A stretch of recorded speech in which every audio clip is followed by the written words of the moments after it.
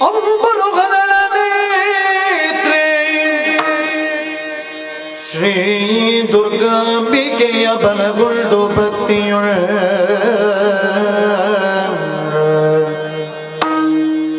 ಅಂಬಿಕಾ ಸುತ ವಿಘ್ನರಾಜನ ಪಿರಿದು ಸಂಸ್ತುತಿಸಿ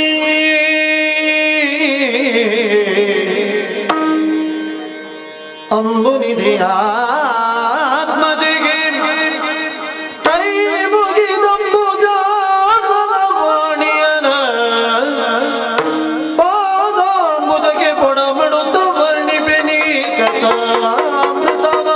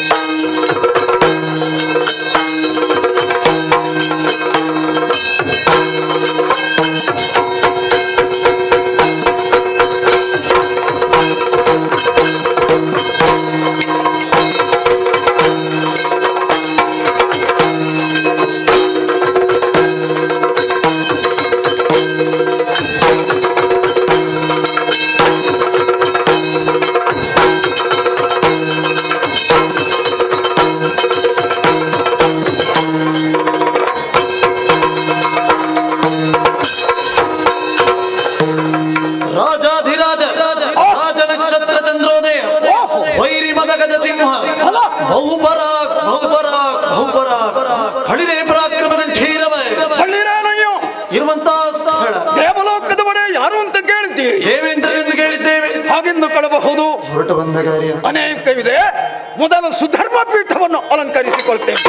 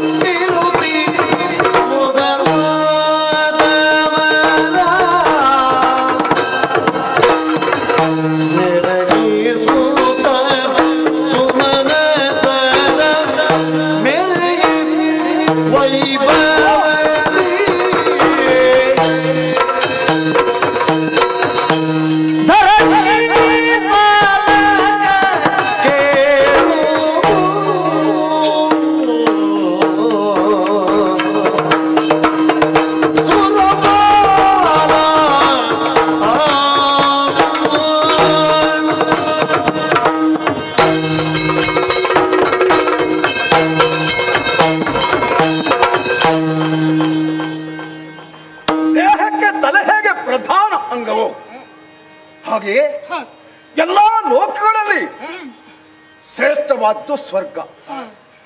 ಸ್ವರ್ಗ ಎನ್ನುವ ಹೆಸರೇ ಹೇಳುವಂತೆ ಇಲ್ಲಿರುವೆಲ್ಲ ನಾವೆಲ್ಲ ಸದಾ ಸುಖಿಗಳು. ಅಶನಕ್ಕಾಗಲಿ ವಸನಕ್ಕಾಗಲಿ ವ್ಯಸನ ಪಡುವಂತಹ ಅಗತ್ಯವೇ ಇಲ್ಲ. ಇಂತಹ ಪುಣ್ಯಲೋಕವನ್ನು ಆಳುವವ ಅವ ಸಕಲ ಗುಣಗಳ ನಿಧಿಯಾಗಿರ್ಬೇಕು. ಆ ನೆಲೆಯಿಂದಲೇ ಮೂರು ಮೂರ್ತಿಗಳು ಒಂದು ಹೇಳಿಕೆಯನ್ನು ಕೊಟ್ಟರು. ಯಾರು 100 ಯಾಗವನ್ನು ಮಾಡ್ತಾರೋ ಅಂತಹ ಪುಣ್ಯಾತ್ಮ ಮಾತ್ರ ಸ್ವರ್ಗದ ಅಧಿಕಾರಿಯಾಗುವುದಕ್ಕೆ ಅರ್ಹ. ಈ ಸುದ್ದಿಯನ್ನು ತಿಳಿದು ಮೇಘವಂತ ಪರ್ವತವನ್ನು ಸೇರಿ 100 ಯಾಗವನ್ನು ಮಾಡಿ ಮೂರು ಮೂರ್ತಿಗಳ ಮನಸ್ಸನ್ನು ಮೆಚ್ಚಿಸಿ ಸ್ವರ್ಗದ ಅಧಿಕಾರವನ್ನು ಪಡೆಯುತ್ತೇನೆ. ಅಖಿಲ ಸುಖಗಳಿಗೆ ಆಗರ ಸ್ಥಾನ. ಇದು ಸಂಪತ್ತಿನ ಆಗರ. ಧರೆಯನ್ನಾಳುವಂತಹ ಒಬ್ಬ ಅರಸ ಆಳ್ವಿಕೆಯನ್ನು ಮಾಡಬೇಕು ಅಂತಿದ್ರೆ ದೇವೇಂದ್ರ ಸ್ವರ್ಗದಲ್ಲಿ ಹೇಗಿದ್ದಾನೆ, ಅವನ ಜೀವನ ಕ್ರಮ ಹೇಗಿದೆ, ಅದನ್ನೆಲ್ಲ ತಿಳಿದು ಸರಿಯಾದ ರೀತಿಯಲ್ಲಿ ವ್ಯವಹಾರ ಮಾಡ್ತಾನೆ ಅಂತಾದರೆ ಆ ಊರಿನಲ್ಲಿ ಶಾಂತಿ ನೆಮ್ಮದಿ ನೆಲೆಸುವುದಕ್ಕೆ ಸಾಧ್ಯ. ಬರೇ ಸುಖಲೋಲುಪನಾಗಿ ಅಧಿಕಾರ ಮದದಿಂದ ವ್ಯವಹರಿಸ್ತಾ ಅಂತಾದರೆ ಖಂಡಿತವಾಗಿಯೂ ಅಲ್ಲಿ ಯಾರಿಗೂ ನೆಮ್ಮದಿ ಸಿಗುವುದಕ್ಕೆ ಸಾಧ್ಯವೇ ಇಲ್ಲ. ಸದಾ ಸರ್ವದಾ ಜಗದ ಹಿತವನ್ನೇ ಬಯಸ್ತಾ ಇದ್ದೇನೆ. ಆದ ಕಾರಣವೇ ಜಗಕ್ಕೆ ಹಿತವನ್ನು ಶಕ್ರ ಹೀಗೆಂದು ಲೋಕ ಕೊಂಡಾಡ್ತಾ ಇದೆ. ದಿಕ್ಪತಿಗಳೇ, ಅಯನ ದ್ವಯಗಳಲ್ಲಿ ಉತ್ತರಾಯಣ ದೇವತೆಗಳಾದಂತಹ ನಮಗ ಹಗಲು ಎದ್ದು ನಿತ್ಯಾನಿಗಳನ್ನು ಪೂರೈಸಿ ಸುಧರ್ಮ ಸಭಾ ಪ್ರವೇಶವನ್ನು ಮಾಡಿದೆ. ಉರಿಯುತ್ತಿರುವಂತಹ ಅಗ್ನಿಕುಂಡಕ್ಕೆ ನಮಸ್ಕಾರವನ್ನು ಮಾಡಿದೆ. ಗುರುಗಳಾದಂತಹ ಬೃಹಸ್ಪತಿ ಆಚಾರ್ಯರಿಗೆ ವಂದಿಸಿ ಆಶೀರ್ವಾದವನ್ನು ಪಡೆದುಕೊಂಡೆ. ಅದೋ ದಿಕ್ಪತಿಗಳಾದಂತಹ ನೀವು ಓಲೈಸಿದ್ದೀರಿ. ಒಬ್ಬರಿಗಂತ ಒಬ್ಬರು ಯೋಗ್ಯತಾವಂತರು. ವರುಣ, ವಾಯು, ಕುಬೇರ, ನಿರುತಿ ಮೊದಲಾದವರೆಲ್ಲ ಸಮಯಕ್ಕೆ ಸರಿಯಾಗಿ ಬಂದಿದ್ದೀರಿ. ನಿಮ್ಮನ್ನು ಕಂಡು ಮನಸ್ಸಿಗೆ ಸಮಾಧಾನವಾಯಿತು. ಓ ಸುಮನಸರೇ, ಸುಮನದರು ಕೇಳಿದಿರೇ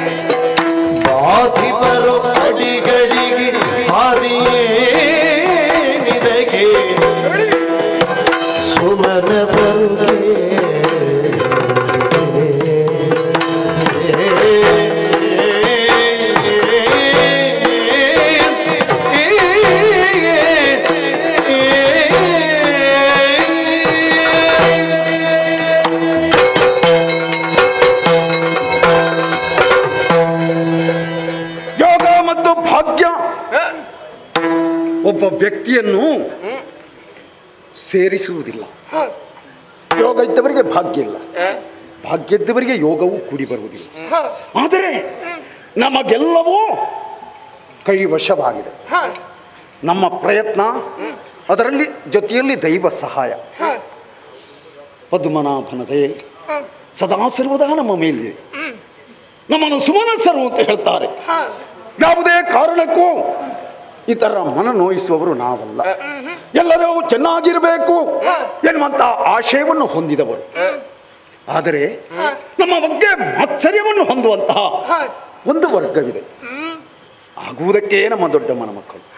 ಆದರೆ ಅವರನ್ನು ಖಳರು ಅಂತ ನಾವು ಸಂಬೋಧಿಸ್ತೇವೆ. ದಾಯಾದ್ಯ ಮತ್ಸರ. ಚಿಕ್ಕಮ್ಮನ ಮಕ್ಕಳು ಸ್ವರ್ಗದಲ್ಲಿರುವುದು, ಹಿರಿಯರಾದಂತಹ ನಾವು ಭೂಲೋಕದಲ್ಲಿರುವುದು ನಮಗೆ ಸರಿ ಕಾಣ್ತಾ ಇಲ್ಲ. ಅಧಿಕಾರ ಬೇಕು, ಸುಖ ಬೇಕು, ಈ ಬಯಕೆಯುಳ್ಳವರಾಗಿ ಆಗಾಗ ಇಲ್ಲಿಗೆ ಲಗ್ಗೆ ಇಟ್ಟದ್ದುಂಟು. ಹಾಗೆ ಅಂತ ಯಾರೂ ಶಾಶ್ವತವಾಗಿ ಉಳಿದದ್ದಿಲ್ಲ. ಅವರು ಮಾಡಿದಂತಹ ಪಾಪವೇ ಅವರ ನಾಶಕ್ಕೆ ಕಾರಣವಾಗಿದೆ. ಹಾಗೆ ಅಂತ ಕಳರು ಮುಂದೆ ಬರಲಿಕ್ಕಿಲ್ಲ ಹೀಗೆಂದು ಹೇಳುವುದಕ್ಕೆ ಸಾಧ್ಯವೇ ಇಲ್ಲ. ಯಾವ ವ್ಯಕ್ತಿಯಾಗಲಿ ಮುಂಜಾಗ್ರತೆಯಿಂದ ಇರಬೇಕು. ಮನೆಗೆ ಬೆಂಕಿ ಬಿದ್ದ ಮೇಲೆ ಬಾವಿಯನ್ನು ತೋಡುವುದಲ್ಲ. ಬಾವಿ ಇದ್ರೆ ಯಾವುದೋ ಸಂದರ್ಭದಲ್ಲಾದರೂ ಮನೆಗೆ ಬೆಂಕಿ ಬಿತ್ತು ಅಂತಾದರೆ ಆ ಕ್ಷಣ ನೀರನ್ನು ಎತ್ತಿ ನೀರನ್ನು ಚೆಲ್ಲಿ ಉರಿಯುತ್ತಿರುವಂತಹ ಮನೆಯನ್ನು ಉಳಿಸಿಕೊಳ್ಳುವುದಕ್ಕೆ ಸಾಧ್ಯ ಇದೆ. ಸುಖದಲ್ಲೇ ಇದ್ದಂತಹ ನಾವು ಕೆಲವು ಸಲ ಮೈ ಮರೆತರೆ ಆ ಸಂದರ್ಭವನ್ನೇ ನೋಡಿ ದುಷ್ಟ ರಾಕ್ಷಸರು ಇಲ್ಲಿಗೆ ಬರ್ತಾರೆ. ಮುಂದೊಂದು ದಿನ ದುಷ್ಟರು ಇಲ್ಲಿಗೆ ಬಂದರು ಅಂತಾದರೆ ನೀವೇನು ಮಾಡ್ತೀರಿ ಹೇಳಿ? ಸುರನಾಥ ಲಾಲಿಸಯ್ಯ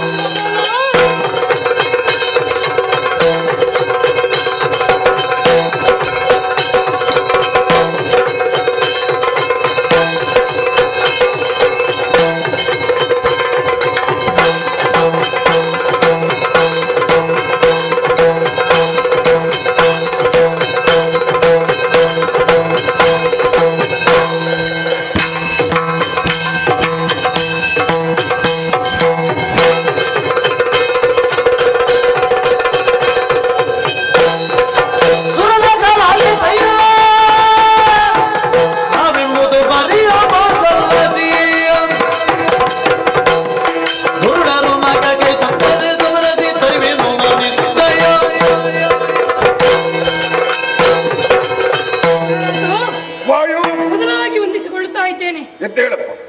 ಈ ಸುರಗದ್ದಿಗೆಯನ್ನ ಬಯಸಿ ಆ ದಾನವರು ಬರುವುದು ಸತ್ಯ. ನಿಜ. ಮುಂದಂತ ಸಂದರ್ಭದಲ್ಲಿ ಆ ದಾನವರು ಇಲ್ಲಿಗೆ ದಾಳಿ ಮಾಡ್ತಾರೆ ಅಂತ ಆದರೆ ಆ ದಾನವರು ಮತ್ತೆ ಈ ಕಡೆ ತಲೆ ಕೂಡ ಹಾಕಬಾರದು. ಆ ರೀತಿಯಾಗಿ ಬುದ್ಧಿ ನಾನು ಕಲಿಸುತ್ತೇನೆ. ಒಳ್ಳೆಯದು. ಸುರದೇನು ಕಲ್ಪತರು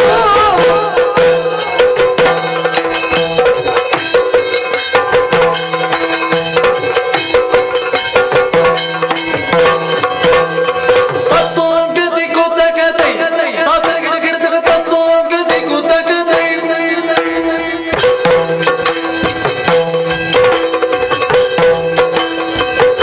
ತಾತರ ಗಿಡಗಿಡದ ತತ್ವಗತಿ ಕುತಗತಿ ಗಿಡ ಗಿಡ ತಿನ್ನ ತತ್ವಗತಿ ಕುತಗತಿ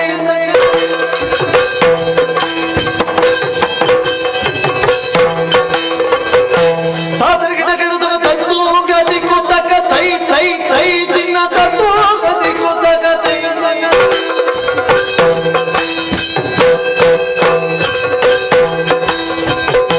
ತಾತರ ಗಿಡಗಿಡದ ತತ್ವಗತಿ ಕುತಗತಿ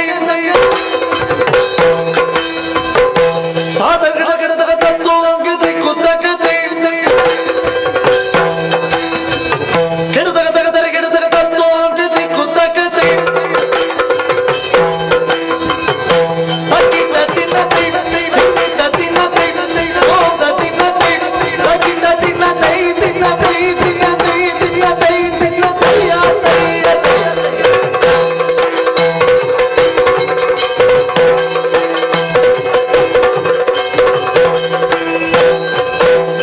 ಸುರದೇನು ಕಲ್ಪತರು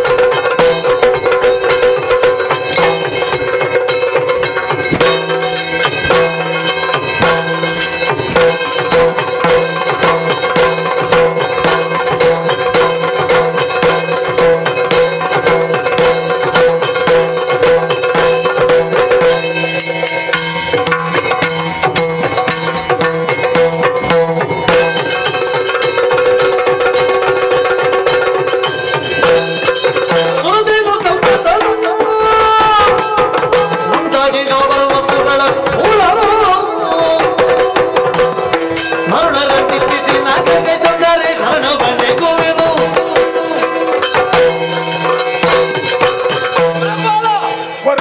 ಮೊದಲಾಗಿ ವಂದಿಸಿಕೊಂಡವನಿದ್ದೇನೆ. ಎತ್ತ ಹೇಳಪ್ಪ. ದೀಪಕ್ಕೆ ಮುತ್ತುವ ಪತಂಗದಂತೆ ನಮ್ಮ ಸಂಪತ್ತನ್ನು ಆಶಿಸಿ ಬರುವಂತಹ ದಾನವರು ಯುದ್ಧ ರಂಗದಲ್ಲಿ ಮರಣ ಹೊಂದುವುದು ಅವರ ಜಾಯಮಾನ. ಒಂದು ವೇಳೆ ನೀವು ನನಗೆ ಅಪ್ಪಣೆಯನ್ನು ಕೊಟ್ಟದ್ದು ಹೌದು ಅಂತ ಆದ್ರೆ ಶ್ರೀ ಹರಿಯ ಕರುಣೆಯಿಂದ ಹರಿಗಳ ಹರಣವನ್ನು ಹಾರಿಸಿಬಿಡ್ತೇನೆ. ಧನುತೋಷವಾದ್ದೇನ ನೀವೆಂದ ನುಡಿಗೆ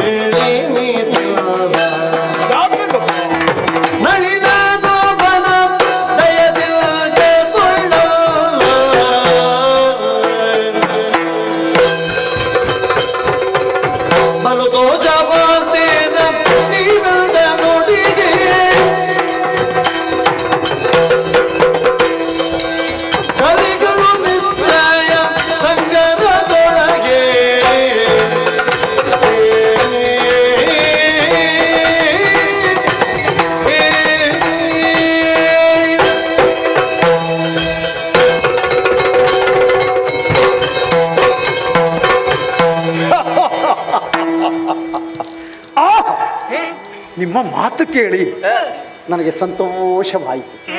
ನೀವೆಲ್ಲ ಕದನ ಕಲಿಗಳು, ಯುದ್ಧಕ್ಕೆ ಅಂಜುವವರಲ್ಲ, ಅಳುಕೋವರಲ್ಲ. ಆದರೂ ಸುಖವನ್ನು ಅನುಭವಿಸುತ್ತಾ ಮೈ ಮರೆತು ಕುಳಿತೀರಿ ಅಂತಾದರೆ ಅಲ್ಲಿ ತಾನಾಗಿ ಸಂಕಟಗಳು ಎದುರಾಗುವುದಕ್ಕೆ ಸಾಧ್ಯ ಇದೆ. ಆ ಕಾರಣದಿಂದ ಈ ಪ್ರಶ್ನೆಯನ್ನು ಕೇಳಿದನೇ ಹೊರತು ನಿಮ್ಮ ಬಗ್ಗೆ ನನಗೆ ಅವಿಶ್ವಾಸ ಖಂಡಿತವಾಗಿಯೂ ಇಲ್ಲ. ಸದಾ ಸರ್ವದಾ ನಮ್ಮನ್ನು ಕಾಪಾಡುವ ನಳಿನಾಕ್ಷನಾದಂತಹ ಶ್ರೀಮನ್ನಾರಾಯಣ, ಜೊತೆಯಲ್ಲಿ ಹರ, ಅದರ ಜೊತೆಯಲ್ಲಿ ಬ್ರಹ್ಮದೇವ ಕಷ್ಟ ಕಾಲದಲ್ಲಿ ನಮಗೆ ನೆರವನ್ನು ನೀಡ್ತಾರೆ. ಈ ಸುಖವನ್ನು ನಾವು ಅನುಭವಿಸುವುದಕ್ಕೆ ಕಾರಣೀಕರ್ತರೂ ಅವರೇ. ಸಕಲ ಸುಖ ಸಂಪದ ಕೂಡಿ ಬಂದಾಗ ಹೆಚ್ಚಿನವರು ಮೈ ಮರೆತಿರ್ತಾರೆ. ಎಲ್ಲಾದರೂ ಕಷ್ಟ ಬಂತು ಅಂತಾದರೆ ದೇವರೇ ನಮ್ಮನ್ನು ಕಾಪಾಡು, ಈ ಸಂಕಟದಿಂದ ಪಾರು ಮಾಡು ಹೀಗೆಂದು ಮೊರೆ ಇಡುವವರು ಬಹಳಷ್ಟು ಮಂದಿ. ಆ ವರ್ಗಕ್ಕೆ ನಾವು ಸೇರಕೂಡದು. ಕಷ್ಟವಿರಲಿ ಸುಖವಿರಲಿ ಎಲ್ಲದಕ್ಕೂ ಕಾರಣಕರ್ತ ಲೋಕರಕ್ಷಕನಾದಂತಹ ಭಗವಂತ ಎನ್ನುವಂತಹ ನೆನಪು ಎಲ್ಲರಲ್ಲಿಯೂ ಎಲ್ಲ ಕಾಲದಲ್ಲಿಯೂ ಇದೆ ಅಂತಾದರೆ ಖಂಡಿತವಾಗಿಯೂ ವಿಪತ್ತು ಬಂತು ಅಂತಾದರೂ ಅದನ್ನು ಎದುರಿಸಬಹುದು. ಯಾವುದೇ ಲೋಕದಲ್ಲಿಯೂ ಯಾವುದೇ ರೀತಿಯ ಕಷ್ಟ ನಷ್ಟ ಉಂಟಾಗಿಲ್ಲ, ಎಲ್ಲರೂ ನೆಮ್ಮದಿಯಿಂದ ಇದ್ದಾರೆ ಎನ್ನುವಂತಹ ಸುದ್ದಿಯನ್ನು ಕೇಳಿ ಮನಸ್ಸಿಗೆ ಸಂತೋಷವಾಯಿತು.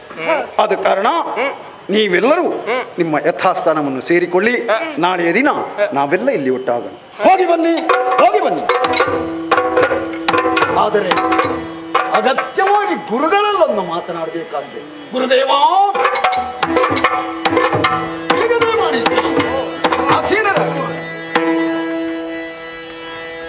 ಗುರುವರ್ಯ ಕೇಳನ ಮಾತ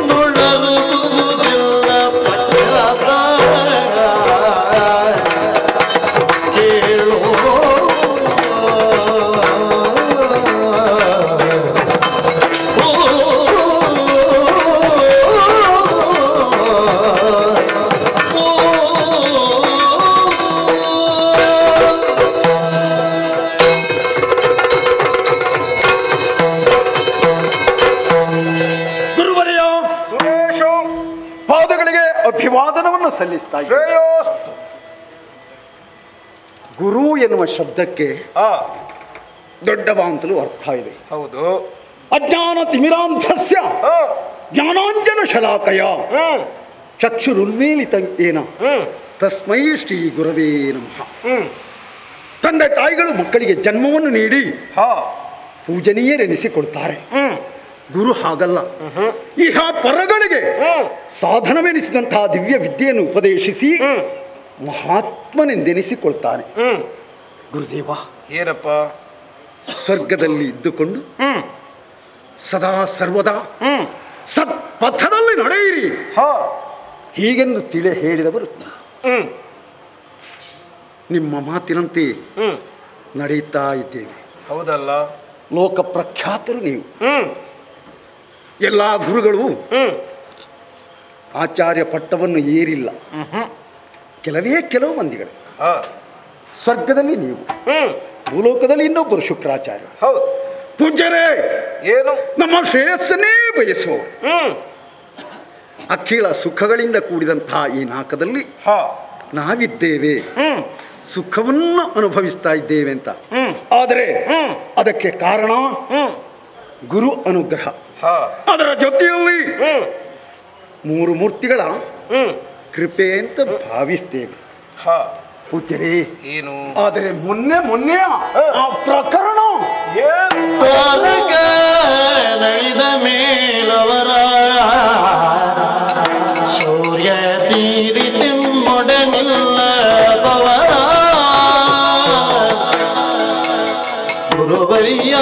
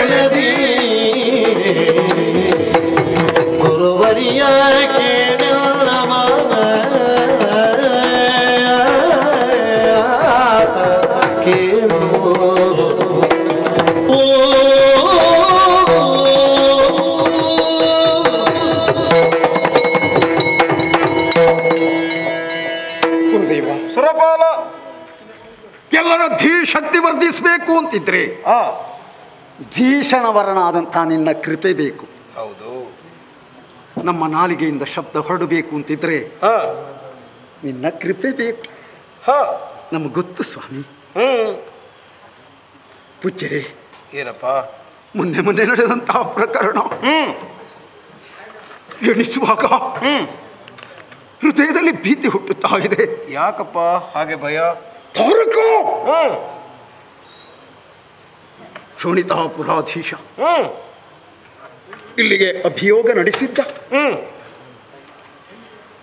ಇಲ್ಲಿಯ ಸಂಪತ್ತಿನ ಮೇಲೆ ಕಣ್ಣು ಮಾತ್ರವಲ್ಲ, ಇಲ್ಲಿಯ ಅಧಿಕಾರ ತಾನು ಬದುಕಿನುದ್ದಕ್ಕೂ ಅನುಭವಿಸಬೇಕು ಎನ್ನುವಂತಹ ಹುಚ್ಚು ಹಂಬಲವನ್ನು ನೀಡಿಸಿದ್ದ.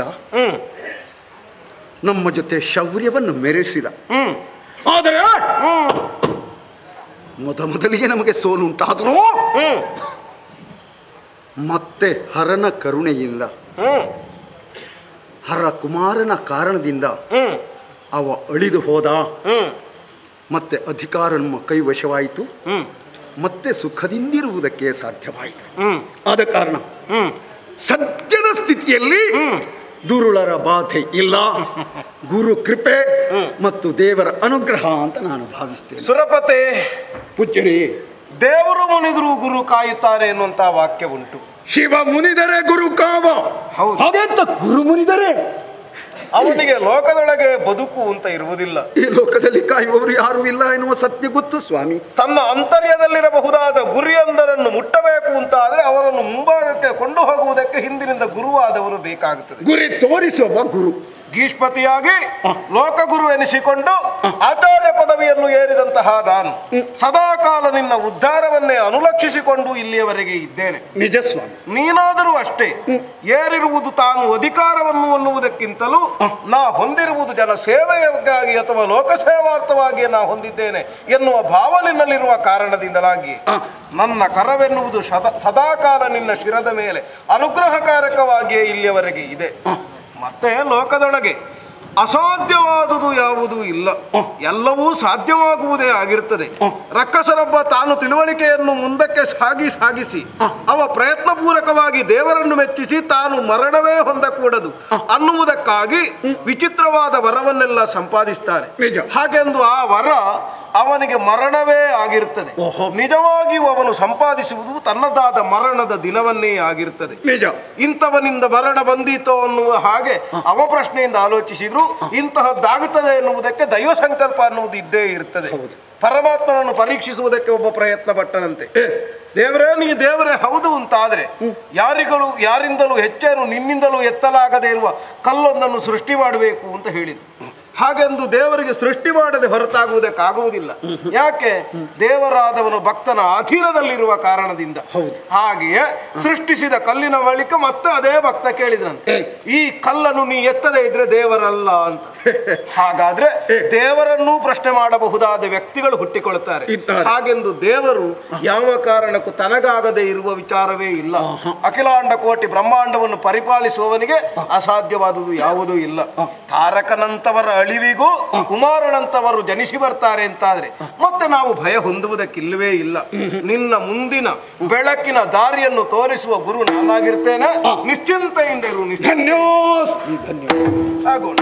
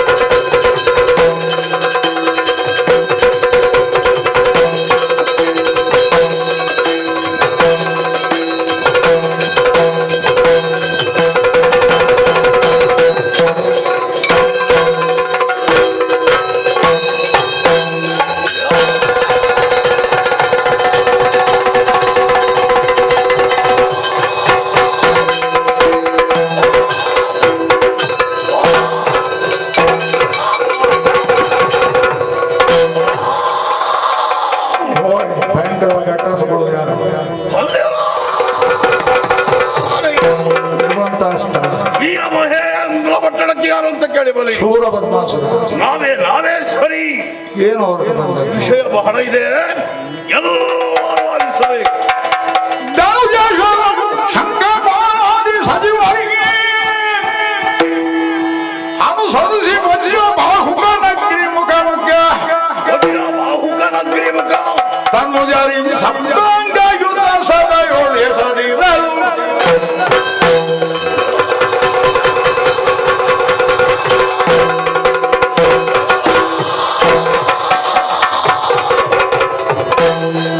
ಮೊದಲಾಗಿ ಕುಲದೇವನಾದಂತಹ ಶಂಕರನನ್ನು ಭಕ್ತಿಯಿಂದ ಪೂಜೆ ಮಾಡಿದವ ನಾನು. ಪ್ರಸಾದ ಸ್ವೀಕಾರ ಮಾಡಿಕೊಂಡು ವೀರ ಮಹೇಂದ್ರ ಪಟ್ಟಣದ ತುಂಬಿದ ಸಭೆಯನ್ನು ಸೇರಿದ್ದೇನೆ. ರತ್ನ ಖಚಿತವಾದಂತಹ ಸಿಂಹಾಸನ ಅದನ್ನಡಲಿದ ಕ್ಷಣವೇ ನನಗೆ ನೆನಪಾಗುವುದು ಈ ರಂಗದ ಸೂತ್ರಧಾರ. ಗಣಪತಿ ಇಲ್ಲದೆ ಯಾವುದೂ ನಡೆಯುವುದಿಲ್ಲ. ಅವನನ್ನು ಮೊದಲಾಗಿ ನಾನು ನೆನವರಿಕೆ ಮಾಡಿಕೊಳ್ಳಬೇಕು. ರಂಗತಂತ್ರ ಏನು ಎಂಬುದನ್ನು ಚೆನ್ನಾಗಿ ಬಲ್ಲಪ್ಪ ಗಣಪತಿಗೆ ಮೊದಲಾಗಿ ವಂದಿಸಿಕೊಂಡಿದ್ದೇನೆ. ಆಮೇಲೆ ಈ ಲೋಕಲೋಕವನ್ನೇ ನಿಯಂತ್ರಣ ಮಾಡುವಂತ ಗಣಪಯ್ಯ ಅವನು ಸಾಮಾನ್ಯನಲ್ಲ, ಯೋಗ್ಯತೆ ಬಹಳ ದೊಡ್ಡದು. ಅಂತ ದೇವರನ್ನು ನೆನವರಿಕೆ ಮಾಡಿಕೊಳ್ಳದೆ ನಾನು ಪೀಠವನ್ನು ಏರಿದ್ರೆ ನಾವು ಅಪಚಾರ ಮಾಡಿದ ಹಾಗಾಗುತ್ತದೆ. ಹಾಗಾಗಿ ಮೊದಲಾಗಿ ವಂದಿಸಿಕೊಂಡಿದ್ದೇನೆ. ಶಂಖಪಾಲಾದಿ ದೈತ್ಯರು, ವಜ್ರಬಾಹು ಮುಖ್ಯರು ಎಲ್ಲರೂ ನನ್ನ ಸಚಿವರಾಗಿದ್ದಾರೆ. ವೀರಾದಿ ವೀರ ಫಲಾನ್ವಿತರು, ಸುರಸೆಯ ಮಕ್ಕಳು ನಾವು. 3 ಜನ ಯಾರು ಗೊತ್ತೇ?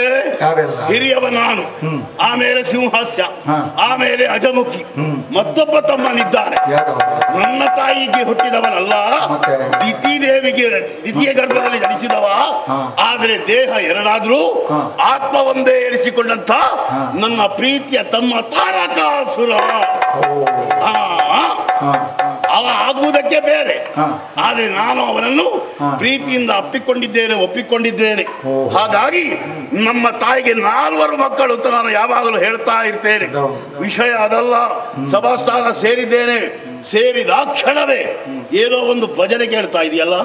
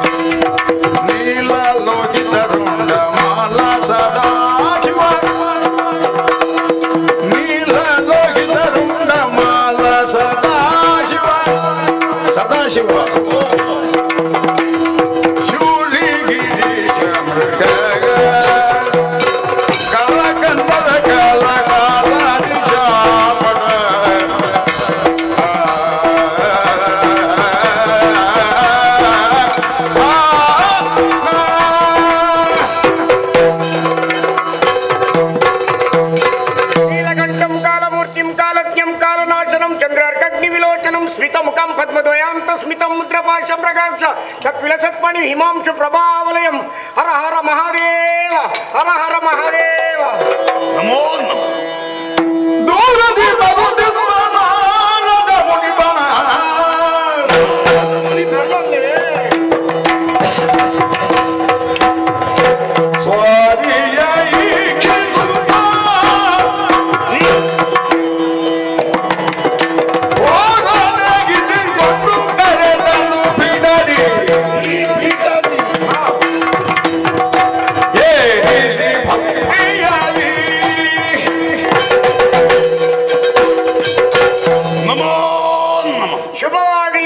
ಮಹರ್ಷಿಗಳೇ ವೀರಮಹೇಂದ್ರ ಪಟ್ಟಣವನ್ನು ಸೇರಿದವರು ತಾವು. ಹೌದು.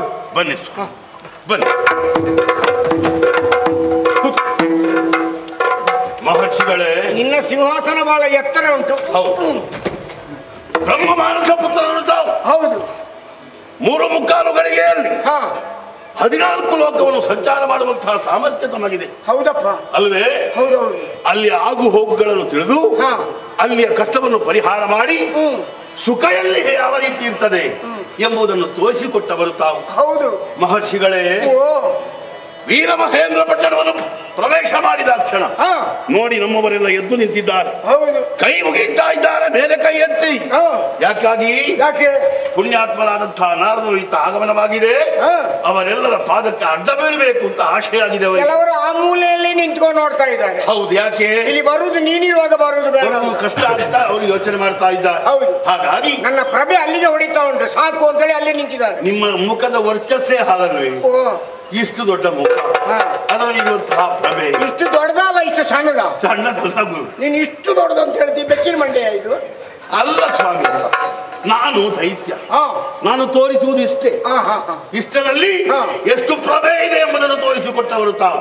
ಹಾಗಾಗಿ ತಮ್ಮನ್ನು ಎತ್ತರವಾದಂತಹ ಪೀಠದಲ್ಲಿ ಕುಳ್ಳಿರಿಸಿದ್ದೇನೆ. ಇಂದು ನನಗೆ ಪೂಜೆ ಮಾಡುವಂತ ಅವಕಾಶ ಕೊಡಬೇಕು.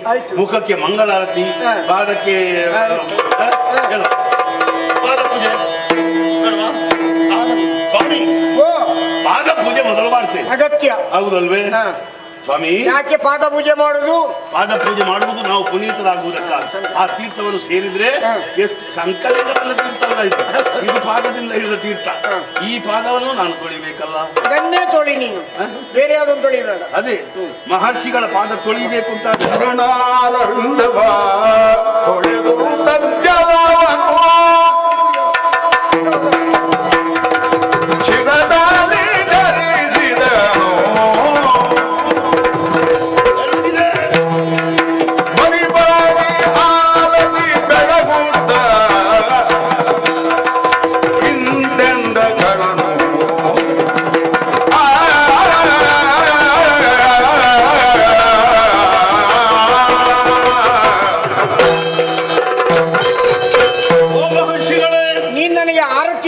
ಚಳಿ ಕಾಯಿಸ್ಲಿಕ್ಕೆ ಬೆಂಕಿ ಹಿಡಿದದ್ದು ಮತ್ತೆ ಮುಖದ ಹತ್ರ ತರ್ತಿ. ದೇವರೇ, ನಾವು ರಾಕ್ಷಸರು, ಪೂಜೆ ಮಾಡುವಂತಹ ಕ್ರಮದಲ್ಲಿ ಸ್ವಲ್ಪ ವ್ಯತ್ಯಾಸ ಇದೆ. ಸರಿ ಸರಿ. ಹಾಗಾಗಿ ಈ ರೀತಿಯಾಗಿ ಆರತಿ ಬೆಳಗಿದ್ದೇನೆ. ಏನಾದ್ರೂ ತಪ್ಪಿದ್ರೆ ಕ್ಷಮಿಸಬೇಕು. ಇಲ್ಲಪ್ಪ, ಪಾದ ತೊಳೆಯುವುದಕ್ಕೂ ನಮಗೆ ಸ್ವಲ್ಪ ಬಗ್ಗುವುದಕ್ಕೆ ಕಷ್ಟ ಆಗ್ತದೆ. ಆದ್ದರಿಂದ ಆದ್ರೂ ಪಾದ ಪೂಜೆ ಮಾಡಿದ್ದೇನೆ. ಆದ್ರೂ ನೀರು ಎರಚಿ ಪಾದ ಪೂಜೆ ಮಾಡಿದೆಯಲ್ಲ, ಬಗ್ಲಿಕ್ಕಾಗುದಿಲ್ಲ ಸ್ವಾಮಿ. ಇನ್ನು ತಿನ್ನೋದಕ್ಕೆ ಏನಾದ್ರು ಬೇಕು ಅಂತಲ್ವ? ಅಲ್ಲಿ ಎಲ್ಲ ಸಿದ್ಧವಾಗಿದೆ, ಆಮೇಲೆ ಕೊಡ್ತೇನೆ. ವಿಷಯ ಅದಲ್ಲ, ಈ ನಗರವನ್ನು ಪ್ರವೇಶ ಮಾಡುವುದಕ್ಕೆ ಏನಾದ್ರೂ ಒಂದು ಕಾರಣವಿರಲೇಬೇಕು. ಈ ಶೂರಪದ್ಮನಿಂದ ಯಾವ ಸೇವೆ ಕೈಗೊಳ್ಳುವುದು ಅಂತ ಆಶೆ ನಮಗೆ. ಹೇಳಿ ಬಳಿರೆ ಮೆಚ್ಚಿದೆ ಕೇಳು ಕಳಕುವ ಮಣಿ. ಏನು ಸ್ವಾಮಿ?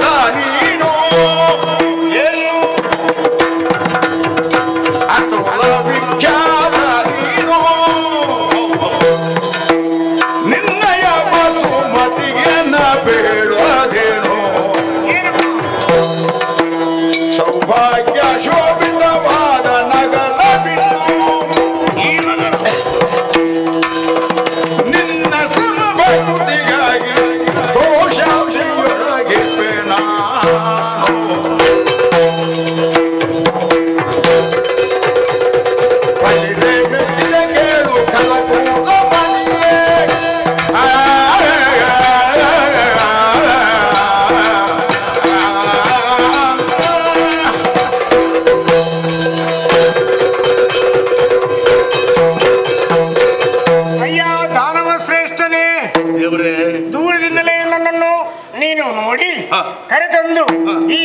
ಸಿಂಹಾಸನದ ಮೇಲೆ ಕುರಿಸಿ ವಿಶೇಷವಾದಂತಹ ಪೂಜಾ ಕಾರ್ಯಕ್ರಮವನ್ನು ಮಾಡಿದೆ. ಹೌದು. ನಿಜವಾಗಿಯೂ ನನ್ನ ಹೃದಯ ತುಂಬಿ ಬಂತು. ಹೌದು ದೇವರೇ. ನಿನ್ನ ಬಗ್ಗೆ ನಾನು ಕೇಳಿ ತಿಳಿದಿದ್ದೇನೆ. ಏನು? ಹಾಗಾದ್ರೆ ನೋಡಿಕೊಂಡು ಹೋಗೋಣ ಅಂತೇಳಿ ಇಲ್ಲಿಯವರೆಗೆ ಬಂದೆ. ಸಂತೋಷ. ಏನು ಈ ಸಮುದ್ರದ ಬದಲಿ ಅದ್ಭುತವಾದಂತಹ ಒಂದು ಪುರವನ್ನು ನೀನು ನಿರ್ಮಿಸಿದಿ. ಏನು ಮಾಡೋಣ ಹೇಳಿ? ಓ. ತಮ್ಮಂತವರ ಆಶೀರ್ವಾದದಿಂದಾಗಿ ಹಾ. ಈ ಸಮುದ್ರದ ಮಧ್ಯದಲ್ಲಿ ಹಾ. ಒಂದು ಪುರ ನಿರ್ಮಾಣ ಮಾಡುವಂತ ಮನಸ್ಸಾಯ್ತು, ಮಾಡಿಬಿಟ್ಟೆ. ಅದ್ಭುತವಾದದ್ದು. ಯಾರು ಕಂಡಾಗ್ಲಿ ಬೆಕ್ಕಸ ಬೆರಗಾಗಿ ಒಂದು ಗಳಿಗೆ ನಿಂತು ಈ ಪುರವನ್ನೇ ನೋಡ್ಬೇಕು. ಹೌದೇ? ಅಂತ ವಿಶೇಷವಾದಂತಹ ಪುರವನ್ನು ತಾನು ನಿರ್ಮಾಣ ಮಾಡಿ ತಾವು ಏನು ವಿಶೇಷ ಕಂಡ್ರು ನನಗರ್ಥವಾಗಿಲ್ಲ. ಫಲಕುಗಳ ನೆಲೆಕಟ್ಟು, ಮರಕ ತಂಗಳ ಜಗುಳಿ, ಹೊಳೆವ ನೀಲದ ಬಿತ್ತಿ, ಬೆಚ್ಚರದ ಕಂಬ, ಮರೆತೊಳಪ ಒಯ್ಡೂರಿದ ಮದನ ಕೈ, ತಳೆ ಪುಷ್ಪರಾಗದ ತೊಳೆಗಳು, ಎಸೆವ ಮಾಣಿಕಂಗಳ ಲೋವೆ, ಕೊಂಡ ಪದಗೆ ರಂಜಿಸಿದ ಈ ಚಾವಡಿಯ ಚೌರಸದೆಳೆಯಳು, ನೀಲಮಣಿ ಕಾಂತಿಗಳ ಕತ್ತಲೆಯ ಮುತ್ತುಗಳ ಡಾಳಗಳ ರಶ್ಮಿಗಳ ಬಾಲಾತ ಪದ, ಪಿತೃ ಮಧ್ಯಮ್ಯ ಸಂಜೆ ಗೆಂಪಿನ ಪಗಳ ಇರುಳುಗಳಲ್ಲಿ ತೇಲದಿಹು ಅಲ್ಲದೆ ದಿವಾರಾತ್ರಿಯುಂಟೆಂಬ ಕಾಲ ಭೇದವ ನರಿಯದ ಮಹಾಸಭೆ, ಸುರಪ್ಪನೋಲಗದ ಸೌಭಾಗ್ಯಕ್ಕೆ 8 ಮಡಿ ಮಿಗಿಯಾಗಿದ್ದ ಈ ಅಚ್ಚರಿಯನ್ನು ಕಂಡು ನಾನೊಮ್ಮೆ ದಿಗ್ಭ್ರಮೆಗೊಂಡಿದ್ದೇನೆ. ಎಂತ ಚಿತ್ತ ಬಿತ್ತಿಗಳನ್ನು ಕೆತ್ತಿದಿ ನೀನು. ಅಂಚೆಗಳು, ಕೊಳರವಕ್ಕಿ, ಜೊನ್ನವಕ್ಕಿಗಳು, ಪಿಂಚೆಗಳು, ಗಿಳಿಗ, ನೆನೆವಕ್ಕಿಗಳು, ಪರಮೆಗಳು, ಕೊಂಚೆಗಳು, ಕೋಗಿಲೆಗಳು ಅಲ್ಲಲ್ಲಿ ಒಪ್ಪಿರಿದವು ಸಜೀವ ಭಾವದಿಂದ. ಪಂಚನಾನಾದಿ ಗೃಜತೆಗೆ ಹಯಾಳಿ ವಿರಂಚಿ ಸೃಷ್ಟಿಯಳುಳ್ಳ ಮೂಜಗದ ನಾನಾ ಚಿತ್ರ ಪತ್ರಗಳನ್ನು ಕಂಡಾಗ ನಾನೊಮ್ಮೆ ದಿಗ್ಭ್ರಮೆಗೊಂಡೆ. ಎಷ್ಟೋ ಸಾಮ್ರಾಜ್ಯಕ್ಕೆ ನಾನು ಹೋಗಿದ್ದೇನೆ, ಆದ್ರೆ ಇಷ್ಟು ವಿಶೇಷವಾದಂತಹ ಚಿತ್ತ ಬಿತ್ತಿಗಳನ್ನು ಕೆತ್ತಿರುವಂತಹ ಪುರವನ್ನು ನಾನು ನೋಡಿದಾಗ ನಾನು ಆಶ್ಚರ್ಯಚಕಿತನಾದೆ. ಮಹರ್ಷಿಗಳೇ, ಸಮುದ್ರ ಗರ್ಭದ ಮಧ್ಯದಲ್ಲಿ ನಾನೊಂದು ಪುರ ನಿರ್ಮಾಣ ಮಾಡಬೇಕು ಅಂತ ಮನಸ್ಸಿನಲ್ಲಿ ಸಂಕಲ್ಪ ಮಾಡಿದೆ. ಸರಿ. ಆಮೇಲೆ ನಮ್ಮವರಲ್ಲಿ ಹೇಳಿದೆ, ಎಲ್ಲವೂ ಸಿದ್ಧಗೊಂಡಿತು. ಖರ್ಚಿಗೆ ಕೇಳಿದ್ರು, ಬೇಕಾದಷ್ಟು ಖರ್ಚಿಗೆ ಕೊಟ್ಟೆ. ಆದ್ರೆ ಯಾವ ಕಂಬ ಯಾವ ರೀತಿಯಲ್ಲಿದೆ ಅಂತ ನಾನು ಇಷ್ಟವರೆಗೂ ನೋಡ್ಲಿಲ್ಲ ದೇವ್ರೆ. ನೀವು ಈ ಕ್ಷಣ ಬಂದದ್ದು, ಬಂದ ಕ್ಷಣವೇ ಒಂದೊಂದು ಕಂಬವನ್ನು ನೋಡಿ ಅದರ ವರ್ಣನೆಯನ್ನು ಮಾಡುವುದಕ್ಕೆ ಹೊರಟಿದ್ದೀರಲ್ಲ ಸ್ವಾಮಿ. ಹೌದೌದು. ಯಾಕಂದ್ರೆ ಅದರ ಕಂಡಾಗ ನಾನೊಮ್ಮೆ ದಿಗ್ಭ್ರಮೆಗೊಂಡಿದ್ದೇನೆ. ಆಗ್ಲಿ, ಸಂತೋಷದ ವಿಷಯ. ಸೌಭಾಗ್ಯವಂತ ನೀನು. ನಿಜವಾಗಿಯೂ ನೀನೇನು ಸಾಮಾನ್ಯದವನಲ್ಲ. ದೇವತೆಗಳನ್ನು ಗೆಲ್ಲಬಲ್ಲ, ಪಾತಾಳದ ಫಣಿಶ್ರೇಣಿಯ ತಲೆಯನ್ನು ಮೆಟ್ಟಬಲ್ಲ, ರಾಕ್ಷಸ ಅಧಿಕಾರ ಮುದ್ರೆಯನ್ನು ದೇವತೆಗಳ ಚಿತ್ತಬಿತ್ತಿಯಲ್ಲಿ ಒತ್ತವಲ್ಲ, ಜಗದೇಕ ವೀರನಾಗಿ ಮೆರೆಯಬಲ್ಲಂತಹ ಸಾಮರ್ಥ್ಯ ನಿನ್ನಲ್ಲಿ ಉಂಟು. ಆಶೀರ್ವಾದ ದೇವರೇ. ಅದನ್ನೆಲ್ಲ ಕಂಡು ನಾನು ದಿಗ್ಭ್ರಮೆಗೊಂಡಿದ್ದೇನೆ. ವಿಶೇಷವಾದಂತಹ ಬಲಾಢ್ಯರು, ಸೈನಿಕರು, ಕಾಳಾಳುಗಳೆಲ್ಲ ನಿನ್ನ ಜೊತೆಯಲ್ಲಿದ್ದಾರೆ. ಸಮರ್ಥವಾಗಿ ನೀನು ಆಡಳಿತೆಯನ್ನು ಮಾಡ್ತಾ ಇದ್ದಿ. ಆದರೆ ನಾನು ಬರ್ಬೇಕಾದ್ರೆ ಒಂದು ಕಾರಣ ಇರಬೇಕಲ್ಲವೇ? ಮಹರ್ಷಿಗಳು ಬರಬೇಕು ಅಂತ ಆದ್ರೆ ಒಂದು ಕಾರಣ ಇರಲೇಬೇಕು. ಯಾವ ಕಾರಣ ಇಲ್ಲದೆ ನಾರದರು ಎಲ್ಲಾದ್ರೂ ಹೋದದ್ದು ಉಂಟೆ? ಎಲ್ಲಿಯೂ ಹೋದದ್ದಿಲ್ಲ. ಏನು ಬಂದ್ರಿ ಅಂತ ಹೇಳಿ ಕಾರಣ ಇಲ್ಲದಿದ್ರು ಕಾರಣವನ್ನು ಸೃಷ್ಟಿ ಮಾಡುವ ಸಾಮರ್ಥ್ಯ ನಾನು. ಹೇಳಿ ಸ್ವಾಮಿ. ಸುರಪನ ದಾಂಡಿಯ ಅರಿಯ ಶಕ್ತಿಯಂಬ ತರುಣಿ ಜರಿ ನಿಗುವಳು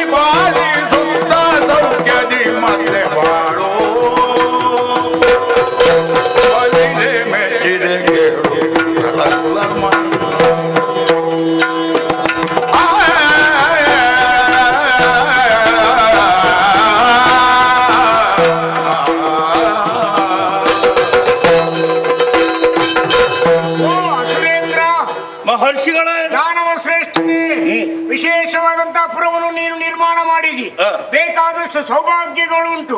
ರಾಕ್ಷಸ ಕುಲದಲ್ಲಿ ನಿನ್ನಷ್ಟು ದೃಢಗಾಯ ವ್ಯಕ್ತಿ, ನಿನ್ನಷ್ಟಿರುವ ಆಳಂಗ, ಕಟ್ಟುಮಸ್ತಾದಂತ ಈ ದೇಹ, ಈ ಸೌಂದರ್ಯ, ಈ ಸ್ವರವಾರ ಬೇರೆ ಯಾವ ರಕ್ಕಸರಿಗೂ ಇಲ್ಲ. ಏನೆಲ್ಲ ರಕ್ಕಸರಿ ಬಂದ್ರೆ ನಾನು ನೋಡ್ಲಿಲ್ಲ. ಎಂತೆಂತ ರಕ್ಕಸರಿ ತೆಲಿಗೆ ಹೋಗಿದ್ದೇನೆ. ಕೆಲವರೆಲ್ಲ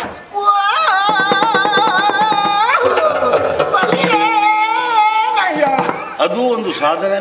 ಆದ್ರೂ ನಿನ್ನ ಸ್ವರದ ಮುಂದೆ ಬೇರೆ ರಕ್ಕಸರಿಗೆ ಈಡೇ ಅದು ಇರ್ಲಿಕ್ಕಿಲ್ಲ. ಇಷ್ಟು ದೇಹ ದಾಢ್ಯತೆಯನ್ನು ಹೊಂದಿರುವಂತಹ ನಿನ್ನ ವಾಮಭಾಗ ಒಂದು ಬರಿದಾಗಿದೆ ಅಂದರೆ ನೋಡಿ ಅಲ್ಲಿ ಒಳಗೆ ಆಯ್ತಾ ಇದ್ದಾಳ ನಿಮ್ಮ ಸೇವೆ ಮಾಡುವುದಕ್ಕೆ. ಪದ್ಮಕೋಮಲೆ ಬರ್ತೇನೆ ಬರ್ತೇನೆ ಸ್ವಾಮಿ ಅಂತ ಹೇಳ್ತಾ ಇದ್ದಾಳೆ. ಹೌದು. ಬರುವುದು ಬೇಡ ಬೇಡ ಅಂತ ನಾನು ಅಲ್ಲಿ ನಿಲ್ಲಿಸಿದ್ದೇನೆ. ಹೌದು. ನನ್ನ ಪಟ್ಟದ ಋಷಿ ಅವಳು. ಸರಿ, ಪದ್ಮಕೋಮಲೆ ನಿನ್ನ ಪಟ್ಟದ ಋಷಿ ಹೌದು. ಆದ್ರೆ ನಿನ್ನ ಮಕ್ಕಳಿಗೆ ತಾಯಿ ಆಗಬಹುದು. ಆದರೆ ನಿನಗೆ ಸರಿ ಜೋಡಿ ಅವಳು ಅಲ್ವೇ? ನಿನಗೆ ಹೆಂಡತಿ ಮಾತ್ರ. ಹೆಂಡತಿ ಆದ್ದರಿಂದ ಅಲ್ವೇ ನಾನು ಮಕ್ಕಳನ್ನು ಪಡೆದದ್ದು? ಹೌದು, ಪುಣ್ಯಾತ್ಮ. ಮದುವೆ ಆದ್ಮೇಲೆ ಹೆಂಡತಿ ಆದದ್ದು ಹೌದು, ಹೆಂಡತಿ ಆದ್ಮೇಲೆ ಮಕ್ಕಳನ್ನು ಪಡೆದದ್ದು ಹೌದು, ನೀನು ಅವಳಿಗೆ ಗಂಡ ಆದದ್ದು, ಮಕ್ಕಳಿಗೆ ಅಪ್ಪನಾದದ್ದು ಹೌದು, ಈ ಸಾಮ್ರಾಜ್ಯಕ್ಕೆ ಅಧಿಕಾರಿ ಹೌದು. ಆದ್ರೆ ನಿನ್ನ ಈ ನಡಕಾಯಕ್ಕೆ, ನಿನ್ನ ಈ ಸೌಂದರ್ಯಕ್ಕೆ, ನಿನ್ನ ಈ ಸ್ವರಭಾರಕ್ಕೆ, ನಿನ್ನ ದೇಹಾದ್ಯಕ್ಕೆ ಅವಳು ಹೇಳಿದ ಹೆಂಡತಿ ಅಷ್ಟೇ. ಹಾಗುಂಟ? ಮತ್ತೆ ನಾನು ಅರ್ಥ ಇಲ್ಲದನ್ನು ಮಾತಾಡಿಯೇನಾ? ಇಲ್ಲಪ್ಪ, ನೀವು ಅರ್ಥ ಇಲ್ಲದಿದ್ರೆ ಅದನ್ನು ಸೇರಿಸಿ ಹೇಳ್ತೀರ. ಅದಕ್ಕಾಗಿ ನಿನಗೆ ಸರಿಸಮ ಎನಿಪಂತ ಒಂದು ಸೌಂದರ್ಯವತಿಯು ನಿನ್ನ ಜೊತೆಯಲ್ಲಿದ್ದರೆ ಲೋಕವಿಖ್ಯಾತವಾದಂತಹ ಸತ್ಕೀರ್ತಿ ನೀನು ಪಡೆಯುತ್ತಿ. ಸ್ವಾಮಿ, ದೇವೇಂದ್ರನ ಮಡದಿ ಶಚಿ ಅವಳು ಪರಸ್ತ್ರೀ ಅಲ್ವೇ? ಹೌದು. ಅಂತವರನ್ನೆಲ್ಲ ಬಯಸಿದ್ರೆ ತಪ್ಪಾಗುವುದಿಲ್ಲ. ತಪ್ಪಾಗುವುದಿಲ್ಲ. ನಿನ್ನ ಯೋಗ್ಯತೆಗೆ ಅದು ಸರಿಯೇ. ಯಾವ ದೇವತೆಗಳು ನಿನಗೆ ಈಡ, ನೀನು ಹೋಗಿ ನಿಂತು ಒಂದು ಗಾಂಭೀರ್ಯದಲ್ಲಿ ಕೊಡಬೇಕು ಅಂತ ಹೇಳಿ ಕೊಟ್ಟಾಗ ಈಗ ಅವಳನ್ನೇ ಗಲಾಟೆ ಮಾಡಬೇಕಾದ ಅಗತ್ಯ ಇಲ್ಲ. ಆದ್ದರಿಂದ ದೇವೇಂದ್ರನ ಹೆಂಡತಿಯನ್ನು ನೀನು ವರಿಸಿ ನೀನು ಆದಷ್ಟು ಬೇಗ ದೈವಾಧೀನರಾಗಬೇಕೆನ್ನುವುದೇ ನನ್ನ ಆಶೆ. ಅವಳನ್ನೇ ಪಡಿಬೇಕು ಅಂತ ಯಾಕೆ ಹೇಳ್ತಾ ಇದ್ದೀರಿ ನೀವು? ಹೇಳ್ತೇನೆ. ಏನು ಕಾರಣ? ಯಾಕಂದ್ರೆ ಅವ ದೇವೇಂದ್ರ ಮೂರು ಲೋಕದ ಒಡೆಯ. ನಿನ್ನ ಹೆಂಡತಿಕ್ಕಿಂತಲೂ ಸಚಿ ಬಹಳ ಶ್ರೇಷ್ಠಳಿದ್ದಾಳೆ. ಆದ್ದರಿಂದ ಅವಳೇ ಬೇಕು. ಹೌದು, ನಿಮ್ಮ ಈ ಹಿಂದಿನ ಕಥೆಯನ್ನೊಮ್ಮೆ ನೆನಪು ಮಾಡು. ನಿನ್ನ ಸಂಬಂಧಿಕರನ್ನು ಕೊಂದಿದ್ದಾರೆ. ಆದ್ದರಿಂದ ಹಾಗೆಯನ್ನು ತೀರಿಸಲಿಕ್ಕೆ ಇದೊಂದು ಮಾತ್ರ ಸಂದರ್ಭ. ಆದ್ದರಿಂದ ಹಾಗೆಯನ್ನು ತೀರಿಸಲಿಕ್ಕೆ ಈ ಹೊತ್ತಿನಲ್ಲಿ ಅವನ ಹೆಂಡತಿಯನ್ನು ತಂದ್ರೆ ಮಾತ್ರ ಆ ಸಾಧನೆ ಆಗ್ತದೆ.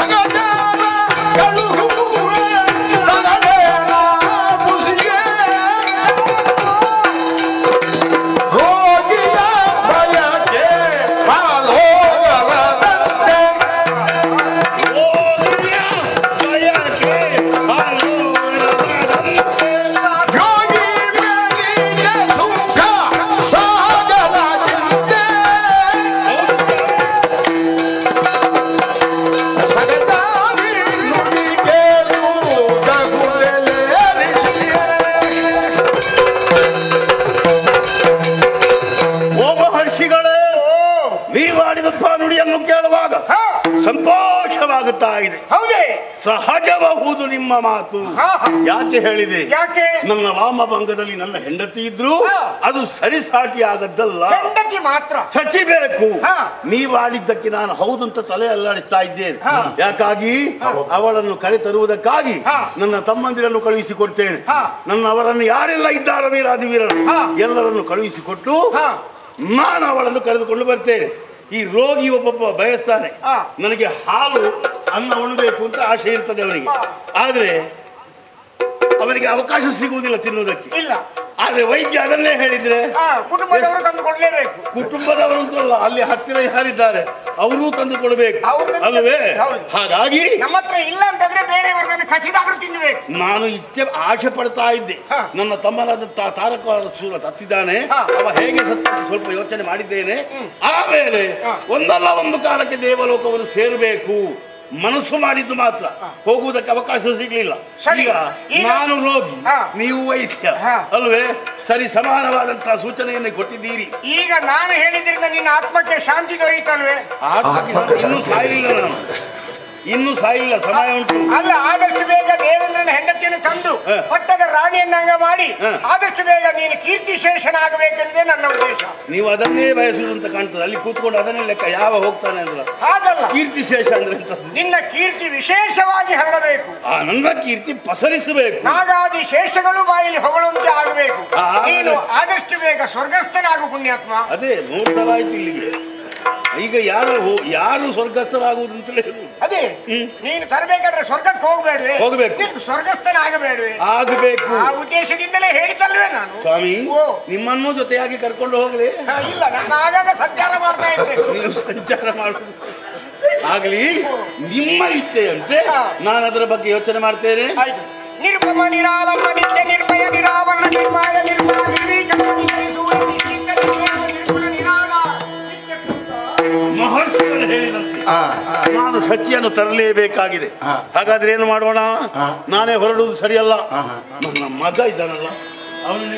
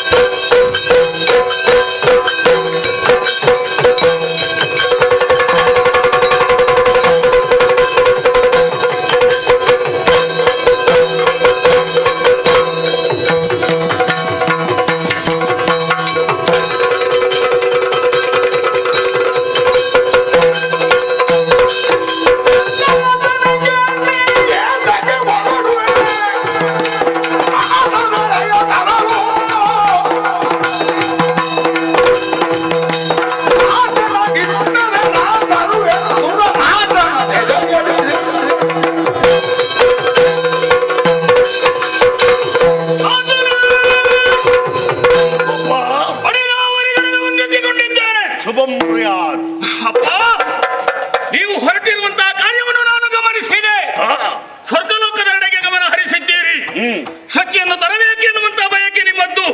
ಅಪ್ಪ, ನೀವು ಹೋಗುವುದು ಸರಿಯಲ್ಲ. ಒಂದು ಆಜ್ಞಾವಾಕ್ಯವನ್ನು ದಯಪಾಲಿಸಿ ಆ ಸುರಪನನ್ನು ದೆಸೆಗಡಿಸಿ ಶಚಿಯನ್ನು ನಾನು ಕರೆತರ್ತೇನೆ. ಸುರಪ ಮಾತ್ರ ಇರುವುದಲ್ಲ, ಇದ್ದಾರೆ ಅವರ ಜೊತೆಗಾರ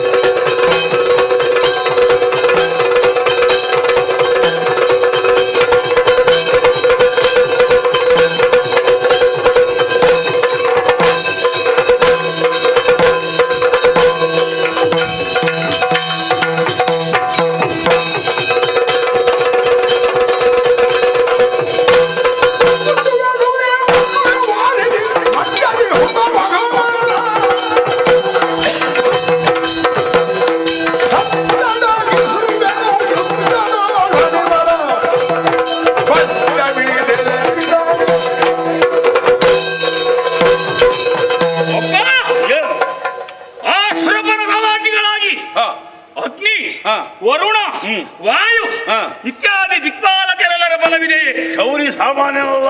ಬಿಡಪ್ಪ, ಆ ಯಮದೇವ ಸೂರ್ಯ ಪುತ್ರ ಸರಿ. ಸಕಲರ ಜೀವಗಳನ್ನು ಕೊಂಡು ಹೋಗುವವ ಅಂತ ಯಮನನ್ನು ತುಡುಕಿ ನಾನು ಬಂದೇನು. ಅಷ್ಟು ಮಾತ್ರವಲ್ಲ, ಅಗ್ನಿ ಬರ್ತಾನ, ಅವ ನನಗೆ ಲಕ್ಷ್ಯವೇ ಅಲ್ಲ. ಅವನನ್ನು ಶರದಿ ಮಧ್ಯದಲ್ಲಿ ಓಡಿಸಿ ನಾನು ಬರುತ್ತೇನೆ. ಆಗಬೇಕಾದಂತಹ ಕಾರ್ಯಕ್ಕೆ ಅಪ್ಪಣೆಯನ್ನು ಕೊಟ್ಟೆ ಎಂದಾದ್ರೆ ಹೋಗಿ ಬರ್ತೇನಪ್ಪ. ಅವರಿಗೆ ಯಾವುದೇ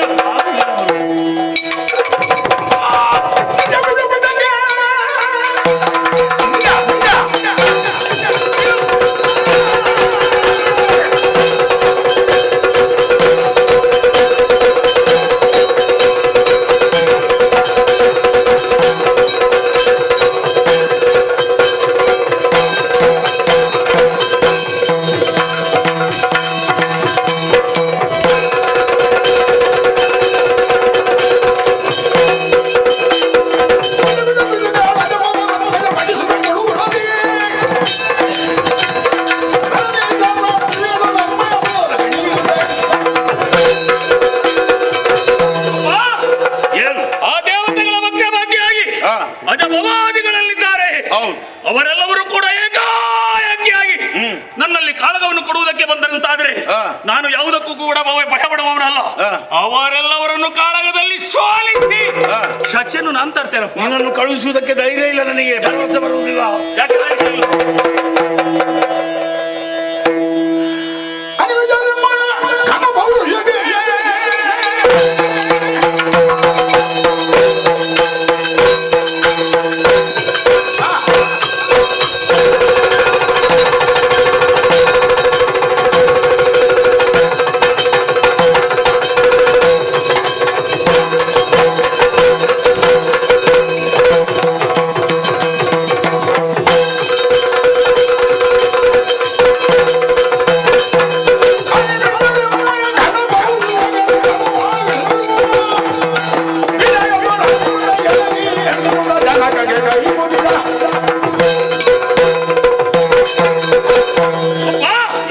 ವರ್ತಮಾನ ಕಾಲದಲ್ಲಿ ಪಾತಾಳಾಧಿಪತಿಯಾಗಿದ್ದೀಯ, ಈ ಭೂತಳದ ಅಧಿಪತಿಯಾಗಿದ್ದೀಯ. ಶೂರಪದ್ಮನ ಹೆಸರು 3 ಲೋಕಗಳಿಗೆ ಕೂಡ ಹೆಸರುವಾಸಿಯಾಗಿದೆ. 18 ಬ್ರಹ್ಮಾಂಡವೇ ಸುತ್ತಾಡ್ತಾ ಇದೆ. ಹೌದು. ಅಂತಿರುವಾಗ ನಾವೇ ಬಲಶಾಲಿಗಳು. ನಮ್ಮ ಬಲದ ಮುಂದೆ ಯಾರ ಬಲವೂ ಕೂಡ ಕೈ ಸಾಗುವುದಕ್ಕಿಲ್ಲ. ಆದ್ದರಿಂದ ಒಂದು ಅಪ್ಪಣೆಯನ್ನು ಕೊಡಪ್ಪ. ಬಲದ ಬಗ್ಗೆ ನಾನು ಯೋಚನೆ ಮಾಡುವುದಿಲ್ಲ.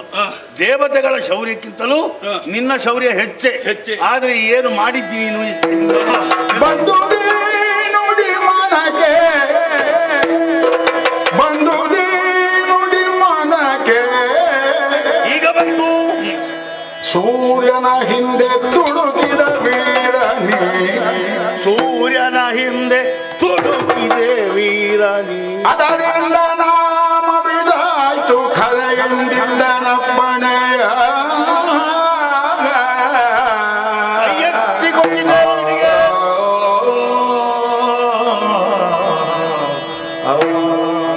ಕುಮಾರ, ಅಪ್ಪ, ನಾನು ಹೊರಟು ನಿಂತ ಕ್ಷಣವೇ ಪಕ್ಕನೆ ಓಡೋಡಿಕೊಂಡು ಬಂದೆ. ಅಪ್ಪ ನಾನು ಹೋಗ್ತೇನೆ, ನೀನು 2 ದಿವಸ ವಿಶ್ವ ಪರ್ಯಟನೆಗೆ ಹೋದವ, ಹಾಗಾಗಿ ಸ್ವಲ್ಪ ಕೆಲಸ ಕೊಡುವುದು ಬೇಡ ಅಂತ ಯೋಚನೆ ಮಾಡ್ತಾ ಇದ್ದೆ. ಆದ್ರೂ ತೊಂದರೆ ಇಲ್ಲ, ನೀನೀಗ ಹುಮ್ಮಸ್ಸಿನಿಂದ ಹೊರಟಿದೆಯಲ್ಲ, ನನ್ನ ಮನಸ್ಸಿಗೆ ಸಂತೋಷವಾಯಿತು.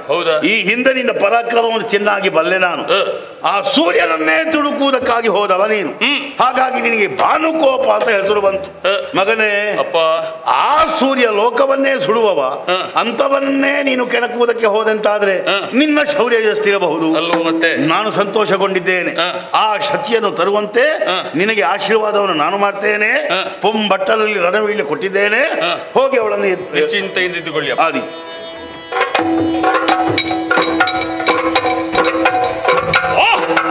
ಅಂದೆಯಿಂದ ಅಪ್ಪಣೆಯನ್ನು ಪಡೆದಿದ್ದೇನೆ. ಓಲಗ ಚಾವಡಿಯನ್ನು ಪ್ರವೇಶ ಮಾಡಿದ ಕ್ಷಣವೇ ಇಕ್ಕೆಲಗಳಲ್ಲಿ ನೆರೆದಿರುವವರೆಲ್ಲ ನಿಬ್ಬೆರಗಾಗಿ ನೋಡುತ್ತಾ ಇದ್ರು ನನ್ನನ್ನು. ಕುಲಾಚಲಗಳೇ ಎದ್ದು ಬಂತು, ದಿಗ್ಗಜಗಳೇ ಉಳಿದು ಹೋಯಿತು ಎನ್ನುವ ಹಾಗೆ ಭಾಸವಾಯಿತಂತೆ. ಹಾಗಿರುವಾಗಂತ ನಾವು ಹೊರಟಂತ ಕೆಲಸ ಯಾವತ್ತೂ ಹಾಳಾಗುವುದಿಲ್ಲ, ತಡವನ್ನು ಮಾಡುವುದಿಲ್ಲ. ಮೊದಲಾಗಿ ತಾಯಿಯವರಲ್ಲಿಗೆ ಹೋಗಬೇಕಾಗಿದೆ. ಅಮ್ಮನಿಂದ ಆಶೀರ್ವಾದವನ್ನು ಪಡೆದು ನಡೆಯುತ್ತೇನೆ ಸ್ವರ್ಗಕ್ಕೆ.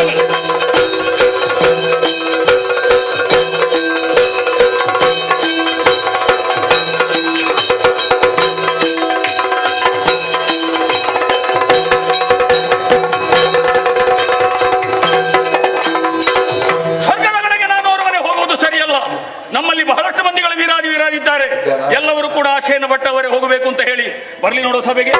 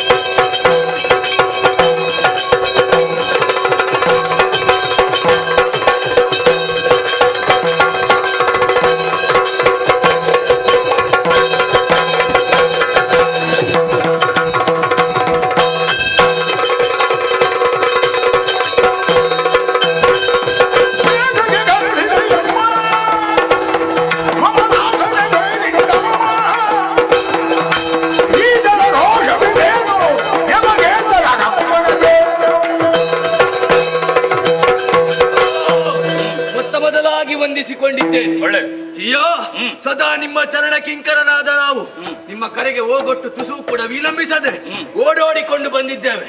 ಏನಾಗಬೇಕು ಆರೋಹಿ ಮಾಡ್ತೀರಿ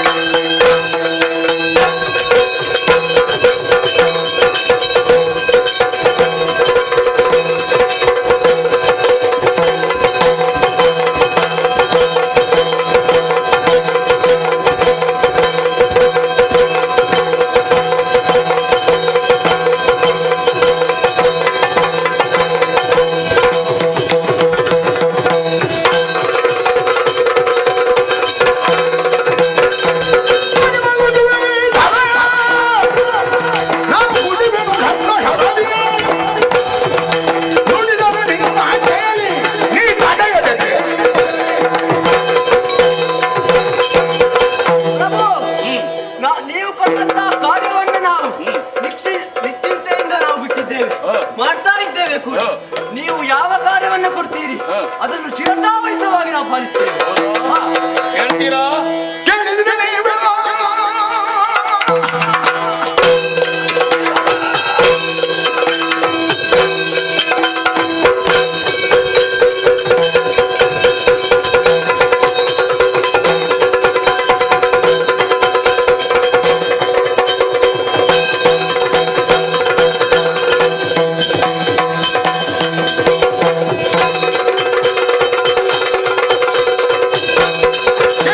ನೀವೇ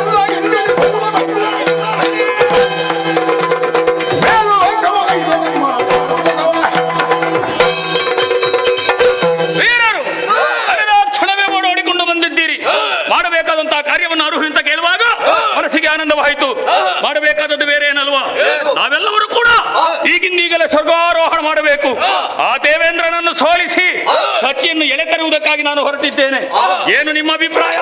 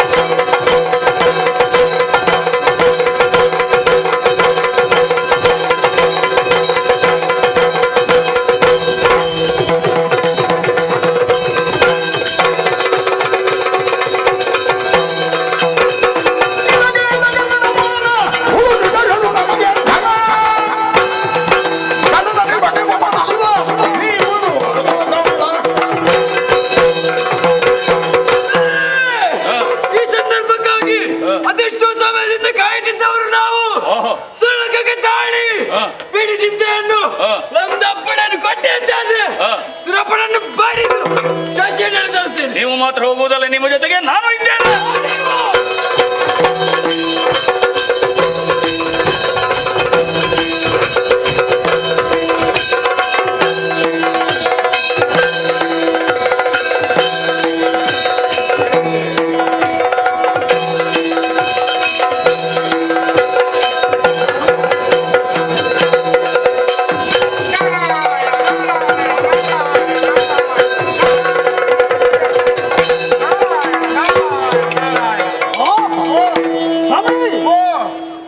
ಪಾದಪದ್ಮಗಳಿಗೆ ವಂದಿಸಿಕೊಂಡಿದ್ದೆ. ಶುಭವಾಗಲಿ. ದಯಮಾಡಿಸಿ, ಹೀಗೆ ದಯಮಾಡಿ.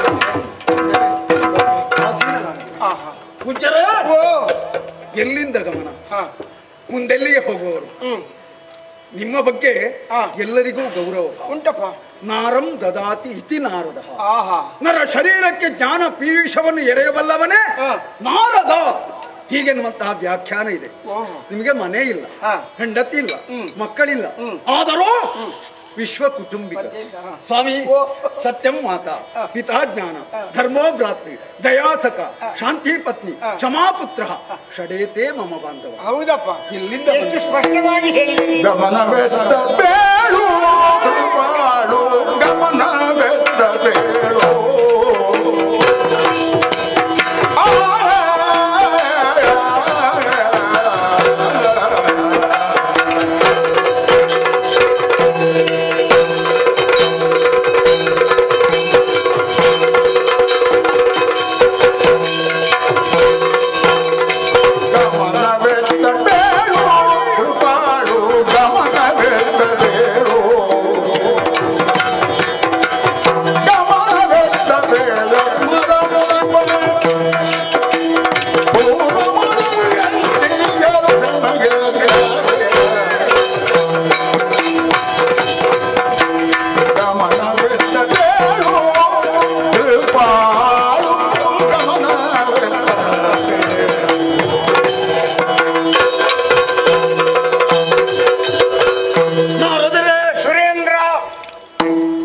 ಎಲ್ಲಿಂದ ತಮ್ಮ ಗಮನ?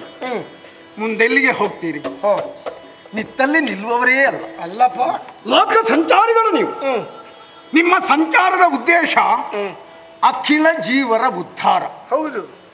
ನಿಮ್ಮನ್ನು ದೇವಋಷಿಗಳು ಅಂತ ಹೇಳ್ತಾರೆ. ಹಾಗೆಂತ ದೇವಲೋಕದಲ್ಲೇ ಇರುವುದಿಲ್ಲ, ಇಲ್ಲ, ಭೂಲೋಕದಲ್ಲಿಯೂ ಸಂಚರಿಸ್ತೀರಿ. ಹೌದಪ್ಪ ಸ್ವಾಮಿ, ಅಲ್ಲಿರುವಂತಹ ಅರಸರು ಚೆನ್ನಾಗಿದ್ದಾರ? ಪಾತಾಳದಲ್ಲಿರುವಂತಹ ಉರಗಾದಿಗಳು ಕ್ಷೇಮವೇ? ಸ್ವಾಮಿ, ತಿಳಿಯಬೇಕು ಎನ್ನುವಂತಹ ಕುತೂಹಲ. ಹೇಳ್ತೀರಾ? ಎಲ್ಲ ವಿಷಯವನ್ನು ಚುಟುಕಿನಲ್ಲಿ ಹೇಳಿ ನಾನು ಮುಗಿಸಬೇಕಾ?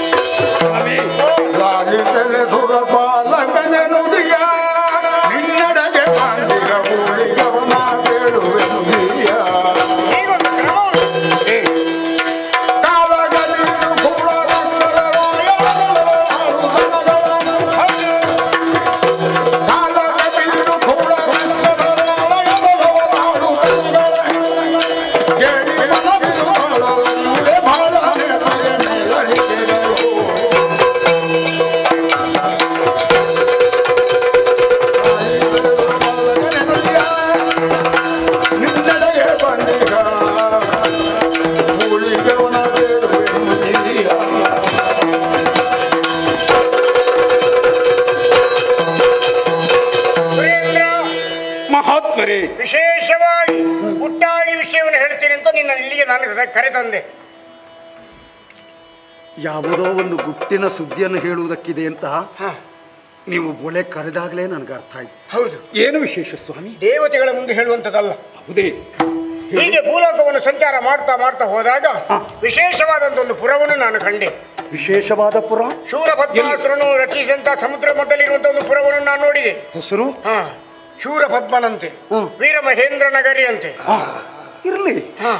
ಆದ್ರೆ ಅಲ್ಲಿ ಒಂದು ವಿಶೇಷತೆಯನ್ನು ನಾನು ಅರ್ಥ ಮಾಡಿಕೊಂಡಿದ್ದೇನೆ. ಏನದು? ಈಗಾಗಲೇ ಸ್ವರ್ಗಲೋಕಕ್ಕೆ ದಾಳಿ ಮಾಡುವ ಸನ್ನದ್ಧಲ್ಲಿದ್ದಾರೆ ಅವರು. ಅವನ ತಮ್ಮನನ್ನು ಇನ್ನು ಕೊಂದಿದ್ದಂತೆ. ಹಾಗಾಗಿ ಸಕಲ ಸೇನೆಯೊಂದಿಗೆ ಬೊಬ್ಬೆ ಆರ್ಭಟೆಗಳೊಂದಾಗಿ ಇಡೀ ಬ್ರಹ್ಮಾಂಡ ಘಟ ಬಿರಿವೆ ತೆರೆದಿ ದೇವಲೋಕಕ್ಕೆ ದಾಳಿ ಮಾಡುವ ಸಿದ್ಧತೆಯನ್ನು ಮಾಡ್ತಾ ಇದ್ದಾರೆ ಅವರು. ಓ, ಕಳ್ಳರು ಸ್ವರ್ಗಕ್ಕೆ ಬರುವುದು ಪ್ರಥಮ ಏನೂ ಅಲ್ಲ. ಈ ಮೊದಲು ಬಂದವರಿದ್ದಾರೆ, ಆದರೆ ಯಾರು ಉಳಿದಿಲ್ಲ. ಇವನು ಬರ್ತಾನಲ್ಲ. ಹೌದು, ಬರಲಿ. ಇವನು ಬರುವುದು ಕೇವಲ ಸ್ವರ್ಗವನ್ನು ವಶಪಡಿಸಿಕೊಳ್ಳುವುದಕ್ಕಾಗಿ ಮಾತ್ರ ಅಲ್ಲ, ಮತ್ತೆ ನಿನ್ನ ಹೆಂಡತಿ ಆದಂತಹ ಸಖಿಯನ್ನು ಎಳ್ಕೊಂಡು ಹೋಗುವುದಕ್ಕೆ ತಯಾರಾಗಿ ಬರ್ತಾ ಇದ್ದಾರೆ. ಹೌದೇ? ಬಹಳ ಜಾಗ್ರತೆ ಮಾಡು. ನಿನ್ನ ಹೆಂಡತಿಯ ಬಗ್ಗೆ ಬಹಳ ನೀನು ಜಾಗ್ರತೆ ಮಾಡಬೇಕು. ನಾನು ತಲೆ ಬಿಸಿ ಹಾಕಿ ಮಾಡ್ಕೊಳ್ಳೋದು. ಒಂದು ಸತ್ಯ ಸುದ್ದಿ ಹೇಳಿದಿರಿ, ಮಹೋಪಕಾರವಾಗಿ. ಸತ್ಯವನ್ನೇ ಹೇಳಿದ್ರು, ನಾನು ಸುಳ್ಳು ಹೇಳಿದ್ರು. ನಿನ್ನ ಹೆಂಡತಿಯ ಬಗ್ಗೆ ನೀನು ಜಾಗ್ರತೆ ಮಾಡಬೇಕು. ನನಗೆ ನಾರಾಯಣ ನಾರಾಯಣ.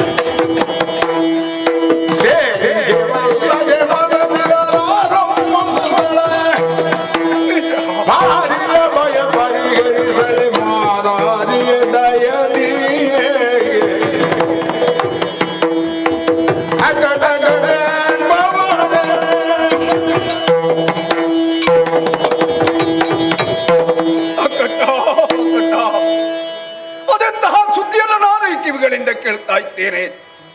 ವೀರ ಮಹೇಂದ್ರಪುರದ ರಸ ಶೂರ ಪದ್ಮಾಸುರ ನನ್ನ ಆಕೆಯ ಬಯಕೆ ಉಳ್ಳವನಂತೆ ಇಲ್ಲಿಗೆ ಅಭಿಯೋಗ ನಡೆಸುವ ಸರ್ವ ಸಿದ್ಧತೆ ಇದ್ದಾನಂತೆ. ಮಹಾರಾಣಿ ಅಕ್ಕಟ, ಮುಂದೆ ಆದಂತಹ ಸಂಕಷ್ಟವನ್ನು ನಾನು ಎದುರಿಸುವುದಕ್ಕಿದ್ದೇನೆ. ದೇವರೇ, ನನ್ನ ಮೇಲೆ ನಿನಗೆ ದಯೆ ಇಲ್ಲದಾಗಿ ಹೋಯಿತೆ. ತಾರಕನ ಉಪಟಳದ ಸಂದರ್ಭದಲ್ಲಿ ದೇವದೇವನಾದಂತಹ ನಿನ್ನ ಮುಂದೆ ದೂರಿದ್ದೆವು. ಷಡಾನನನ್ನು ಕಳುಹಿಸಿಕೊಟ್ಟೆ, ಅವನ ಹನನವನ್ನು ಮಾಡಿಸಿದೆ, ಮತ್ತೆ ಅಧಿಕಾರವನ್ನು ಕೊಡಿಸಿದೆ. ಮತ್ತೆ ದುಷ್ಟರ ಬಾಧೆ ಇಲ್ಲ ಅಂತ ನಾವು ನಿಶ್ಚಿಂತೆಯಿಂದ ನಿರ್ಭೀತೆಯಿಂದ ಇರ್ತೇವೆ ಅಂತ ಆದ್ರ ಇನ್ನು ಕೆಲವೇ ದಿನಗಳಲ್ಲಿ ಶೂರ ಪದ್ಮಾಸುರ ಬರ್ತಾನಂತೆ. ಯಾಕೆ ಹೀಗಾಯ್ತು ಅಂತ ಯೋಚನೆ ಮಾಡಿದ್ರ ಅಂದು ನಾವು ಮಾಡಿದ ತಪ್ಪು ತಪ್ಪು. ಸುಮ್ಮನೆ ಪಾತಗಿ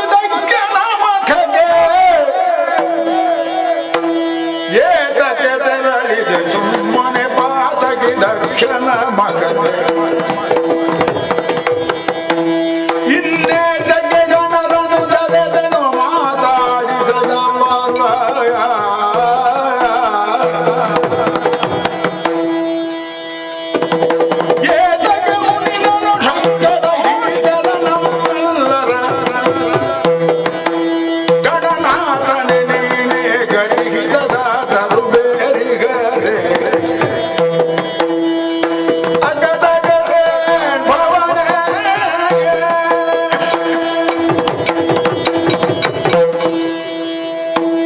ಮಾಡಿದವರು ಶಿಕ್ಷೆ ಅನುಭವಿಸಲೇಬೇಕು. ಅಂದು ಮಾಡಿದಂತಹ ಅಪರಾಧ ಯಾವತ್ತೂ ಮರೆಯುವುದಕ್ಕೆ ಸಾಧ್ಯ ಇಲ್ಲ. ಪ್ರಾಚೀನ ಬರಹಿಯಲ್ಲಿ ದಕ್ಷ ಮಾಡುತ್ತಿರುವಂತಹ ದಿನೇಶ್ವರ ಯಾಗಕ್ಕೆ ನಾನು ಹೋಗಬಾರದಿತ್ತು, ಯಜ್ಞದಲ್ಲಿ ಪಾಲ್ಗೊಳ್ಳಬಾರದಿತ್ತು. ಅಲ್ಲಿಗೆ ಬಂದಿರುವಂತಹ ಗೌರಿಯನ್ನು ನಾವು ಮಾತನಾಡಿಸದೆ ಮೌನದಿಂದ ಕುಳಿತೆವು. ಔದ್ಧತ್ಯವನ್ನು ಮೆರೆಸಿದೆವು. ಆಕೆ ಯೋಗಾಗ್ನಿಯಲ್ಲಿ ಬೆಂದು ಹೋದಳು. ಅಲ್ಲಿದ್ದವರೆಲ್ಲ ನಗಾಡಿದ್ರು. ದಕ್ಷ ಮಾಡುತ್ತಿರುವಂತಹ ಕಾರ್ಯಕ್ಕೆ ನಾವೆಲ್ಲ ಪ್ರೋತ್ಸಾಹ ನೀಡಿದೆವು. ಆದ ಕಾರಣವೇ ಹರ ಈ ಸಂದರ್ಭದಲ್ಲಿ ಮುನಿದ. ಅದಲ್ಲದೆ ಇದ್ರೆ ಸದ್ಯವೇ ಆ ಶೂರಪದ್ಮ ಇಲ್ಲಿಗೆ ಬಂದು ನಮ್ಮೆಲ್ಲರನ್ನು ಯುದ್ಧದಲ್ಲಿ ಸೋಲಿಸಿ ನನ್ನ ಆಕೆಯನ್ನು ಹಿಡಿದೆಳೆದುಕೊಂಡು ಹೋಗ್ತಾನೆ ಅಂತಾದರೆ ದೇವರ ಕರುಣೆ ನಮಗಿಲ್ಲ ಅಂತಾಯಿತು. ದೇವರ ದಯೆ ಇಲ್ಲದೆ ಹೋದರೆ ಇಂತಹ ಸಂಕಷ್ಟಕ್ಕೆ ಎಲ್ಲರೂ ಸಿಲುಕ್ತಾರೆ ಎನ್ನುವಂತಹ ಸತ್ಯದ ಅನುಭವ ನನಗಾಯಿತು. ಮುಂದೆ ನಾನೇನು ಮಾಡಲಿ? ಈ ಕಷ್ಟದಿಂದ ಪಾರಾಗುವ ಬಗ್ಗೆ ಎಂದೂ ಹೇಗೆ ಬಿರಜ ಮುಗಿಸಿ ಗಮಿಸಿ ಕಾಂತನು ಕಂಡರಗಿಗೆ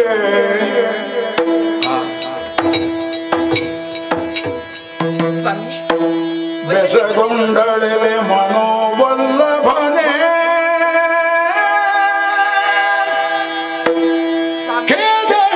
ಕೆಳಗಿರುವ ಬಿಡದೆ ಸೂಚಿಸಬೇಕೆನ್ನುತ್ತ ಪಾದಯುಗಮು ಬಿಡಿದಂದಳು ಬಿಸಜ ಮುಗಿಸಜಿ ಕಾಂತನ ಕಂಡು ಎರಗಿ ಪದಕ್ಕೆ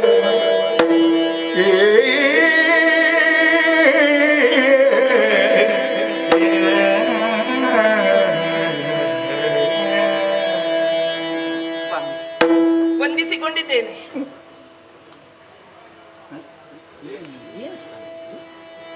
ಏನಿದು? ಯಾಕೆ ಸ್ವಾಮಿ ಹೀಗೆ? ಯಾವತ್ತು ನೀವು ಈ ರೀತಿ ಇದ್ದವರಲ್ಲ, ಚಿಂತನಾಶೀಲರಾಗಿ ಇರುವವರು. ಆದ್ರೆ ಇಂದು ಮಾತ್ರ ಚಿಂತಿಸ್ತಾ ಇದ್ದೀರಿ. ಯಾಕೆ ಈ ದುಗುಡ ಸ್ವಾಮಿ? ಯಾಕೆ?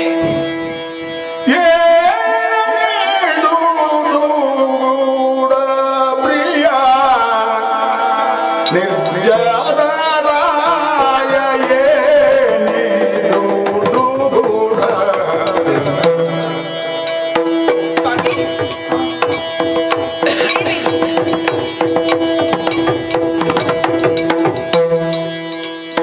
ನಿರ್ಜರಾಯ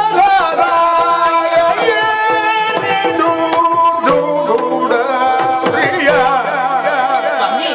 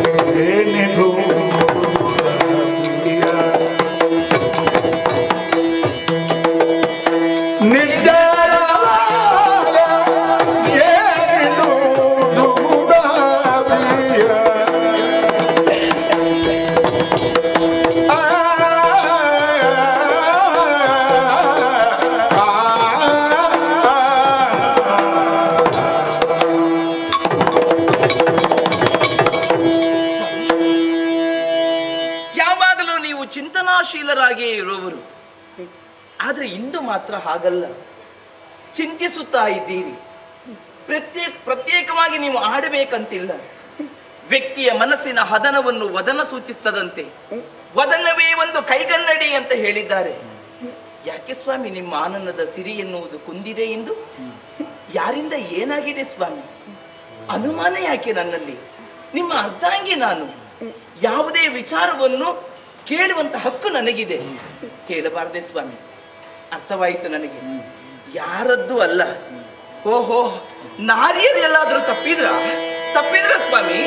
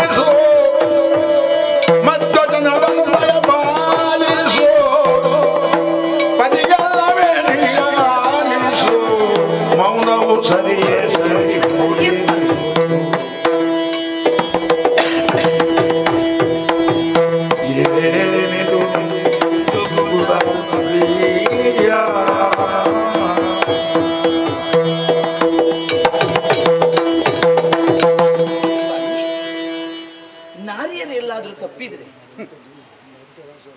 ರಂಭಾದಿ ನಾರಿಯರಿಂದ ಏನಾದ್ರೂ ನಿಮ್ಮ ಮನಸ್ಸಿಗೆ ನೋವಾಯಿತೆ, ಅಥವಾ ಅವರು ದಿನಂಪ್ರತಿ ಮಾಡುವಂತ ಆ ಪದ್ಧತಿ, ಆ ನಾಟ್ಯದಲ್ಲಿ ಏನಾದ್ರೂ ಕುಂದುಕೊರತೆಗಳನ್ನು ಕಂಡ್ರೆ ನೀವು ಅರ್ಥವಾಯಿತು ಸ್ವಾಮಿ. ನನಗೆ ಗೊತ್ತಿದ್ದು ನಾನು ಯಾವ ತಪ್ಪನ್ನು ಮಾಡಿದವಳಲ್ಲ. ಎಲ್ಲಿಯಾದ್ರೂ ನಾನು ತಿಳಿಯದೆ ನಾ ಮಾಡುವ ಸೇವೆಯಲ್ಲಿ ಎಲ್ಲಿಯಾದ್ರೂ ಲೋಪದೋಷಗಳನ್ನು ಕಂಡಿದ್ದೀರಾ ನೀವು ಸ್ವಾಮಿ? ನಿಮ್ಮ ಸತಿ ನಾನು ತಿದ್ದಿಕೊಳ್ಳುತ್ತೇನೆ. ಆ ಗುಣ ಸ್ವಭಾವ ನನ್ನಲ್ಲಿದೆ. ಕೈ ಮುಗಿದು ನಿಮ್ಮಲ್ಲಿ ಕೇಳಿಕೊಳ್ಳುವುದಿಷ್ಟೇ. ನೀವು ಹೀಗೆ ಮೌನವಾಗಿ ಕುಳಿತುಕೊಂಡ್ರೆ ನಾನು ಏನಂತ ಭಾವಿಸುವುದು ಹೇಳಿ? ಹೇಳಬಾರದು ಸ್ವಾಮಿ, ಹೇಳಬಾರದೆ? ಏನಾಯಿತು ನಿಮಗೆ?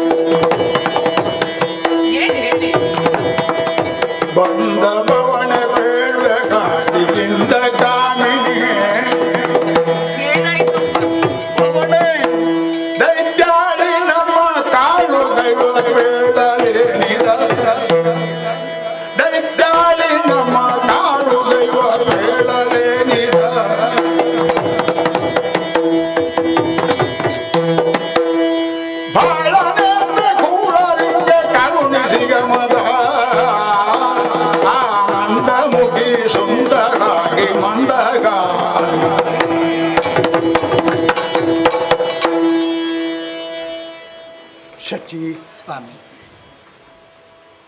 ಗಂಡನ ಔನ್ನತ್ಯಕ್ಕೆ ಅವನತಿಗೆ ಕಾರಣವು ಕೈ ಹಿಡಿದ ಹೆಣ್ಣಂತೆ. ಸರಿ.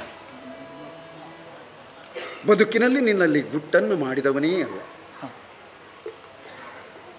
ನನ್ನ ಅರ್ಧಾಂಗಿನಿಯನ್ನು, ನನ್ನ ಸಂತೋಷವನ್ನು ಸದಾ ಬಯಸುವ ಸತ್ಯ ಸ್ವಾಮಿ. ನಿನ್ನ ಮುಖದಲ್ಲಿ ಯಾವತ್ತೂ ಆನಂದವನ್ನು ಕಂಡವನ. ನಾನು ಮಾಡುತ್ತಿರುವಂತಹ ಕಾರ್ಯಕ್ಕೆ ನೀನು ಪೂರಕಳಾಗಿದ್ದಿ, ಪ್ರೇರಕಳಾಗಿದ್ದಿ. ಸುಂದರಾಂಗಿನೇನು, ಹಾ, ಆನಂದಮುಖಿ. ಏನು ಸ್ವಾಮಿ? ನನ್ನ ಗಮನದಿಂದ ಬಂದೆ. ಏನಾಯ್ತು ಅಂತ ಮತ್ತೆ ಮತ್ತೆ ಪ್ರಶ್ನೆಯನ್ನು ಮಾಡ್ತಾ ಇದ್ದಿ. ನಿಜ. ಮೌನವಾಗಿಯೇ ನಾನು ಕುಳಿತಿದ್ದೆ. ಸತ್ಯ ಸ್ವಾಮಿ. ಏನೆಂದು ಹೇಳಲಿ? ಏನಾಯಿತು? ಆಗಾಗ ರಾಕ್ಷಸರು ಸ್ವರ್ಗಕ್ಕೆ ಬರ್ತಾರೆ, ಹಾ, ನಮ್ಮಲ್ಲಿ ಯುದ್ಧವನ್ನು ಮಾಡ್ತಾರೆ. ಸತ್ಯ. ಸ್ವರ್ಗ ನಮ್ಮ ಕೈಯಿಂದ ತಪ್ಪುತ್ತದೆ. ಅಧಿಕಾರವನ್ನು ಕಳೆದುಕೊಂಡು ಮತ್ತೆತ್ತಲೋ ಓಡಿ ಹೋಗ್ತೇವೆ. ಹೌದು ಸ್ವಾಮಿ. ಕಾನನದಲ್ಲಿ ನೆಲೆಸ್ತೇವೆ. ನಿಜ ಸ್ವಾಮಿ. ಅವರಿಗೋ ಫಲನೇತ್ರನ ವರ ಇರ್ತದೆ. ದೇಹಬಲ ಮತ್ತು ದೈವ ಬಲಕ್ಕೆ ನಾವು ಮಣಿಯಲೇಬೇಕಾಗ್ತದೆ. ಸತ್ಯ. ಆದರೆ ಇದುವರೆಗೆ ಬಂದವರಿಗೆ ಯಾವತ್ತೂ ಶಾಶ್ವತವಾಗಿ ಈ ಪದವಿ ಸಿಗಲಿಲ್ವಲ್ಲ ಶಚಿ? ಓ, ಯಾರು ಸ್ಥಿರವಾಗಿ ಸ್ವರ್ಗದಲ್ಲಿ ಉಳಿದಿಲ್ಲ. ಸತ್ಯ. ಅಧಿಕಾರ ಕೈ ತಪ್ಪಿದಾಗ ನಾವು ಬೇಸರವನ್ನು ಅನುಭವಿಸಿದ್ದುಂಟು. ಆದರೆ ಈಗ ಬರುವವ ಬರೇ ಅಧಿಕಾರದ ಆಸೆ ಉಳ್ಳವನಲ್ಲ. ಮತ್ತೇನು ಅವ ಬರುವುದು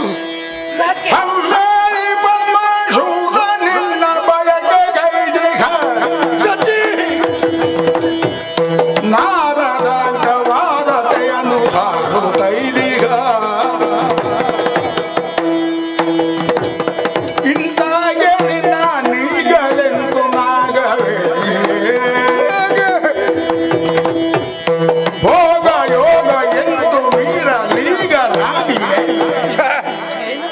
ಆನಂದ ಮುಖಿ ಸುಂದರಾಗಿ ಮಂದಗಾಮಿ.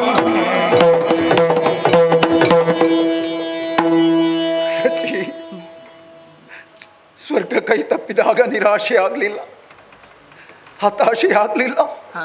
ಮತ್ತೆ ಪಡೆಯುತ್ತೇವೆ ಎನ್ನುವಂತಹ ಆತ್ಮವಿಶ್ವಾಸವನ್ನು ಹೊಂದಿದ್ದೆವು.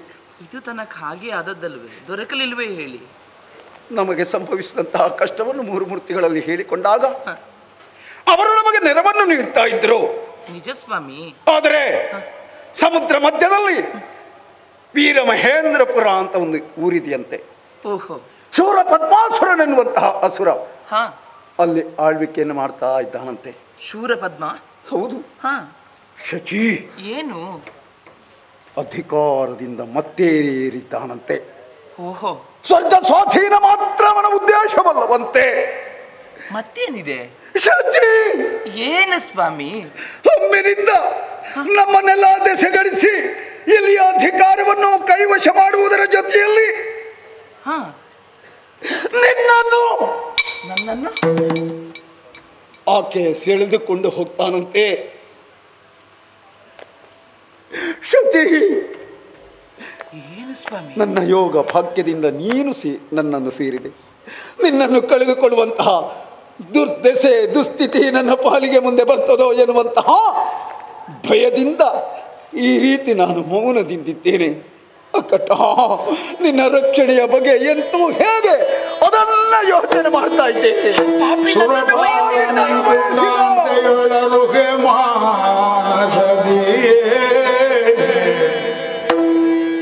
ಮರುಗಿದ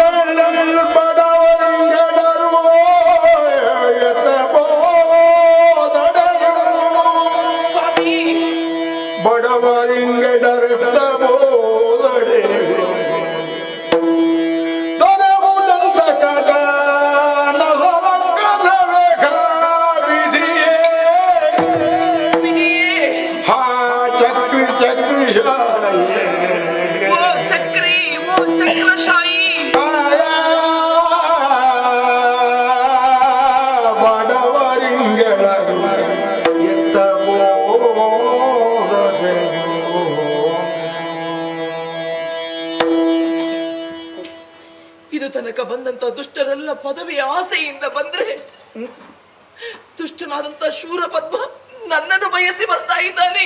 ನಿನ್ನ ಬಯಕೆ ಉಳ್ಳವನಂತೆ ಸ್ವಾಮಿ, ಬಡವರಿಗೆ ಎಡರು ಎನ್ನುವುದು ಎಲ್ಲಿ ಹೋದ್ರೂ ತಪ್ಪುವುದಿಲ್ಲವಂತೆ ಸ್ವಾಮಿ. ಅದೇ ಸ್ಥಿತಿ ಆಯ್ತಲ್ಲ ನಮ್ಮದು. ಓ ವಿಧಿಯೇ, ಓ ಚಕ್ರಿ, ಓ ಚಕ್ರಶಾಹಿ, ಎಂತ ಸಂದಿಗ್ಧ ಪರಿಸ್ಥಿತಿಗೆ ನಮ್ಮನ್ನು ಒಳಗೆ ಮಾಡಿದೆ ಹೇಳು. ಈ ಕಷ್ಟದಿಂದ ಪರಿಹಾರ ಸಿಗುವುದಾದ್ರೂ ಹೇಗೆ? ಹೇಗೆ ಸ್ವಾಮಿ? ಕುಂಟನಾಗಲಿ ಹೆಣವನಾಗಲಿ ಯಾರೇ ಆಗಿರಲಿ ತನ್ನ ಹೆಂಡತಿಯನ್ನು ಇನ್ನೊಬ್ಬ ಬಯಸ್ತಾನಂತ ಆದ್ರೆ ಸೆಟೆದು ನಿಲ್ತಾನೆ ಸ್ವಾಮಿ. ಸತ್ಯ. ಮೂರ್ಲೋಕದ ಅಧಿಕಾರಿಗಳು ತಾವು ನಿಮ್ಮ ಮಡದಿಯಾದಂತ ನನ್ನನ್ನ ಪಾಪಿ ಬಯಸ್ತಾರೆ ಅಂತ ಆದ್ರೆ ನಮ್ಮನ್ನು ನಾವು ರಕ್ಷಿಸಿಕೊಳ್ಳುವ ಬಗೆಯಾದ್ರೂ ಹೇಗೆ?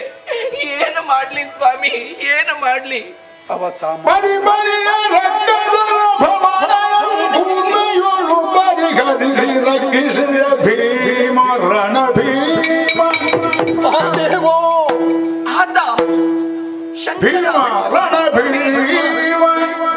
ಸಜ್ಜರಿತ ನೀಲಗ್ರೀವ ಪಣಿಮ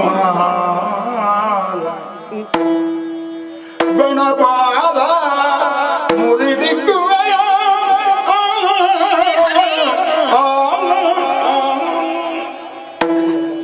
ದುಷ್ಟರಿಂದ ಕಷ್ಟ ಬಂದಂತಹ ಕಾಲದಲ್ಲಿ ಆ ಶ್ರೀಮನ್ನಾರಾಯಣ ನಮ್ಮನ್ನು ಬಗೆ ಬಗೆ ರೀತಿಯಲ್ಲಿ ರಕ್ಷಿಸಿದ್ದಾನೆ. ಇಂದೂ ಅಷ್ಟೇ ಆ ಶ್ರೀಮನ್ನಾರಾಯಣನನ್ನು ಮತ್ತೆ ಆ ಪರಮೇಶ್ವರನನ್ನು ಮನಸಾರೆ ಧ್ಯಾನಿಸುವ ಖಂಡಿತ ನಮ್ಮ ಕಷ್ಟ ಪರಿಹಾರ ಆಗ್ತದೆ. ಇದಲ್ಲದೆ ಅನ್ಯ ಮಾರ್ಗ ನಮಗಿದೆಯೇ ಹೇಳಿ? ದೇವರನ್ನು ನಂಬಿದಂತಹ ಭಕ್ತರ ಕೈ ಬಿಡುವುದಿಲ್ಲ ಭಗವಂತ ಖಂಡಿತ ಎನ್ನುವಂತಹ ಸತ್ಯ ಲೋಕ ವಿದಿತವಾದುದು. ಸತ್ಯ ಸ್ವಾಮಿ. ಆಪತ್ತಿನ ಹೊತ್ತಿನಲ್ಲಿ ದೇವರ ಮೊರೆ ಹೋಗಬೇಕು, ನಿಜ. ಅವನನ್ನೇ ಸಂಪ್ರಾರ್ಥಿಸಬೇಕು. ಮಾಡುವುದು ಮತ್ತೆ ಸರ್ವೋತ್ತಮ ಪರನೇ ಶಂಕರ ಅಚ್ಯುತ ಕೇಶವ ಮುಕುಂದ ಮುರಾರಿ ನಾರಾಯಣ. ಓ ಸುರಪಾಲ ನೀಗೆ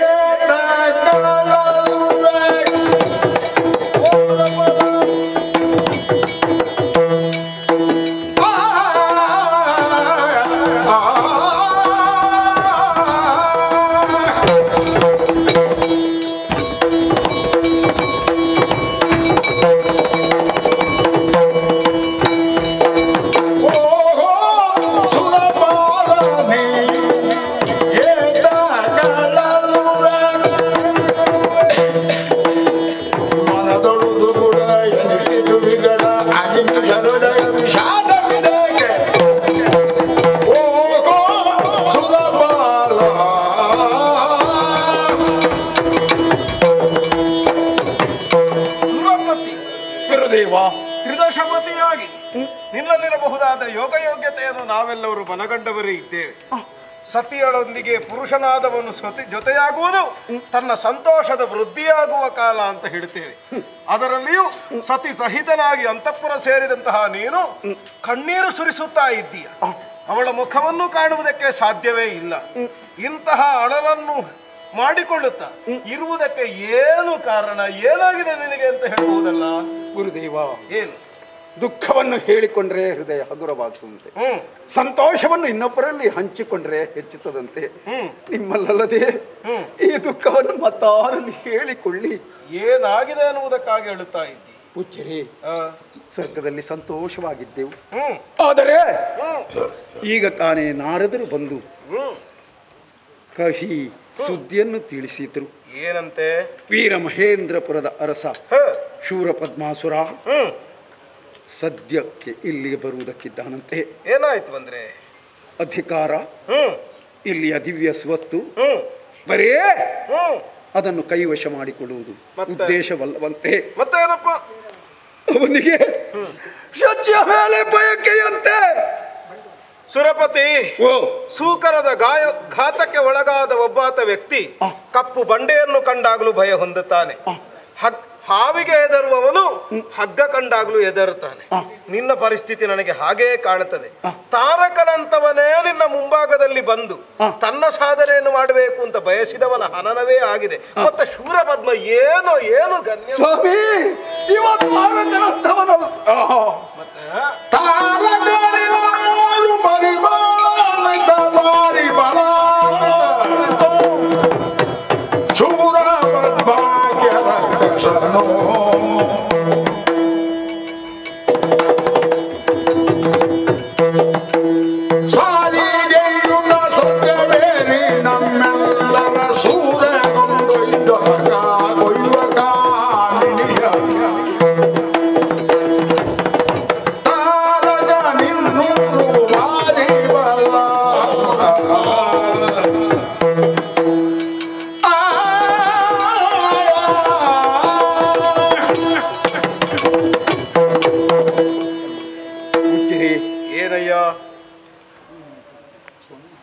ಲೋಕವನ್ನೇ ಗಡಗಡನೆ ನಡುಗಿಸಿದವ ತಾರಕಾಸುರ.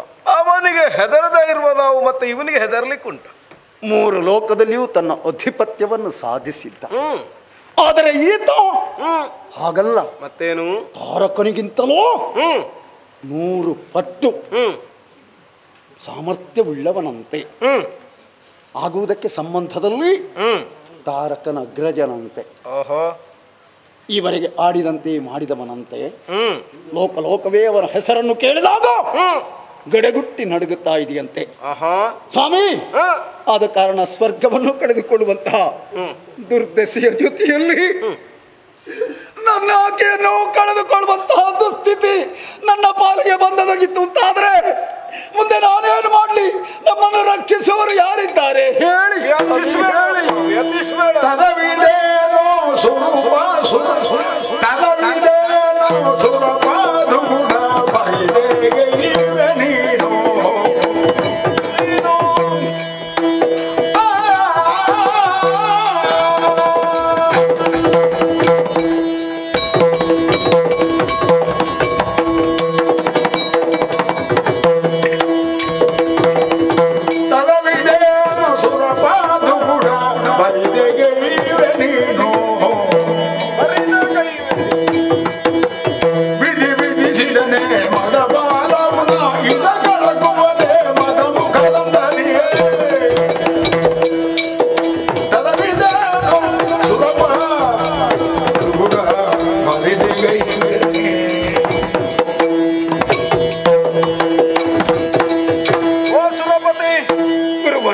ವ್ಯರ್ಥವಾದ ಚಿಂತನೆಯನ್ನು ಯಾವಾತನೂ ಮಾಡಕೂಡದು. ಯಾವುದು ಸಾಧಿತವಾಗುತ್ತದೆ, ಯಾವುದು ಸಾಧ್ಯವಾಗುತ್ತದೆ, ಅವುಗಳಲ್ಲಿ ನಾವು ಪ್ರಯತ್ನಶೀಲರಾಗುತ್ತಾ ಹೋಗಬೇಕು. ಅಸುರತತಿ ಎನ್ನುವವರಿಗೆ ಅನ್ಯರ ಸತಿಯರೇ ಅವರಿಗೆ ನಿಜವಾದ ಆಸಕ್ತಿಯ ವಿಚಾರವೇ ಆಗುತ್ತದೆ. ಅದರ ಪರಿಣಾಮ ಏನು? ತನ್ಮೂಲಕವಾಗಿ ಅವರಲ್ಲಿರಬಹುದಾದ ಪಾಪ ಎನ್ನುವುದು ಮತ್ತಷ್ಟು ವೃದ್ಧಿ ಹೊಂದುವುದಕ್ಕೆ ಕಾರಣವಾಗುತ್ತದೆ. ಲೋಕದಲ್ಲೊಂದು ಮಾತಿಲ್ವಾ, ಹಣೆಯಲ್ಲಿ ಬರೆದಿರಬಹುದಾದಂತಹ ಲೇಖನವನ್ನ ಬ್ರಹ್ಮನಿಗಾದ್ರೂ ಮತ್ತೆ ಓದುವುದಕ್ಕಾಗುವುದಿಲ್ಲ, ಹರಿಗಾದ್ರೂ ತಿದ್ದುವುದಕ್ಕಾಗುವುದಿಲ್ಲ, ಶಂಕರನಿಗಾದ್ರೂ ಬದಲಾಯಿಸುವುದಕ್ಕೊಂದು ಅವಕಾಶವೇ ಇಲ್ಲ. ವಿಧಾತ ವಿಧಿಸಿದ ವಿಧಿಯೇ ಹೀಗುಂಟು ಅಂತಾದ್ರೆ ಬರೆಯದ ದುಃಖಿಸುವುದು ಯಾಕೆ ಅಂತ ಬೇಕಲ್ಲ. ಏನು ಗಂಡಚ್ಚೆ ರಕ್ಷಣೆಯನ್ನು ಮಾಡುವುದಕ್ಕೆ ಸಾಧ್ಯ ಇಲ್ಲದಂತಹ ನಾನು ಗಂಡನಂತೇನೋ, ನನ್ನನ್ನು ಷಂಢ ಅಂತ ಲೋಕದ ಜನ ಹೇಳದೇ ಇರ್ತಾರೋ. ಈಗ ನಿನಗೊಂದು ದಾರಿ ಬೇಕಾ? ಆದಡಲ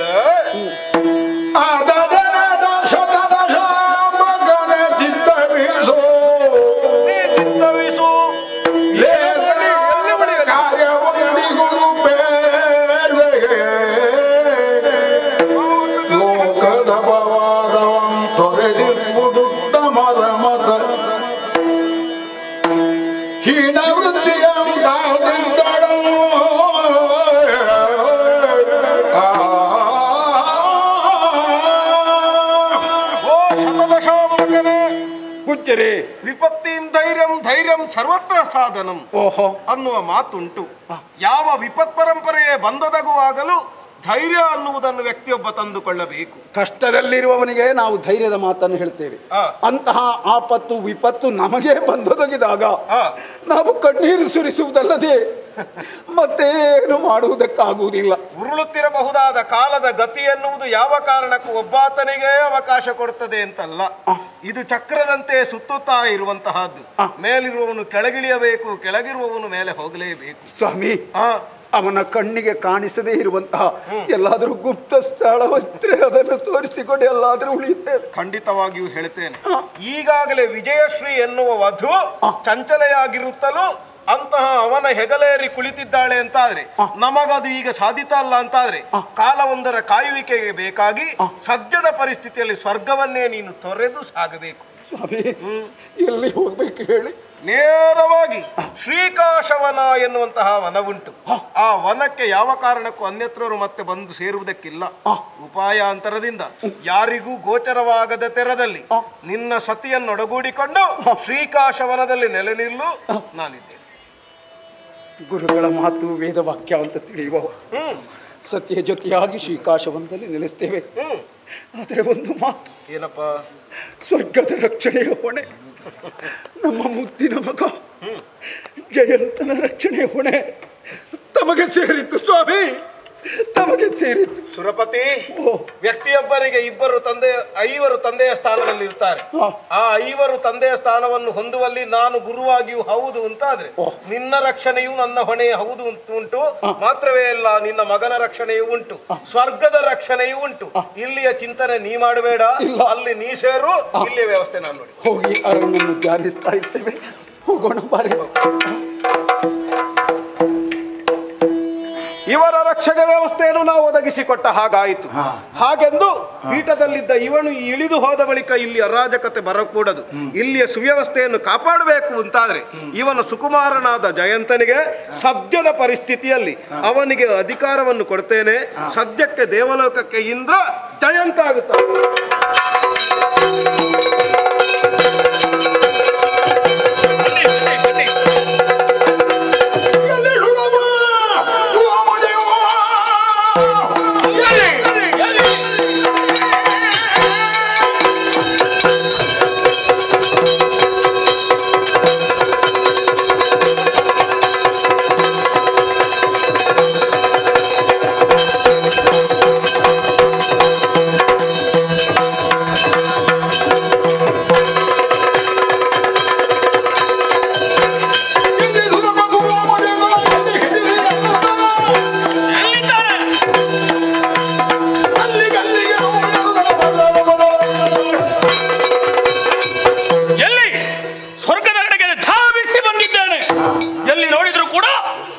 ಕಾಣುತ್ತಿಲ್ಲವಲ್ಲ?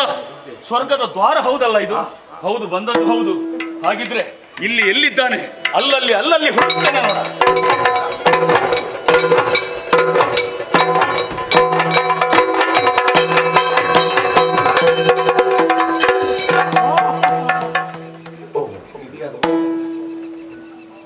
ದೊಡ್ಡ ಸೈನ್ಯ. ಹೌದು. ಮುಂದಿನಿಂದ ನೀವು ಯಾರು, ನಿಮ್ಮ ಊರು ಯಾವುದು, ಬಂದದ್ದು ಯಾಕೆ ಹೇಳಬೇಕು ನನ್ನ. ನಾನು ಯಾರು ಹೇಳುವುದಕ್ಕಿಂತ ಮೊದಲು ನೀನು ಯಾರು ಅಂತ. ದ್ವಾರ ರಕ್ಷಕ, ಸಂದೇಶ ಚಾರಕ. ಇಲ್ಲಿ ಆದ ವಿಚಾರವನ್ನು ದೇವೇಂದ್ರ ಮಹಾರಾಜರಿಗೆ ತಿಳಿಸುವ ನಾನು. ಹೌದಾ? ಹೌದು. ಒಳ್ಳೇದಾಯ್ತು. ನೀನೇ ಬೇಕಿತ್ತು. ಯಾರು ಅಂತ ಗೊತ್ತಾಯ್ತಾ? ಇಲ್ಲಲ್ಲ. ವೀರ ಮಹೇಂದ್ರಪುರ. ಮಹೇಂದ್ರಪುರ. ವೀರ ಮಹೇಂದ್ರಪುರ. ಮಹೇಂದ್ರಪುರ. ಶೂರಪದ್ಮಾಸುರ. ಶೂರಪದ್ಮನಿಗೆ ಬೆಂಕಿ ಬೀಳಲಿ. ನೀವು ಯಾರು? ಅಲ್ಲ, ನೀವು ಯಾರು ಅಂತ. ಶೂರಪದ್ಮಾಸುರನ ಮಗ. ಭಾನುಕೋಪ ಅಂದ್ರೆ ನಾನೇ. ಭಾನುಕೋಪ. ಹೌದು. ಅದು ಸರಿ. ಇವರನ್ನೆಲ್ಲ ಸೇರಿಸಿಕೊಂಡು ಇಲ್ಲಿಗೆ ಬಂದಿದ್ದೀರಲ್ಲ, ಬಲವಾದ ಉದ್ದೇಶ ಉಂಟು. ಏನು ಉದ್ದೇಶ? ದೇವೇಂದ್ರ ಇದ್ದಾನ? ದೇವೇಂದ್ರ ಇದ್ದಾನ? ಇದ್ದಾನ? ಇದ್ದಾನ? ಹೌದು. ಇದ್ದಾರಾ ಅಂತ ಕೇಳಬೇಕು. ಇದ್ದಾರಾ? ಇದ್ದಾರೆ. ಏನಾಗಬೇಕು ಹೇಳಬೇಕು. ಹೀಗೆ ಬಂದಿದ್ದಾರಂತೆ. ಹೇಗೆ ಬಂದಿದ್ದಾರಂತೆ? ಸೈನ್ಯವನ್ನೆಲ್ಲ ಕೂಡಿಕೊಂಡು ಇಲ್ಲಿ ಬಂದಿದ್ದೇನೆ ಅಂತ ಹೇಳಬೇಕು. ಕಾರಣ ಏನಿಲ್ಲ, ಸುರಪನನ್ನು ಸೋಲಿಸಿ ಅವನ ಶಚಿಯನ್ನು ಪಡ್ಕೊಂಡು ಹೋಗುವುದಕ್ಕೆ ಬಂದದ್ದು. ಎಂತದು ಎಂತದು? ಅದುವೇ. ನಿಮ್ಮಂತ ರಾಕ್ಷಸರು ಇಲ್ಲಿಗೆ ಬರುವುದು ಹೊಸತೇನೂ ಅಲ್ಲ. ಏನು ಆಸೆ? ಸ್ವರ್ಗಲೋಕದ ಅಧಿಕಾರ ಬೇಕು ಅಂತ. ಹೌದು. ಶಚೀದೇವಿಯನ್ನು ಬಯಸಿ ಬಂದಿದ್ದೀರಿ ಅಂದ್ರೆ ನಿಮಗೆ ಅಹಂಕಾರ ಹೆಚ್ಚಾಗಿದೆ. ಯಾರಾದ್ರೂ ಕೇಳಿದ್ದಾರಾ? ಇಲ್ಲ. ಯಾರಿಗಾದ್ರೂ ಧೈರ್ಯ ಬಂದಿದ? ಇಲ್ಲ. ನಮಗೆ ಆ ಧೈರ್ಯ ಉಂಟು. ಸುರಪ ಇನ್ನಿಲ್ಲಿರುವುದು ಬೇಡ. ಈ ಪೀಠದಲ್ಲಿ ನಮ್ಮಪ್ಪನ ಜೊತೆಗೆ ಶಚಿ. ಒಂದು ಹೇಳ್ತೇನೆ, ಭಾನುಕೊಪ್ಪರೆ. ಕೊಪ್ಪರೆ? ಭಾನುಕೋಪ. ಭಾನುಕೋಪರೆ. ಕೋಪರೇ ಬೇಡ. ಕೋಪರೇ ಬೇಡ. ಈಗ ಇಲ್ಲಿಗೆ ಬಂದಿದ್ದೀರಿ, ಶಚೀದೇವಿಯನ್ನು ಬಯಸಿದ್ದೀರಿ. ಇದು ನೀವು ಬಯಸುವುದು ತಪ್ಪು. ಸರಿ. ಒಳ್ಳೆ ಮಾತಿನಲ್ಲಿ ಆಸೆಯನ್ನು ಬಿಟ್ಟು ಹೋದರೆ ಲೇಸು, ಇಲ್ಲದಿದ್ದರೆ ನಾವು ಬಿಟ್ಟು ಹೋಗುವುದಕ್ಕೆ ಬಂದದ್ದಲ್ಲ. ಹೌದಾ? ಪಡ್ಕೊಂಡು ಹೋಗುವುದಕ್ಕೆ ಬಂದದ್ದು. ಹೌದಾ? ಹೌದು. ಕೂಡಿದ್ರೆ ನೋಡಿ. ಹೌದಾ? ನೋಡುವ. ಯಾರಲ್ಲಿ? ನನ್ನಲ್ಲಿ. ಮತ್ತೆ ಇದ್ದಾರಾ? ಹಾಗಿದ್ರೆ ಬೇಗ ಹೋಗಿ ಹೇಳು. ನೀವು ಇಲ್ಲೇ ನಿಂತಿರಿ, ನಾನು ಹೋಗಿ. ಇನ್ನ ಜನ ಅಲ್ಲ ಇಲ್ಲಿ.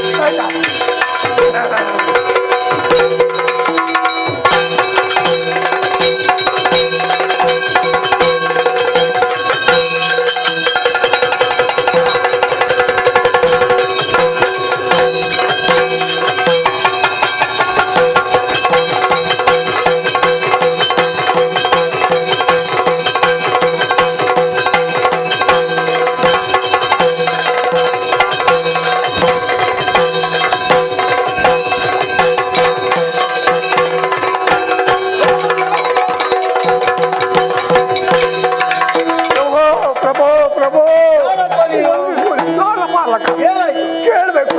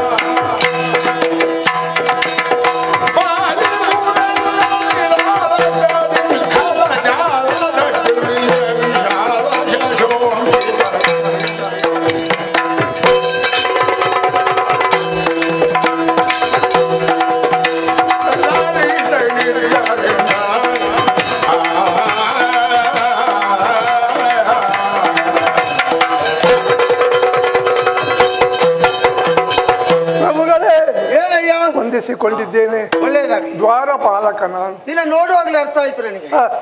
ದ್ವಾರಪಾಲಕ. ಹೌದು. ದ್ವಾರದಲ್ಲಿ ಇರಬೇಕಾದವ ಇಲ್ಲಿಗೆ ಯಾಕೆ ಬಂದ? ಬರುವುದಕ್ಕೆ ಕಾರಣ ಉಂಟು ರಾಯರೇ. ಏನು? ರಾಕ್ಷಸರ ಸೈನ್ಯ ಬಂದಿದೆ. ಅದೇನು ಪ್ರಥಮ ಅಲ್ಲ? ಅಲ್ಲ. ಸೈನ್ಯ ಬಂದಿದೆ. ರಾಕ್ಷಸರು ಬರೇ ಸೈನ್ಯ ಅಲ್ಲ. ಬರೇ ಸೈನ್ಯ ಅಲ್ಲ, ಅವರಿಗೊಬ್ಬ ನೇತಾರ ಇದ್ದಾನೆ. ನೇತಾರ? ಅದೆಲ್ಲ ಸೈನ್ಯಕ್ಕಿಲ್ವ? ಮತ್ತೆ ಇದರಲ್ಲಿ ಏನು ವಿಶೇಷ? ಹೌದಾ? ಏನಂತೆ, ಯಾರಂತೆ, ಎಲ್ಲಿಯವರಂತೆ? ವೀರ ಮಹೇಂದ್ರಪುರವಂತೆ, ಶೂರಪದ್ಮ ಅಂತೆ, ಅವನ ಮಗನಂತೆ, ಬಾಣುಕೊಪ್ಪ ಅಂತ. ಬಾಣುಕೊಪ್ಪ, ಬಾಣುಕೋಪ. ಬಾನುಕೋಪ. ಹೌದು. ಹಾ, ಬಂದ ಕಾರಣ ಏನು ಅಂತ ಕೇಳಿದೆ. ಕೇಳಬೇಕಲ್ಲ, ಮತ್ತೆ ನಿನ್ನ ಕರ್ತವ್ಯ ಅಲ್ವಾ? ಮತ್ತೆ ಹಾ, ಕೇಳಿದೆ ಏನು ಕಾರಣ ಬಂದದ್ದು. ಅಷ್ಟೆಲ್ಲೂ ಕೇಳದಿದ್ರೆ ನೀನು ಬೇಕಾ ಇಲ್ಲಿ? ಅಲ್ವಾ, ಅಲ್ವಾ? ನಾನಿರುವುದೇ ಅದಕ್ಕೆ ಅಲ್ವಾ. ಮತ್ತೆ ಕೇಳಿದಾಗ ಅವ ಹೇಳಿದೇನು? ಏನ್ ಹೇಳಿದ? ದೇವಲೋಕದ ಅಧಿಕಾರವನ್ನು ಬಿಟ್ಟು ಕೊಡಬೇಕು. ಹಾ, ಇನ್ನೊಂದು ವಿಶೇಷ ಉಂಟು. ಅದೇ ಎಲ್ಲರೂ ಅಧಿಕಾರಕ್ಕೆ ಬಂದದ್ದು, ಹಾ. ಇವನು ಅದಕ್ಕೆ ಬಂದಂತ ಬೇರೆ ಏನಾದ್ರೂ ಉದ್ದೇಶ ಉಂಟಾ? ಪ್ರಭು, ಹೇಗೆ ಹೇಳುವುದು ಅಂತ ನನಗೆ ಗೊತ್ತಾಗುದಿಲ್ಲ. ಇಷ್ಟೊತ್ತು ಹೇಗೆ ಹೇಳಿಕೆ ಹಾಗೆ ಹೇಳು. ಹಾಗೆ ಹೇಳಲಿಕ್ಕೆ ಆಗುದಿಲ್ಲ. ಆಗುದಿಲ್ವಾ? ಆಗುದಿಲ್ಲ. ಹೇಳಲಿಕ್ಕೆ ಆಗದೇ ಇಲ್ಲ ಅಂತ ಹೇಳುದಾದ್ರೂ ಹೇಗೆ? ಹೇಳಬೇಕಷ್ಟೇ. ಹೇಳ್ಬೇಕಾ? ಹೌದು. ಹೇಳು. ನಮ್ಮಮ್ಮ. ಏನಾದ್ರು? ನಮ್ಮಮ್ಮ ಅಲ್ಲ, ಮತ್ತೆ ನಿಮ್ಮಮ್ಮ. ಹಾ ಹಾ, ಈ ದೇವಲೋಕದವರ ಅಮ್ಮ. ಹಾ, ನಿಮ್ಮ ಶಚಿದೇವಿ ಅಪ್ಪ ಅಲ್ವಾ? ಅವನನ್ನು ಬಯಸಿ ಬಂದಿದ್ದಾನೆ. ಹಾ? ಒಳ್ಳೆಯ ಮಾತಿನಲ್ಲಿ ಶಚಿದೇವಿಯನ್ನು ಬಿಟ್ಟು ಕೊಡಬೇಕು, ಇಲ್ಲೇ ಇದ್ರೆ ಯುದ್ಧಕ್ಕೆ ಬರಬೇಕು.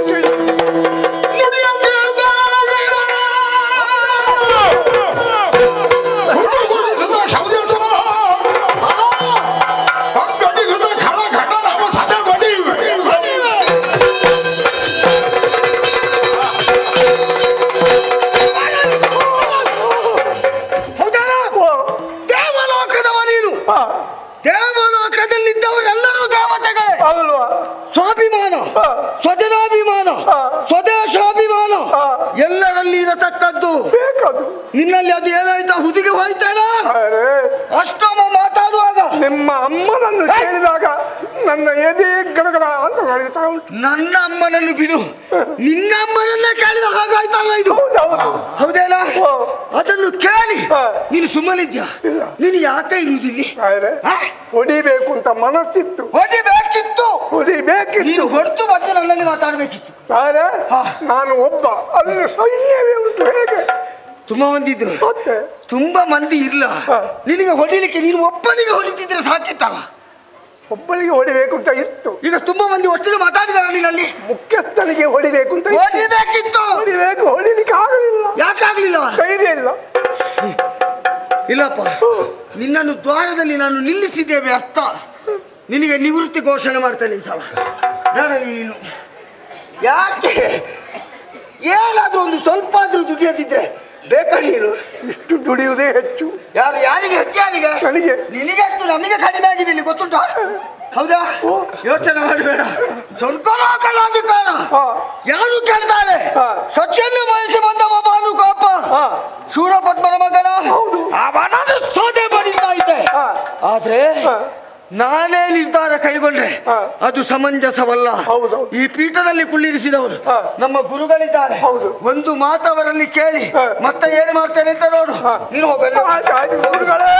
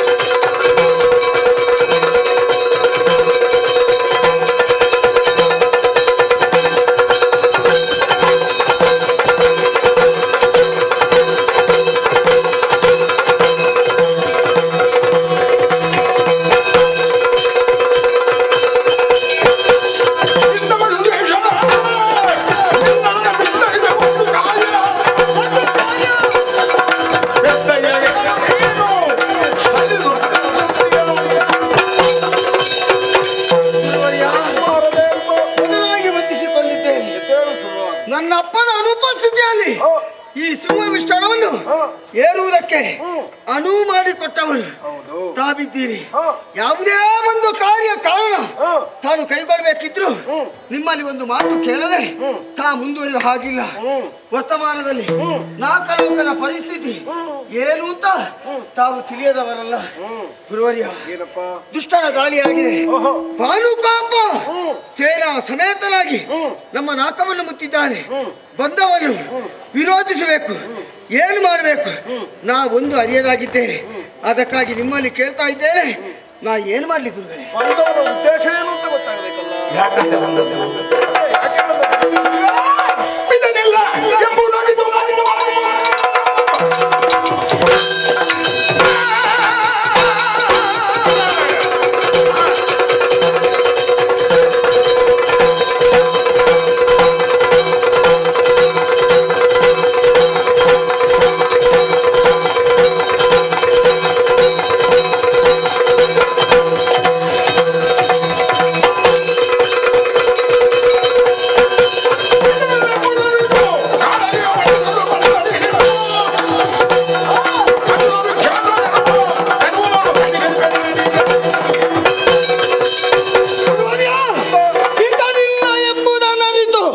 ಜೊತೆಗೆ ಎಷ್ಟೋ ಮಂದಿ ರಾಕ್ಷಸರು ಇಲ್ಲಿಗೆ ಬಂದಿದ್ದಾರೆ.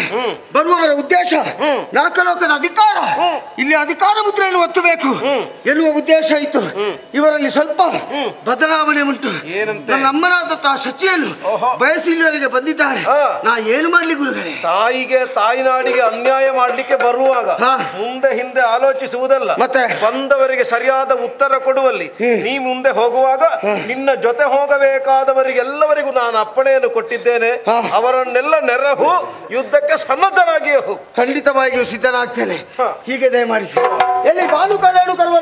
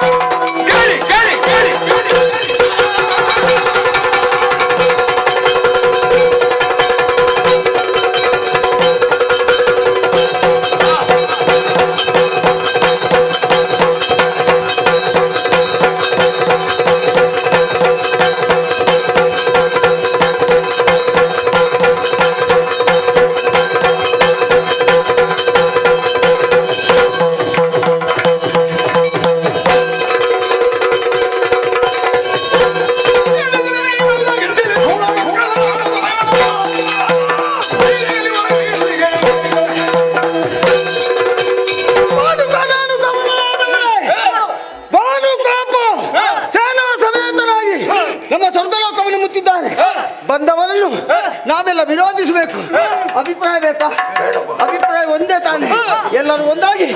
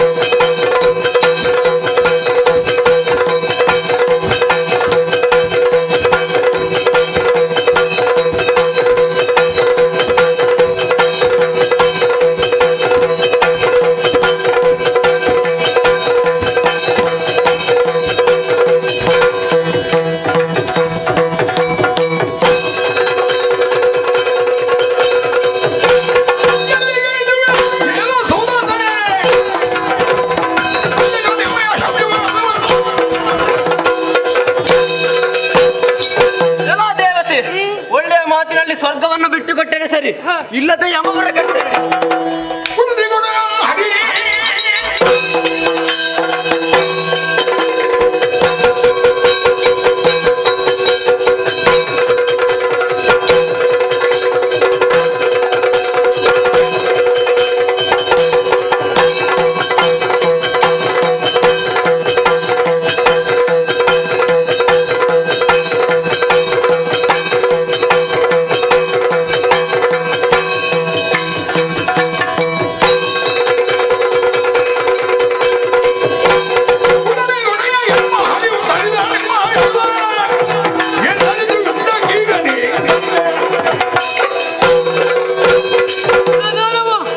ಇಲ್ಲಿವರೆಗೆ ಸ್ವರ್ಗವನ್ನು ಬಯಸಿ ಬರುತ್ತಿದ್ದವರು ನೀವು, ಈಗ ದೇವೇಂದ್ರನ ಮಡದಿಯಾದ ಸಚಿಯನ್ನು ಬಯಸಿ ಬಂದಿರ. ಹೌದು,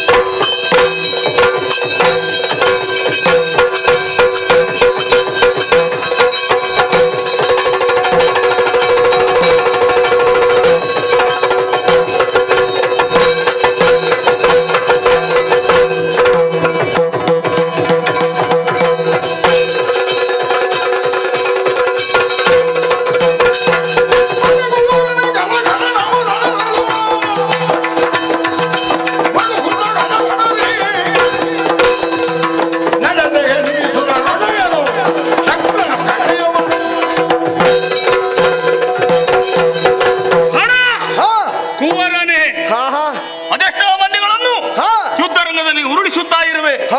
ಬಂದವ ನೀನು ಯಾರು ಅಂತಲೇ ನನಗೆ ಗೊತ್ತಾಗುವುದಿಲ್ಲ. ಏರಿದ್ದು ಆನೆಯನ್ನು. ಹೌದು. ನೀನು ಸುರಪನ ಅಥವಾ ಇನ್ಯಾವನೋ? ಯಾವನ ನೀನು?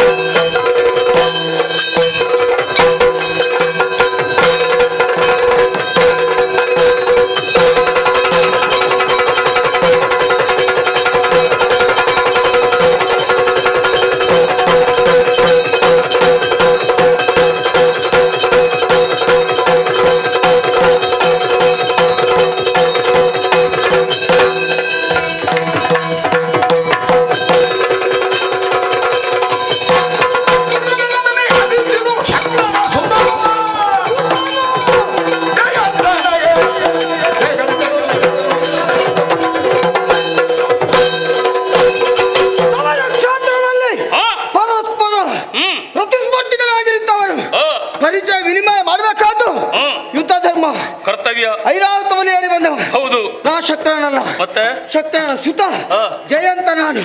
ನೀನ್ ಯಾರು? ನಾನು. ಯಾಕೆ ಬಂದೆ?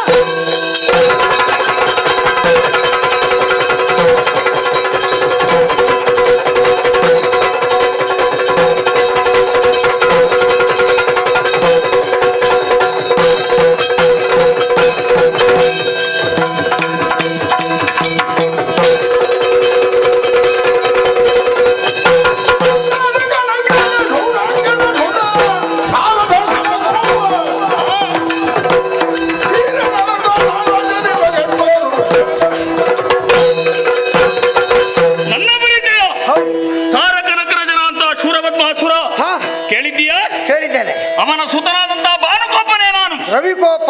ಹೌದು. ಇಲ್ಲಿವರೆಗೆ ಬಂದಂತ ಉದ್ದೇಶ ಏನು? ಒಂದು ಸ್ವರ್ಗ ನಮ್ಮದ್ದಾಗಬೇಕು, ಇನ್ನೊಂದು ಸುರಪತಿಯ ಮಡದಿ ಶಚಿ ಇದ್ದಾಳ. ಇದ್ರೆ ಬೇಕವಳು. ಯಾಕೆ? ನಮ್ಮಪ್ಪನಿಗೆ. ಹೌದಾ? ಕೊಂಡೋಗ್ಲಿಕ್ಕೆ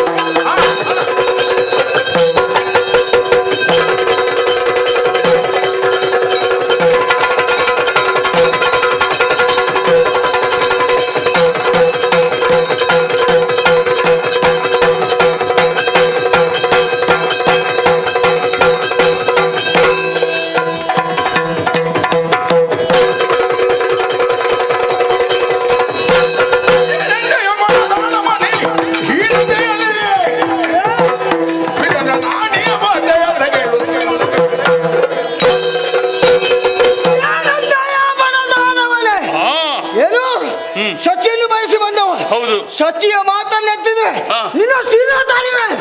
ನೀನು ಹಾಗಿದ್ರೆ ನೋಡೋಣ.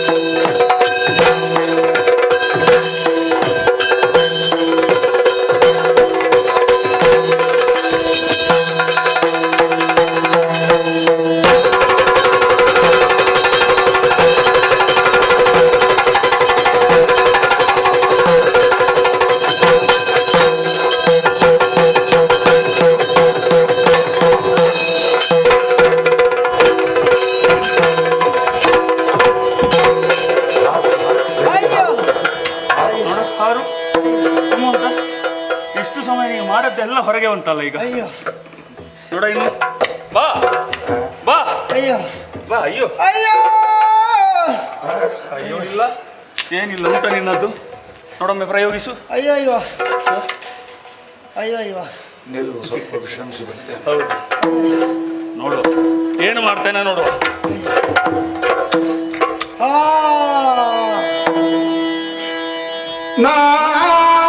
ನಾರಿಯೊಳನೆಂದು ಕಾದುವೆನು,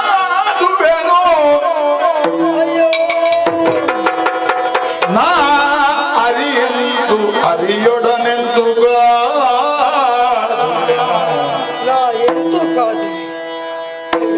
ನೋಡಲೇತ ನೋಡಲೇತ ಮದನಾರಿ ಮದನಾರಿ ಎಂದರೆ ತೋರುತ್ತಿಗ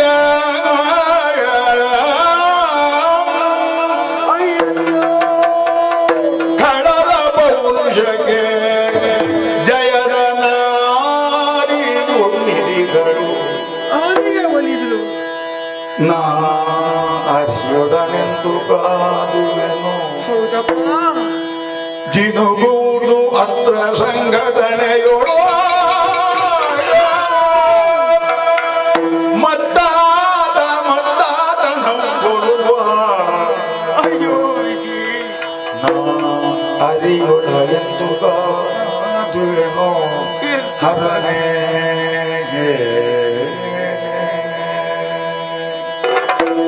ಅಯ್ಯೋ ವಿಧಿಯೇ, ಏನಾಯ್ತು? ಜಯಂತರ ಪಾಲಿಗೆ ಇಂತಹ ಒಂದು ಸ್ಥಿತಿ ಬರ್ತದೆ ಎನ್ನುವ ಕಲ್ಪನೆ ಕೂಡ ಇರಲಿಲ್ಲ ಸ್ವಾಮಿ. ನನ್ನಪ್ಪನ ಅನುಪಸ್ಥಿತಿಯಲ್ಲಿ ನಾಲ್ಕ ಲೋಕದ ಯೋಗ್ಯತೆ ಘನತೆಯನ್ನು ಉಳಿಸಿಕೊಳ್ತಾನೆ ಎನ್ನುವ ಭರವಸೆಯಿಂದ ಇವನೊಡನೆ ಕಾದಾಟಕ್ಕೆ ಇಳಿದ್ರೆ, ಹೋರಾಟಕ್ಕೆ ಇಳಿಯುವಂತಹ ಸಂದರ್ಭದಲ್ಲಿ ಮನದಲ್ಲಿ ಒಂದು ಅಭಿಪ್ರಾಯ ಇತ್ತು. ಬಂದಿರುವಂತಹ ವಿರೋಧಿಗಳೆಲ್ಲರೂ ಕೇವಲ ನಾರಿಗೆ ಸಮಾನರು, ನಾರಿಯರೊಡನೆ ಹೋರಾಡಿದಂತೆ ಹೀಗೆ ಭಾವಿಸಿದ್ದೆ. ಆದ್ರೆ ಈಗ ಅರ್ಥ ಆಯಿತು. ನಾ ಅರಿಯೊಡನಿಂತು ಕಾದುವೆ. ಇವನಲ್ಲಿ ಹೇಗೆ ಕಾದಾಟ ಮಾಡಬೇಕು? ಸಾಧ್ಯವೇ ಇಲ್ಲ. ಇವನ ಕಾದಾಟ, ಇವನನ್ನು ನೋಡ್ತಾ ಇದ್ರೆ ಸಾಕ್ಷಾತ್ ಮದನಾರಿಯನ್ನೇ ಕಂಡಂತೆ ಭಾಸವಾಗ್ತಾ ಇದೆ. ಅವ ಬಿಟ್ಟಂತಹ ತೊಟ್ಟಂತಹ ಒಂದೊಂದು ಅಸ್ತ್ರವು ನನ್ನ ದೇಹಕ್ಕೆ ತಾಗಿ ರಕ್ತ ತಿರುಗುತ್ತಾ ಇದೆ. ಕ್ಷಣದಿಂದ ಕ್ಷಣಕ್ಕೆ ನನ್ನ ಚಂಗ ಫಲವೇ ಕುಸಿತಾ ಇದೆ. ಹಾಗಿದ್ರೆ ಜಯಲಕ್ಷ್ಮಿ ಎನ್ನುವಂತಹ ಲಲನೆ ಅವನ ಪಾಲಿಗೆ ಒಲಿದಲೆಂಬುದು ಸತ್ಯ ತಾನೆ. ನಾ ಏನು ಮಾಡಲಿ?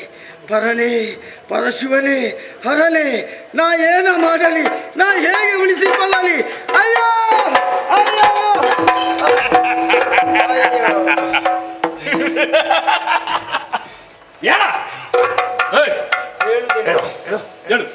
ಹೇಳಲಿಕ್ಕೆ ಕೂಡಿದ್ರೆ ಮಲಗ್ತಾನೆ. ಆಗ ಬಹಳ ಹೇಳಿದ್ದಿ, ನಾನು ಹಾಗೆ ಮಾಡ್ತೇನೆ ಹೀಗೆ ಮಾಡ್ತೇನೆ, ನಮ್ಮ ಎದುರು ಯಾರು ಇಲ್ಲ ಅಂತ. ಹೌದು, ನೀನು ಹೋದ್ಯಲ್ಲ. ನಾನು ನೀನು ಬಿದ್ದಿದ್ದಿ ಅಂತ ಹೋದ್ದು. ಅಯ್ಯೋ, ನಿನಗೆ ಹೇಳಲಿಕ್ಕಾಗುದಿಲ್ವಾ? ಹರಿಯೇ ಎಂತ ಹರಿಯೇ? ಹರಿಯೇ ಯಾವ ಹರಿ? ಓ ರಂಗನಾಯಕ, ನೀವಿದ್ದೀಗಾಯ್ತಲ್ಲ. ಕೈ ಕೊಟ್ಟು. ನನಗೆ ಅಭ್ಯಾಸ ಇಲ್ಲ. ಹಾಗೆ ಹೇಳಿದ್ದಲ್ಲ ನಿನ್ನ ಹತ್ರ. ಅಯ್ಯೋ, ನಿನ್ನ ನಂಬಿಸ್ತೇನೆ. ಅಷ್ಟಾದ್ರೂ ಮಾಡಬೇಕು. ಒಂದು ಸ್ವಲ್ಪ ಒಳ್ಳೆ ಹೊಡೆದ್ರು ಮತ್ತೆ ನನ್ನನ್ನು ಕೆಟ್ಟವಂತ ಯಾರು ಹೇಳಿದ್ದು? ಸಹಾಯ ಮಾಡ್ತಾರೆ. ಅಯ್ಯೋ ದೇವರೇ, ನಾ ಸೋತೆ ಅಪ್ಪ. ಸೋತಿಯಾ? ನನ್ನನ್ನು ಬಿಟ್ಟು ಬಿಡು. ಅದು ಬೇಕಾ? ನನ್ನನ್ನು ಬಿಟ್ಟು ಬಿಡು. ಒಪ್ಪಿಕೋ. ಬಿಟ್ಟು ಬಿಡು. ಬಿಟ್ಟು ಬಿಡುದಿಲ್ಲ.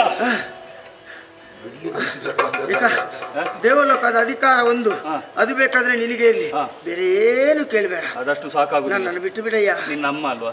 ಅಮ್ಮನ ಸುದ್ದಿ ತೆಗಿಬೇಡ. ಶಚಿ, ಶಚಿ, ಆ ಶಚಿಯನ್ನು ಕೊಡು. ಈಗ ನೀನು ಬಿಡ್ತೇನೆ. ನನ್ನ ಅಮ್ಮನನ್ನು ನೀನು ಯಾಕೆ ಕೊಂಡು ಹೋಗ್ತಿ? ನನ್ನ ಅಪ್ಪನಿಗೆ. ಹಾಗಿದ್ರೆ ನಿನ್ನ ಅಮ್ಮನನ್ನು ಯಾರಿಗೆ? ಮಾತೆತ್ತಿರದೆ ಜಾಗ್ರತೆ. ನಿನ್ನ ಅಮ್ಮನ ಸುದ್ದಿ ಮಾತಾಡಬಾರ್ದು. ಇವರು ಎಲ್ಲರೂ ಈಗ ಇದಕ್ಕಿಂತ ಮೊದಲು ದೇವೇಂದ್ರನಿಗೆ ಇವಳೆ ಅಲ್ವಾ? ಮತ್ತೆ ನನ್ನಪ್ಪನಿಗೆ ಕೊಂಡೋದ್ರೆ ಏನು ತಪ್ಪುಂಟು? ಅಯ್ಯೋ ಪಾಪಿಯೇ, ನಿನ್ನ ನಾಲಿಗೆಯಲ್ಲಿ ಹುಳವಿಲ್ಲಿಕ್ಕೆ. ಅಯ್ಯೋ ಅಪ್ಪ, ಗುರುಗಳೇ. ಎತ್ತದು ಗುರುಗಳೇ. ನನ್ನನ್ನು ಬಿಡುದಿಲ್ಲ ನೀವು.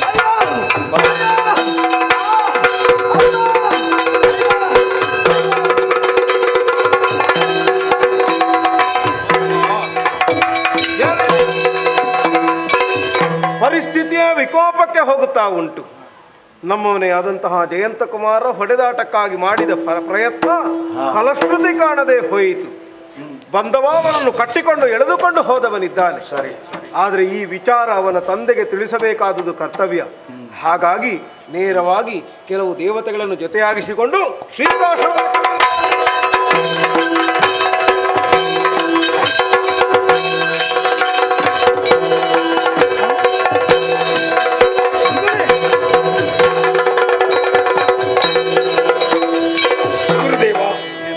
ಶ್ರೀಕಾಶವನದಲ್ಲಿ ಶಿವಧ್ಯಾನವನ್ನು ಮಾಡ್ತಾ ನೆಮ್ಮದಿಯಿಂದಿದ್ದೆವು. ಇವತ್ತು ತಮ್ಮ ಆಗಮನ. ಸ್ವರ್ಗದಲ್ಲಿ ಎಲ್ಲರೂ ಕುಶಲಿಗರೇ, ಯಾಕೆ ಬಂದಿರಿ? ಅಪ್ಪಣೆ ಕೊಡಿಸಿ. ಪರಿಸ್ಥಿತಿ ಹಾಳಾಗಿ ಹೋಯಿತು. ಏನು ಗುರುದೇವ?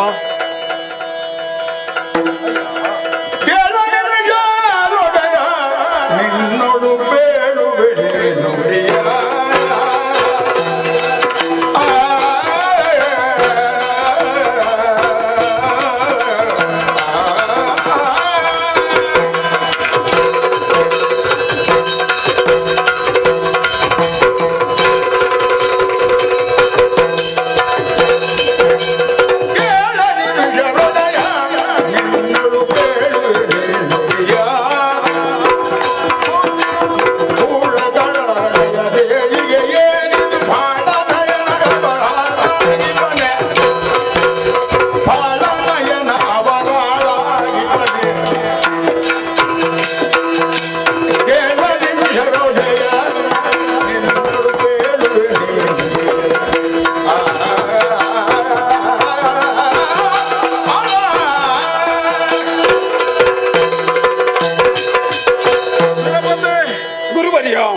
ಕೊಟ್ಟ ವಚನವನ್ನು ಉಳಿಸಿಕೊಳ್ಳುವುದಕ್ಕಾಗದೇ ಇದ್ದ ಕಾರಣದಿಂದಾಗಿ ವಾಚಸ್ಪತಿಯಾದ ನಾನು ನಿನ್ನ ಮುಂಭಾಗದಲ್ಲಿ ಕಣ್ಣೀರಿಡಬೇಕಾದ ಪರಿಸ್ಥಿತಿ ನಿರ್ಮಾಣವಾಗಿದೆಯಪ್ಪ. ನಿಮ್ಮ ಮಾತು ಒಗಟಾಕಿದೆಯಲ್ಲ, ಏನಾಯ್ತು ಹೇಳಿ. ನಾವು ಏನನ್ನು ಲಕ್ಷಿಸಿ ನಿನ್ನನ್ನು ಎಲ್ಲಿಂದ ಕಳುಹಿಸಿ ಕೊಟ್ಟೆನು, ಆ ವಿಚಾರ ನಡೆದೇ ಹೋಯಿತು. ಅಸುರರ ದಾಳಿ ನಮ್ಮ ಸ್ವರ್ಗದ ಮೇಲಾಗಿ ಹೋಯಿತು. ಪರಿಣಾಮ ನಿನ್ನ ಮಗನಾದ ಜಯಂತ ಬಹುಬಗೆಯಿಂದ ಅವನ ಜೊತೆಯಲ್ಲಿ ಹೋರಾಟವನ್ನು ಮಾಡಿದ. ಆದ್ರೆ ಪರಿಣಾಮ ಒಳ್ಳೆಯದಾಗಲಿಲ್ಲ ನಮಗೆ. ಏನಾಯ್ತು? ಯುದ್ಧದಲ್ಲಿ ಸೋಲಾಯಿತು. ಮುಂದೆ ಜಯಂತರನ್ನು ಕಟ್ಟಿಕೊಂಡು ಎಳಕೊಂಡು ಹೋದ್ರಪ್ಪ, ಎಳಕೊಂಡು ಹೋದ.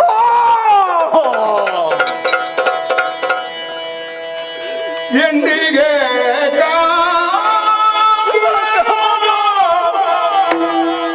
ಎನ್ನಯ ಮುತ್ತು ಕಂಡಗೆ ಬೇಗಿನ್ನು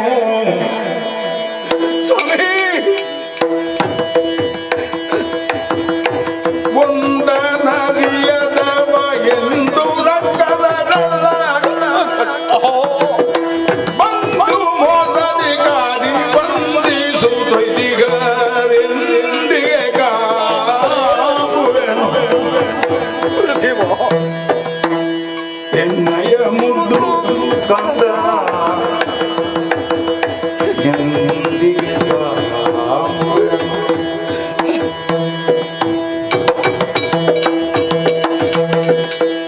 ಗುರುದೇವ, ಏನಪ್ಪ? ತಂದೆ ತಾಯಿಗಳಿಗೆ ಆನಂದವನ್ನು ಉಂಟು ಮಾಡುವವನೇ ನಂದನ ಅಂತ ಕರೆಸಿಕೊಳ್ತಾರಂತೆ. ನನ್ನ ಮುದ್ದು ಕಂದ ಜಯಂತ ಕಷ್ಟ ಏನು ಅಂತ ತಿಳಿಯದವ. ಸ್ವಾಮಿ, ಮುದ್ದಿನಿಂದ ಅವನನ್ನು ಬೆಳೆಸಿದ್ದೇವೆ. ಗೆಳೆಯರ ಜೊತೆಯಾಗಿ ಆಟ ಪಾಠದಲ್ಲೇ ಕಾಲವನ್ನು ಕಳೆಯುವವ. ಅವರ ನಗಲಿ ತಂದೆ ತಾಯಿಗಳಾದಂತಹ ನಾವು ಇಲ್ಲಿಗೆ ಬಂದು ನೆಲೆಸಿದೆವು. ಪೂಜ್ಯರೇ, ಕಳ್ಳರೊಡನೆ ಹೋರಾಡಿ ಆತ ಸೋಲನ್ನು ಅನುಭವಿಸುತ್ತೇನೆ. ನನ್ನ ಮುದ್ದು ಕಂದನನ್ನು ಎಂದು ಕಾಣುವೆನೋ? ಹರಿರಾಯರು ಅವರನ್ನು ಏನು ಮಾಡಿದರು? ಕ್ರೂರವಾದ ಶರವನ್ನು ಬಿಟ್ಟಾಗ ಸ್ವಾಮಿ ಅದು ಅವನ ದೇಹಕ್ಕೆ ತಾಗಿದಾಗ ಗಾಯವಾದ ಸಂದರ್ಭದಲ್ಲಿ ಅಪ್ಪ ಅಂತ ಕೂಗಿ ಕರೆದಿರಬೇಕು. ನನ್ನ ಆಕೆಯ ನೆನಪು ಮಾಡಿರ್ಬೇಕು. ಅಮ್ಮ ನನ್ನ ರಕ್ಷಣೆಗೆ ಇಲ್ಲವಲ್ಲ ಅಂತ ಕೋಳೋ ಅಂತ ಹತ್ತಿರ್ಬೇಕು. ಪೂಜ್ಯರೇ, ನನ್ನ ಮಗನನ್ನು ಕಾಣುವ ಬಗೆಯಂತೂ ಅವನಿಗೆ ಯಾವ ರೀತಿಯ ಚಿತ್ರಹಿಂಸೆಯನ್ನು ಕೊಟ್ಟರೋ, ಮತ್ತೆ ಅವನನ್ನು ಎಲ್ಲಿಗೆ ಒಯ್ದರೋ, ಶಿವನೇ ಶಿವನೇ, ಮಗನನ್ನು ಕಾಣುವಂತಹ ಯೋಗ ಭಾಗ್ಯ ತಂದೆ ತಾಯಿಗಳಾದಂತಹ ನಮಗೆ ಇದೆಯೋ ಇಲ್ಲೋ? ಶಿವನೇ, ಯಾಕಿಂತಹ ಸಂಕಷ್ಟ ಬಂತು ತಂದೆ? ಹಾ ಶಿವನೇ. ಏನಾಯ್ತು? ಏನಾದ ನಮ್ಮ ಬಾಲನು?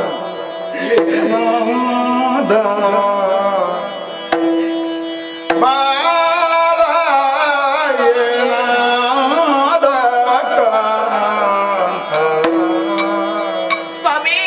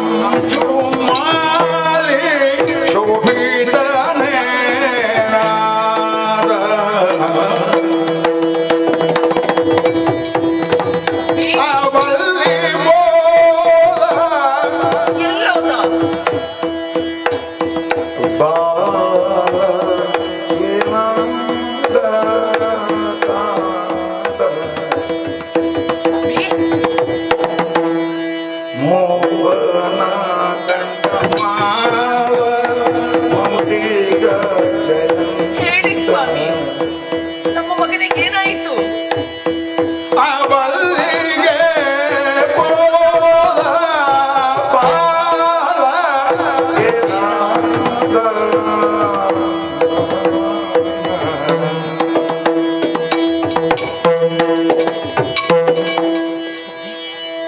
ನಮ್ಮ ಮಗನಿಗೆ ಏನಾಯಿತು ಸ್ವಾಮಿ?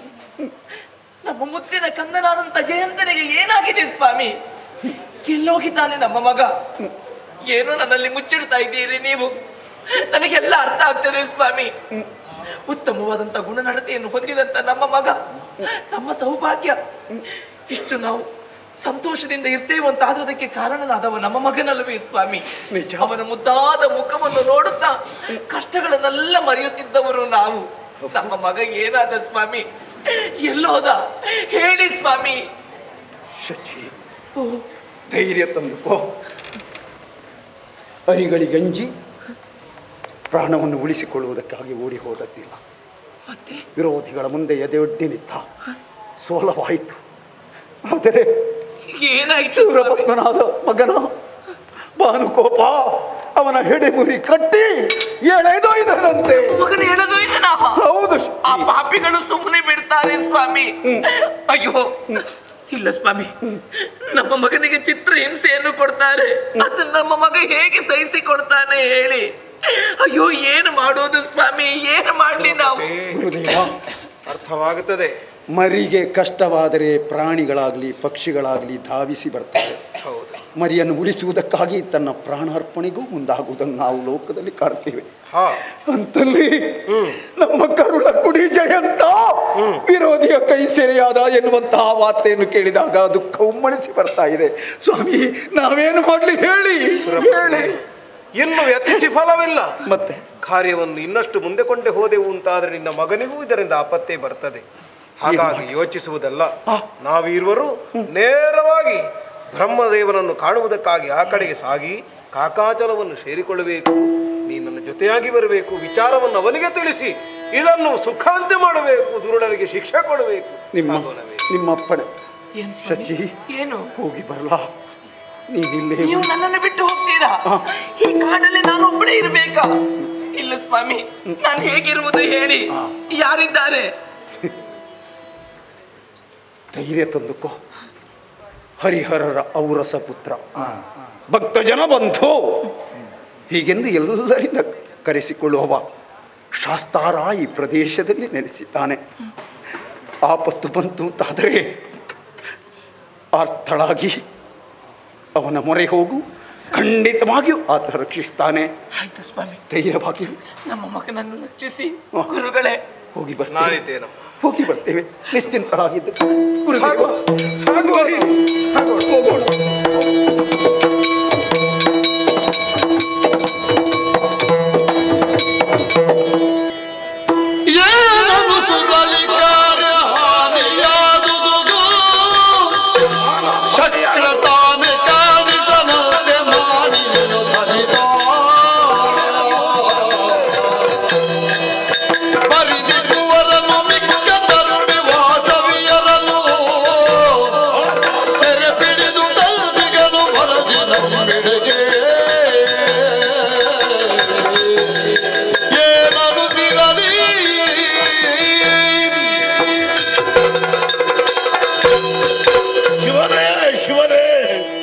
ಮಗನಾದಂತಹ ಭಾನುಕೋಪ ಶಚಿಯನ್ನು ತರುವುದಕ್ಕಾಗಿ ದೇವಲೋಕವನ್ನು ಸೇರಿದ್ರೆ ಅಲ್ಲಿ ದೇವೇಂದ್ರ ಮತ್ತು ಶಚಿ ಇಲ್ಲದಾಗಿ ಹೋಗ್ತಾರಂತೆ. ಎಲ್ಲಿ ಅಡಗಿದ್ದಾರೆ, ಎಲ್ಲಿ ಹೋದರಂತೆ ಅವನಿಗೂ ತಿಳಿದಿಲ್ಲ. ಆದ್ರೆ ಯುದ್ಧಕ್ಕಾಗಿ ಬಂದಂತಹ ದೇವತೆಗಳು, ಆಮೇಲೆ ದೇವೇಂದ್ರನ ಮಗನಾದಂತಹ ಜಯಂತ ಅವರನ್ನೆಲ್ಲ ಯುದ್ಧದಲ್ಲಿ ಸೋಲಿಸಿ ಸೆರೆ ಹಿಡಿದು ಎಳೆದುಕೊಂಡು ಬಂದಿದ್ದಾನೆ. ಸೆರೆಯಲ್ಲಿ ಇರಿಸಿದ್ದಾನೆ. ನನಗೆ ಬೇಕಾದವಳು ಶಚಿ. ಯಾರಲ್ಲಿ ಹೇಳೋಣ? ಶಿವನೇ, ಚಿಂತಾಗಾರವನ್ನು ಸೇರಿ ಸ್ವಲ್ಪ ಯೋಚನೆ ಮಾಡ್ತಾ ಇರ್ತೇನೆ. ನೋಡುವ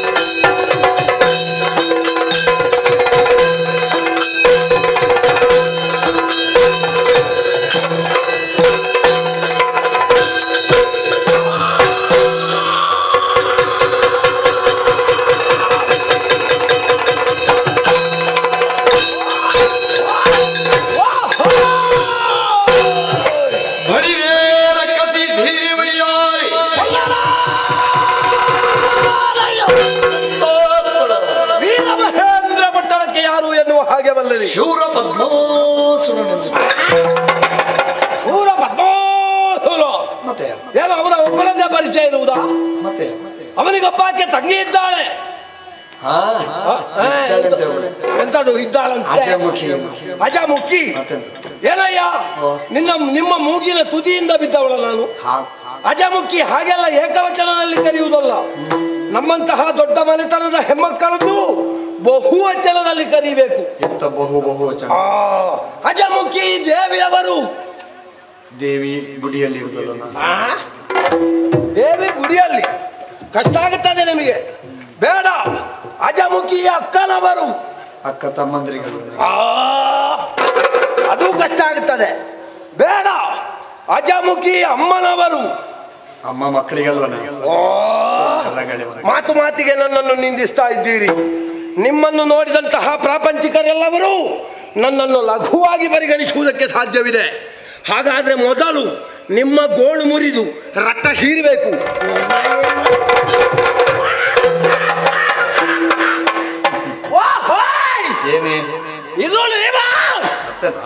ನೀವಾದೀತು ಅಂದ್ರೆ ನೀವು ಏನು ಹೇಳಿದ್ರು ಆದೀತು ಅಂತ. ಯಾಕೆ? ನಮ್ಮ ಅಣ್ಣನ ಆಸ್ಥಾನ ವಿದ್ವಾಂಸರು ನೀವು, ಗಾನ ಸುರಭಿಗಳು. ನಿಮ್ಮ ಬಗ್ಗೆ ನಮ್ಮ ಅಣ್ಣ ಆಗಾಗ ಹೇಳ್ತಾ ಇರ್ತಾನೆ. ನೀವು ಗುರು ಸಮಾನರಾದಂತಹ ನೀವು ನಮ್ಮ ಬಗ್ಗೆ ಏನು ಹೇಳಿದ್ರು ಅದು ದೊಡ್ಡ ವಿಷಯ ಅಲ್ಲ. ಹೋ ಹೋ ಹೋ ಹೋ ಜೊತೆಯಾಗಿ ಇವರೂ ಇದ್ದಾರೆ. ವಯಸ್ಸಾದ್ರೂ ಇನ್ನೂ ಕೂಡ ಎಳೆಯ ತರುಣರನ್ನೇ ನಾಚಿಸುವ ರೀತಿಯಲ್ಲಿ ನಮಗೆ ಸ್ಫೂರ್ತಿಯನ್ನು ತುಂಬುವವರು. ಹಾಗಾದ್ರೆ ಜೊತೆಯಲ್ಲಿ ಅವರು ಇದ್ದಾರೆ. ಅವರು ಈಗೀಗ ಊರಲ್ಲಿರುವುದೇ ಕಷ್ಟ, ಹೆಚ್ಚಾಗಿ ವಿದೇಶ ಪ್ರಯಾಣದಲ್ಲೇ ಇರುವವರು. ಹೌದು. ಹಾಗಾದ್ರೆ ನೀವು ಮೂವರು ಒಂದಾದರೆ ಇಂತಾದ್ರೆ ನಿಮ್ಮನ್ನು ಎದುರಿಸುವಂತಹ ಸಾಮರ್ಥ್ಯವುಳ್ಳವರು ಯಾರಿದ್ದಾರೆ ಹೇಳಿ? ಎದುರಿಸಲಿಲ್ಲ ಬಿಡು. ಹಾಗಾದ್ರೆ ನಿಮ್ಮ ಬಗ್ಗೆ ನನಗಿಷ್ಟು ಗೊತ್ತುಂಟು. ಹೌದು. ನನ್ನ ಬಗ್ಗೆ ನಿಮಗೇನು ಗೊತ್ತುಂಟು? ಎಂತದ್ದು ಬರೀ ಹೆಣ್ಣು ರಕ್ಕಸಿ. ಬರೀ ಒಂದು ಹೆಣ್ಣು ರಕ್ಕಸಿ ಅಷ್ಟೇಯ? ಮತ್ತಿನ್ನೇನು? ಹಾಗಲ್ಲ. ಕಶ್ಯಪ ಬ್ರಹ್ಮನ 13 ಮಂದಿ ಮಡದಿಯರಲ್ಲಿ ಓರ್ವಾಕ್ಯ ಸುರಸಾದೇವಿ, ಅವಳ ಪಾವನ ಗರ್ಭಾಬುದಿಯಲ್ಲಿ ಹುಟ್ಟಿಕೊಂಡವರು 4. ಹಿರಿಯವ ತಾರಕಾಸುರ, ಶೂರಪದ್ಮ, ಸಿಂಹಾಸ್ಯ, ಅಜಮುಖಿ ಎನ್ನುವ ಹಾಗೆ ಹುಟ್ಟಿದ್ದೇನೆ. ಆದ್ರೆ ನನ್ನನ್ನೊಮ್ಮೆ ಸರಿಯಾಗಿ ನೋಡಿ ಸ್ವಾಮಿ, ನನಗೆ ಪ್ರಾಯ ಎಷ್ಟಾಗಬಹುದು? ಪ್ರಾಯ ಒಂದು 51 ಆಗ್ಲಿಕ್ಕಿಲ್ವ? 51? ಅದು ನಿಮ್ಮ ಅಜ್ಜಿಗೆ 51. ಅಜ್ಜಿಗೆ ಹೆಚ್ಚಾಗಿದೆ. ಅದು ನಾನು ಹಾಗೆ ಅಲ್ವಾ? ನಾವೆಲ್ಲ ದೊಡ್ಡವರ ಮನೆಯ ಮಕ್ಕಳು. ನಾವು ತಿಂದು ಬೆಳೆದದ್ದಷ್ಟೇ. ಪ್ರಾಯ ಆಗಲಿಲ್ಲಪ್ಪ. ಸಾಧಾರಣ ಅಂತ ಹೇಳಿದ್ರೆ ನಿನ್ನೆ ನನ್ನ ಜಾತಕವನ್ನು ಕೊಂಡು ಹೋಗಿ ತೋರಿಸಿದ್ದೇನೆ. ಆಗ ನಮ್ಮ ಆಸ್ಥಾನದ ಜೋಯಿಸರು ಹೇಳಿದ್ದಾರೆ, ಮಗಳೇ 16 ವರ್ಷ 11 ತಿಂಗಳು 13 ದಿವಸ ಈಗ ಕಳೆಯಿತು ಅಂತ.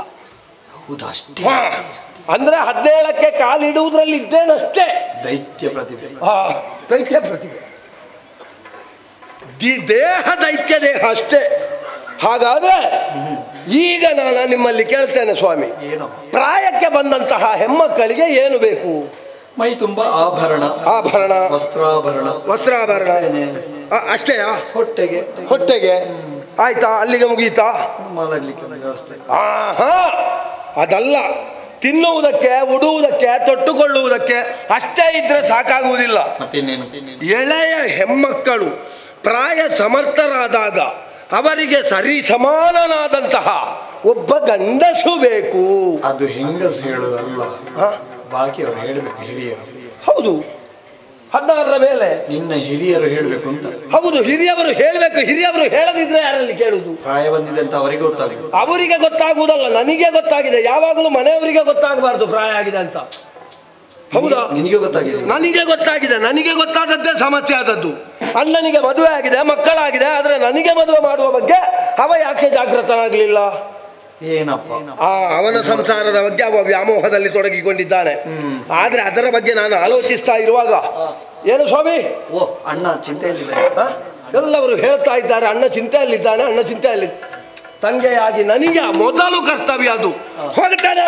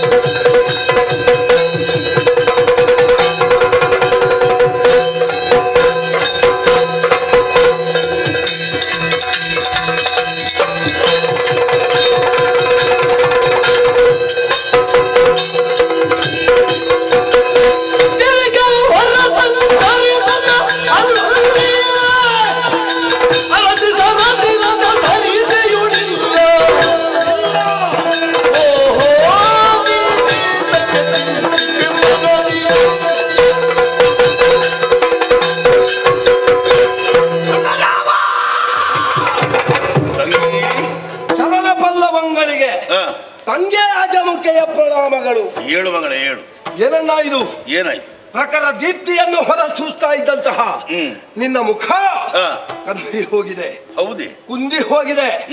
ವಿಚಾರ ಏನು ಎನ್ನುವುದನ್ನು ಅರ್ಥವಿಸಿಕೊಂಡಿದ್ದೇನೆ. ಶಚಿ ನಿನಗೆ ಸಿಗಲಿಲ್ಲ ಎನ್ನುವ ಕಾರಣದಿಂದ ಚಿಂತಾಕ್ರಾಂತನಾದಯ. ಬಿಡಣ್ಣ ಯೋಚನೆ. ಶಚಿ ಇಲ್ಲದಿದ್ರೆ ಏನು, ನಾನಿಲ್ವೇ? ಯಾಕೆ ಕರ್ಮಕ್ಕ? ನೀನ್ ಯಾಕೆ? ಅವಳನ್ನು ಹುಡುಕುವುದಕ್ಕೆ ನಾನಿಲ್ವೇ ಅಂತ ಹೇಳಿದ್ದು. ಹುಡುಕುವುದು ನೀನು? ಹೌದು ಅಣ್ಣ. ನನಗೊಂದು ಅಡಮತಿಯನ್ನು ಕೊಟ್ಟದ್ದು ಹೌದು ಅಂತ ಆದ್ರೆ ಏನು ಮಾಡ್ತಿ? ನಾನು ಸೂಕ್ಷ್ಮವಾದಂತಹ ರೂಪವನ್ನು ಧರಿಸಿ ಅವಳು ಇಳೆ 3ರಲ್ಲಿ ಇದ್ರು ಹುಡುಕಿ ನಾನು ತರ್ತೇನೆ. ತಂಗಿ, ರಕ್ಕಸ ಕುಲದಲ್ಲಿ ಗೂಢಚಾರಿಕೆ ಮಾಡುವವರೇನು ಕಡಿಮೆ ಇಲ್ಲ, ಗೊತ್ತಾಯ್ತಲ್ಲ? ಹೌದು. ದೇವಲೋಕವನ್ನು ಸೇರಿದವರು ಆ ದೇವೇಂದ್ರ ಮತ್ತು ಶಚಿ ಎಲ್ಲಿದ್ದಾರೆ ಅಂತ ಬಹಳಷ್ಟು ಹುಡುಕಾಡಿದ್ದಾರೆ. ಅಲ್ಲಿ ಕಾಣದಿದ್ದಾಗ ಯಕ್ಷ ಗರುಡ ಗಂಧರ್ವ ಲೋಕವನ್ನೆಲ್ಲ ಸಂಚಾರ ಮಾಡಿದ್ದಾರೆ. ಭೂಮಿಗೆ ಇಳಿದಿದ್ದಾರೆ, ಪಾತಾಳವನ್ನು ಸೇರಿದ್ದಾರೆ. ಎಲ್ಲಿಯೂ ಅವರು ಕಾಣ ಸಿಕ್ಕಿದ್ದಿಲ್ಲವಂತೆ. ಹಾಗಾದ್ರೆ ಶಚಿಯನ್ನು ಹುಡುಕುವುದಕ್ಕೆ ಎಲ್ಲಿಗೆ ಹೋಗುತ್ತೀರಿ?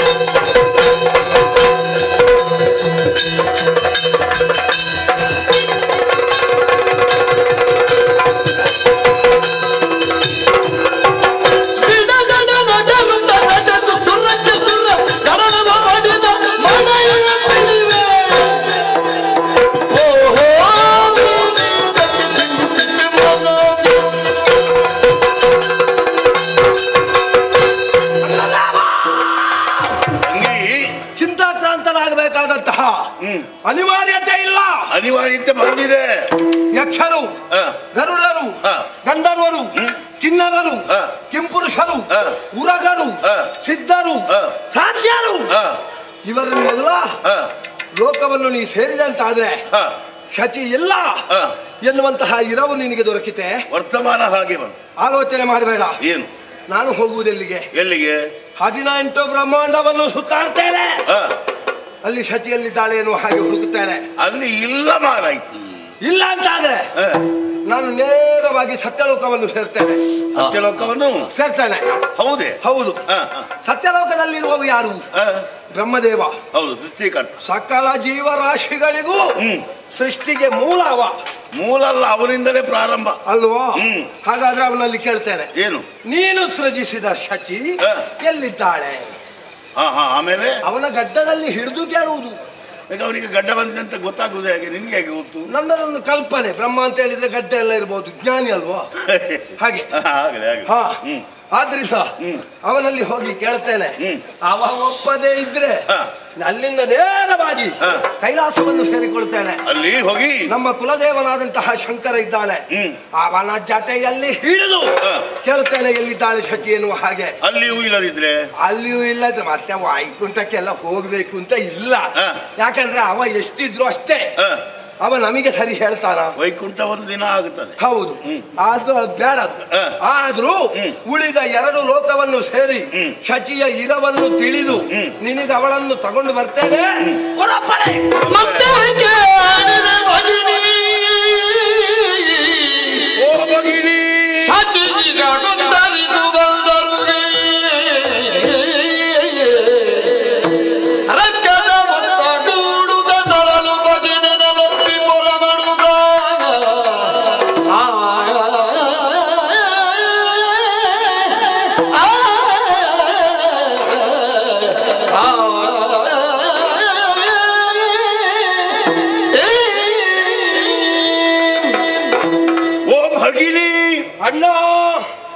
ನೀನಾಡುವಂಥ ಮಾತು ಕೇಳುವಾಗ ಸಂತೋಷವಾಗುತ್ತಾ ಇದೆ. ಆಗ ಬೇಕು ಅಂತಲೇ ಇಂತಹ ಮಾತುಗಳನ್ನ ರಕ್ಕಸರೆಲ್ಲ ಬಹಳಷ್ಟು ಶ್ರಮವಹಿಸಿ ಸತಿಯನ್ನು ಹುಡುಕುವುದಕ್ಕೆ ಪ್ರಯತ್ನ ಪಟ್ಟರು, ಯಾರಿಂದಲೂ ಆಗಲಿಲ್ಲ. ಪ್ರಪಂಚದಲ್ಲಿ ಯಾರಿಂದಲೂ ಅಸಾಧ್ಯವಾದಂತಹ ಕೆಲಸವನ್ನು ಒಂದು ಹೆಣ್ಣು ಮಾಡಬಲ್ಲಳು. ತಿಳಿದಿದ್ದೇನೆ. ನಿನ್ನ ಅಳಿಯನಾದಂತಹ ಭಾನುಕೋಪ ಅವ ಸಾಮಾನ್ಯನಲ್ಲ. ಅಲ್ಲಪ್ಪ, ಸೂರ್ಯನನ್ನೇ ಒಂದು ಕಾಲದಲ್ಲಿ ತುಳುಕುವುದಕ್ಕಾಗಿ ಹೋದವ. ಅಂತಹ ವೀರಾದಿ ವೀರ ನಿನ್ನ ಅಳಿಯ ಮಾಡದ ಕೆಲಸವೇ ಇಲ್ಲ. ಹೌದು, ಅಷ್ಟು ಸಾಮರ್ಥ್ಯವನ್ನು ಹೊಂದಿದವನಿಗೆ ಸತಿಯನ್ನು ಹುಡುಕುವುದಕ್ಕೆ ಕಷ್ಟವಾಗಿ ಹೋಯಿತು. ಯಾಕೆ ಕಷ್ಟ ಆಯ್ತು? ಅವನಿಗೆ ಇಲ್ಲಿ ಪೂಜೆಗೆ ಹೊತ್ತಾಯ್ತು, ಆದ್ರಿಂದ ಬಂದದ್ದು. ಅವ ಸರಿ ಹುಡುಕ್ಲಿಲ್ಲ. ಈಗ ಪೂಜೆಗೆ ಹೋಗಿ ಆಯ್ತಾ? ಹೋಗಿ ಆಯ್ತವ ತಂಗಿ.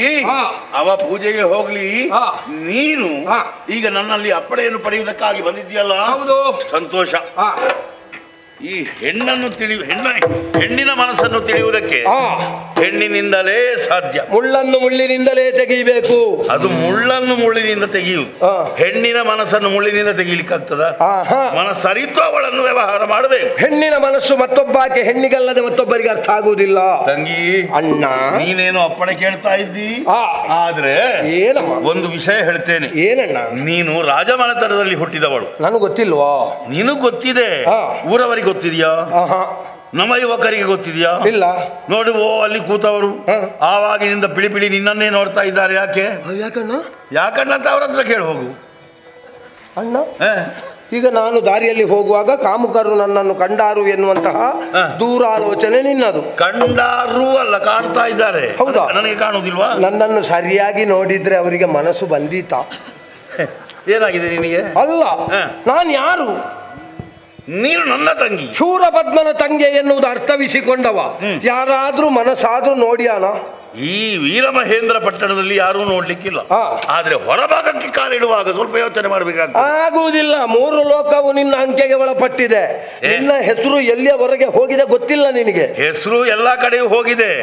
ಹೆಸರಿಗೂ ಕಾಮುಕರ ದೃಷ್ಟಿಗೂ ವ್ಯತ್ಯಾಸ ಬಹಳ ಉಂಟು, ಗೊತ್ತಾಯ್ತಲ್ಲ? ಓ, ಅದು ಅವನ ತಂಗಿ ಅಂತ ಬೇಡ ಬೇಡ ಅಂತ. ನೀನು ರಾಜಮನೆತನದಲ್ಲಿ ಹುಟ್ಟಿದಂತ ಅವ್ರಿಗೆ ಗೊತ್ತುಂಟು? ಗೊತ್ತಿಲ್ವಲ್ಲ? ಒಂದು ವೇಳೆ ಹತ್ರ ಬಂದ್ರೆ ನಾನು ಹೇಳ್ತೇನೆ. ನೋಡುವುದು ನೋಡ್ತಾರೆ, ಆದ್ರೆ ನೀನು ಮಾತ್ರ ಜಾಗ್ರತೆಯಲ್ಲಿ ಇರಬೇಕು. ನಾನು ಹಾಗೆಲ್ಲ ಮರ್ಯಾದೆಯ ಪ್ರಶ್ನೆ. ನೀನು ಅಣ್ಣನದ್ದು, ಗೊತ್ತಾಯ್ತಲ್ಲ? ಆಯ್ತಣ್ಣ. ಹೋಗುವಾಗ ಜಾಗ್ರತೆ. ನಿನ್ನ ಮರ್ಯಾದೆ ಉಳಿಸುವುದಿದ್ರೆ ನಾನೇ. ಅದು ಖಂಡಿತ. ನೀನು ಈ ಸಲ ಉಳಿಸಿದ್ರೆ ನಿನ್ನನ್ನು ಕರೆದದ್ದು ನಾನು. ಈಗ ಹರಸುವುದು ಅದಕ್ಕಾಗಿ. ನೀನೊಬ್ಬಳೇ ಹೋಗುದು ಬೇಡ. ನೀನೊಮ್ಮೆ ವೀಳ್ಯ ಕೊಡು. ನಿನಗೆ ಅದೇ ಬೇಕಾದ್ದು, ಬೇರೆ ಯಾವುದು ಕೇಳುವುದಿಲ್ಲ ನೀನು. ವೀಳ್ಯ ಕೊಡು, ವೀಳ್ಯ ಕೊಡು. ಆವಾಗಿನಿಂದ ಅಲ್ಲಿ ಒಳಗಿನಿಂದ ಪ್ರಾರಂಭ ಮಾಡಿದ್ದೀಯಂತೆ ನೀನು. ವೀಳ್ಯ ಕೊಡಿ, ವೀಳ್ಯ ಕೊಡಿ, ನಾನು ಈಗಲೇ ಹೋಗ್ತೇನೆ ಅಂತ. ಇಲ್ಲಿ ಬಾ, ನಿನಗೆ ವೀಳ್ಯವು ಕೊಡ್ತೇನೆ, ತಾಂಬೂಲವು ಕೊಡ್ತೇನೆ, ಗೊತ್ತಾಯ್ತಲ್ಲ? ಈಗ ನೀನೊಬ್ಬಳೇ ಹೋಗುವುದು ಬೇಡ ಅಂತ ನನ್ನ ಮನಸ್ಸು ಹೇಳ್ತಾ ಇದೆ. ಬೇಡ, ಬೇರೆ ಯಾರು ಬೇಡ. ನಾನು ಹೋಗುದು ಬೇಡ. ರಕ್ಕಸ ವೀರರು ಅಂಗರಕ್ಷಣೆ ಬೇಡ. ನಮ್ಮ ರಕ್ಕಸ ವೀರರು ಅವರೆಂತದಕ್ಕೆ? ತಿನ್ಲಿಕ್ಕಲ್ಲ, ನಿನ್ನ ರಕ್ಷಣೆಗೆ ಬೇಡ. ಒಂದಕ್ಕೂ ಸರಿಯಾದ ಸ್ವರೂಪ ಇಲ್ಲ. ಅವುಗಳನ್ನು ಕರ್ಕೊಂಡೋಗಿ ನಾನೆಂತ ಸಾಯುದ? ಓ, ಹಾಗುಂಟಲ್ವಾ? ಅವರ ಸ್ವರೂಪ ಸರಿ ಇಲ್ಲ, ಅವ ಕರ್ಕೊಂಡು ಹೋಗಿ ನಾನೆಂತ ಮಾಡಿದಲ್ಲ? ಹಾಗಲ್ಲ ಅಣ್ಣ, ನಾ ಹೇಳಿದ್ದನ್ನು ಅರ್ಥವಿಸಿಕೋ. ನಾವು ಹೋಗುವುದೆಲ್ಲಿಗೆ? ನಾ ಮೊದಲೇ ಹೇಳಿಲ್ವಾ? ನಾಕಲೋಕವನ್ನು ಸೇರ್ತೇನೆ, ಸತ್ಯಲೋಕವನ್ನು ಸೇರ್ತೇನೆ, ಕೈಲಾಸವನ್ನು ಸೇರ್ತೇನೆ ಅಂತ. ಅಲ್ಲಿಗೆಲ್ಲ ಹೋಗುವಾಗ ಇವರಿಗೆ ಸಂಸ್ಕಾರ ಉಂಟಾ? ಅವರಿಗೆ ಹಸಿ ಮಾಂಸ, ಬಿಸಿ ರಕ್ತ, ಹುಳಿ ಹೆಂಡ ಬಿಟ್ರೆ ಬೇರೆ ವಿಚಾರವೇ ಇಲ್ಲ. ನಾವು ಹಾಗಲ್ಲ, ನಾವು ಮಡಿವಂತಿಕೆಯನ್ನು ಉಳಿಸಿಕೊಂಡವರು. ಹೌದಾ? ನಿನ್ನ ಮಡಿವಂತಿಕೆ ಎಷ್ಟು ಅಂತ ನನಗೆ ಗೊತ್ತು. ಆಗ್ಲಿ ತಂಗಮ್ಮ, ಸ್ವಲ್ಪ ಜಾಗ್ರತೆ ವಹಿಸು. ಸತ್ಯ ಹುಡುಕಿಕೊಂಡು ಬೇಗ ನೀವು ಹೋಗಿ ಬರ್ತೇನೆ. ಶುಭ ಭಾರತ. ಹೋಗು, ನಿದ್ದೆ ಮಾಡು, ಹೆದರಬೇಡ, ನಾನಿದ್ದೇನೆ. ಹೋಗು. ಎಲ್ಲಿಗೆ ನಿದ್ದೆ? ಅಣ್ಣನಿಂದ ಆಳತಿಯನ್ನು ಪಡೆದಿದ್ದೇನೆ.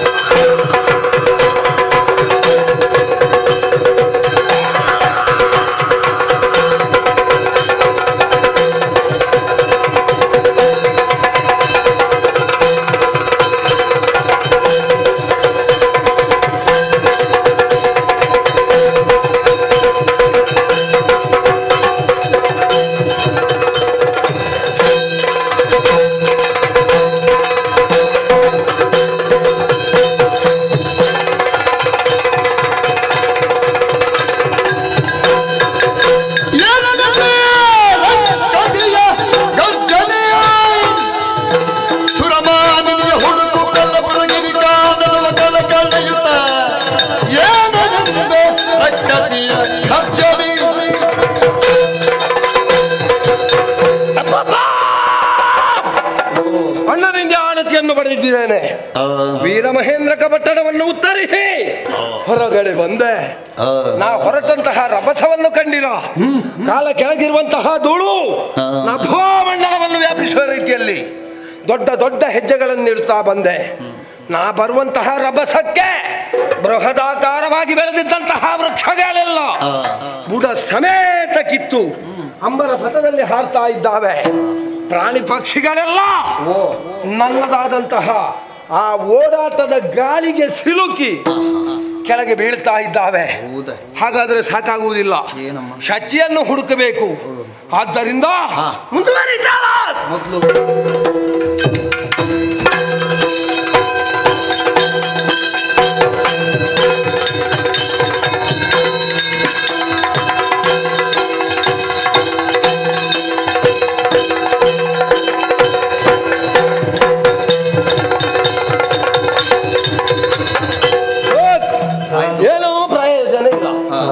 ಅಂಬರ ಪಥವನ್ನು ಏರಬೇಕಾದ ಅನಿವಾರ್ಯತೆ ಇದೆ.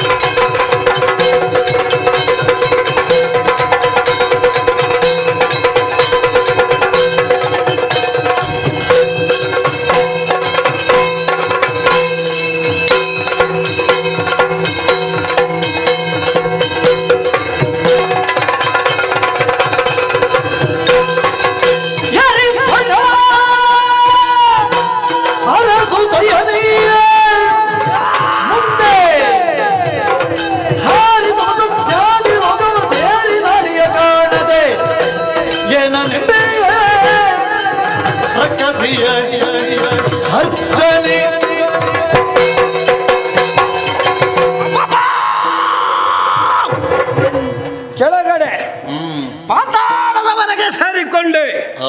ಮಾತ್ರ ಅಲ್ಲ, ರಸಾತಳವನ್ನು ಸೇರಿಕೊಂಡೆ. ಎಲ್ಲಿ ಹೋದ್ರು ಶಚಿಯ ಸುಳಿವೇ ಇಲ್ಲ. ತದನಂತರ ನೇರವಾಗಿ ಭೂಲೋಕಕ್ಕೆ ಬಂದಂತಹ ನಾನು ಲಂಘಿಸಿದ್ದೆಲ್ಲಿಗೆ ಬಲ್ಲಿರ ಬೃಹದಾಕಾರವಾದಂತಹ ಪರ್ವತಗಳ ತುದಿಗೆ. ಅಲ್ಲೆಲ್ಲಾದರೂ ಅಡಗಿ ಕುಳಿತಿದ್ದಾಳ ಎನ್ನುವ ಹಾಗೆ ಅಲ್ಲಿಯೂ ಇಲ್ಲ. ಆಯ್ತಲ್ಲ, ತದನಂತರ ನಾಕಲೋಕವನ್ನು ಸೇರಿದೆ. ನಾಕದಲ್ಲೂ ಇಲ್ಲ. ಎಲ್ಲಿ ನೋಡಿದರೂ ಶಚಿ ಇಲ್ಲ. ಎಲ್ಲಿ ಹೋಗಿರು?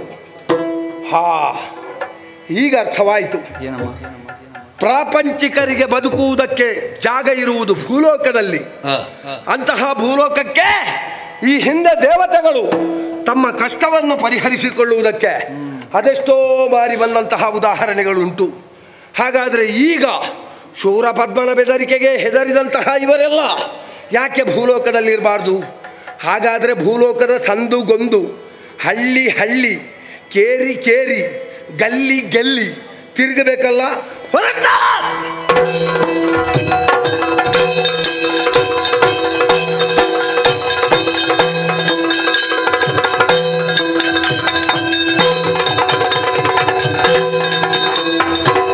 ಬಂದಳಾಗದ ಮುಖಿಗೆ ಭೂಲೋಕಕ್ಕೆ ಬಂದಳು. ಕುಂದಿ ಮನದೊಳು ನಡೆದು ನಡೆದು ಒಂದು ಸಮಸ್ಯೆಯ ತಂದಳು. ಬಂದಳಾಗ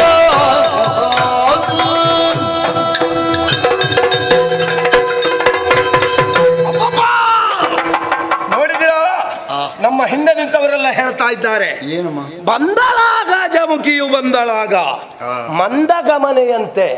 ಅಂದ್ರೆ ಮದ ತುಂಬಿದಂತಹ ಆನೆ ಹೇಗೆ ನಿಧಾನವಾಗಿ ಹೆಜ್ಜೆಯ ಮೇಲೆ ಹೆಜ್ಜೆಯನ್ನು ಸೊಂಟವನ್ನು ಬಳುಕಿಸುತ್ತಾ ತಿರುಗುತ್ತಾ ಬರುತ್ತದೋ ಅದೇ ಮುದಿಯಾನೆ ಎಂತದು ಮುದಿಯಾನೆ ಮುದಿಯಾನೆ. ನಾನು ಮತ್ತೆ ಮದ ತುಂಬಿದಾನೆ ಅಂತ ಹೇಳಿದ್ದು.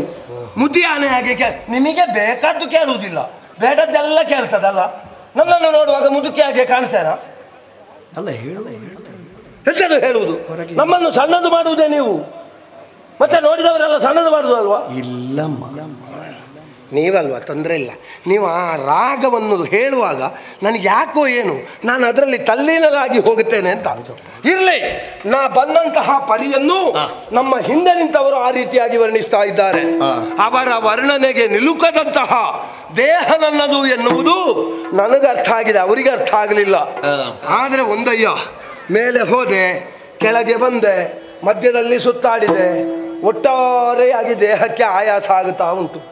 ಏನು ಮಾಡುವ? ತಮಗೆ ಬೇಕಾದ ಈಕ್ಷಿಸುತ್ತ ನೆರೆ ಸೇರೆ ಲುಪ್ತಕರ ಕಾದಂಬ ಎಸೆಯುತ್ತಿರಲ್ ಅರಿದು ಮುಂದೊತ್ತು ತನಿ ಬರ ಪಿಡಿದು ಭಕ್ಷಿಸುತ್ತಲೀ ಭಕ್ಷಿಸುತ್ತಲೀ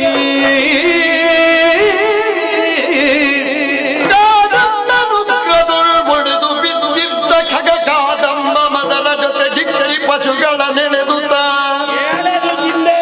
ಕಾದಂಬ ಕುಟದಡಿಯುಳೆ ಎಲ್ಲರಿಗೊಡ್ಡುತ್ತ ತನುವ ಗಾಡಿಯು ಕುಳ್ಳಿರ್ದನು.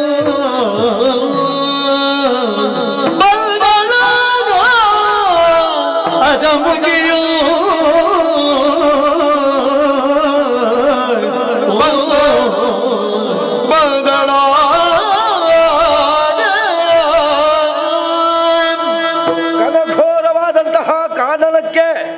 ಕಾದಂಬ ಎನ್ನುವಂತಹ ಹೆಸರುಂಟು. ಆದ್ದರಿಂದಲೇ ನಾನು ಬಂದದ್ದು ಕಾದಂಬ ಎನ್ನುವಂತಹ ಪ್ರದೇಶಕ್ಕೆ. ಯಾಕೆ? ಒಂದು ಸೂರ್ಯನ ರಶ್ಮಿ ಒಂದು ಸ್ವಲ್ಪವೂ ಬೀಳುವುದಿಲ್ಲ. ಹಗಲು ಹೊತ್ತಿನಲ್ಲೇ ಇಷ್ಟು ಕತ್ತಲೆ ಉಂಟು ಇಲ್ಲಿ. ಹಾಗಾದ್ರೆ ರಾತ್ರಿ ಆದ್ರೆ ಬರ್ಲಿಕ್ಕೆ ಸಾಧ್ಯ ಇಲ್ಲ. ನಮ್ಮಂತಹ ರಾಕ್ಷಸರಿಗೆ ಬಿಟ್ರೆ ಎಂಟದೆಯ ಭಂಟನಾದವನಿಗೂ ಇದರ ಒಳಗೆ ಪ್ರವೇಶ ಸಾಧ್ಯವೇ ಇಲ್ಲ. ಹಾಗೆ ನಡ್ಕೊಂಡು ಬಂದೆ.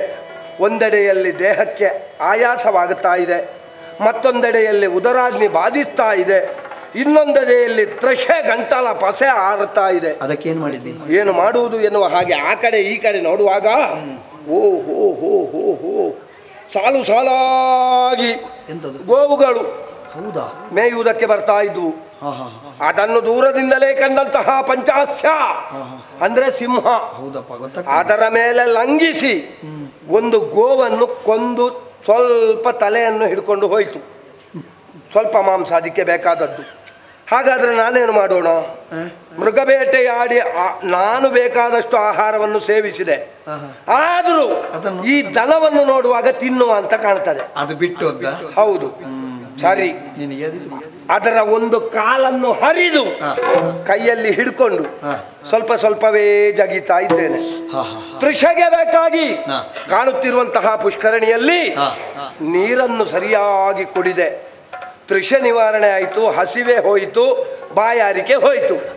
ಅಷ್ಟು ಹೊತ್ತಿಗೆ ಆಗುವಾಗ ಕಣ್ಣಿಗೆ ಅಹಂಕಾರ ಬಂತು. ನೋಡಿ, ರೂಢಿಯನು ತೊಳೆದಿದ್ದ ಶ್ರಮ ಹೋಗಾಡಿಸಿದ ನೀ ಪವನ ಆ ಪವನ ಬಾಯೊಳಗಾಡಿದೊಡೆ ಫಲ ಮಿಗುದೆ ಮತ್ತೀ ಸಮಯ ಕರವಚದಿ ಜೋಡಿಗನು ತಾನೊದಗಲಿ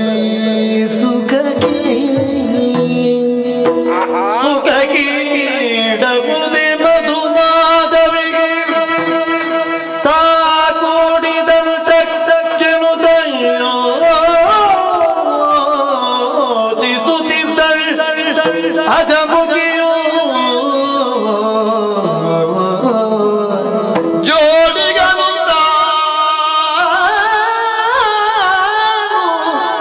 ಒದಗಲಿಕ್ಕೆ ಈ ಸುಖ ಕೀಡಿವುದೇ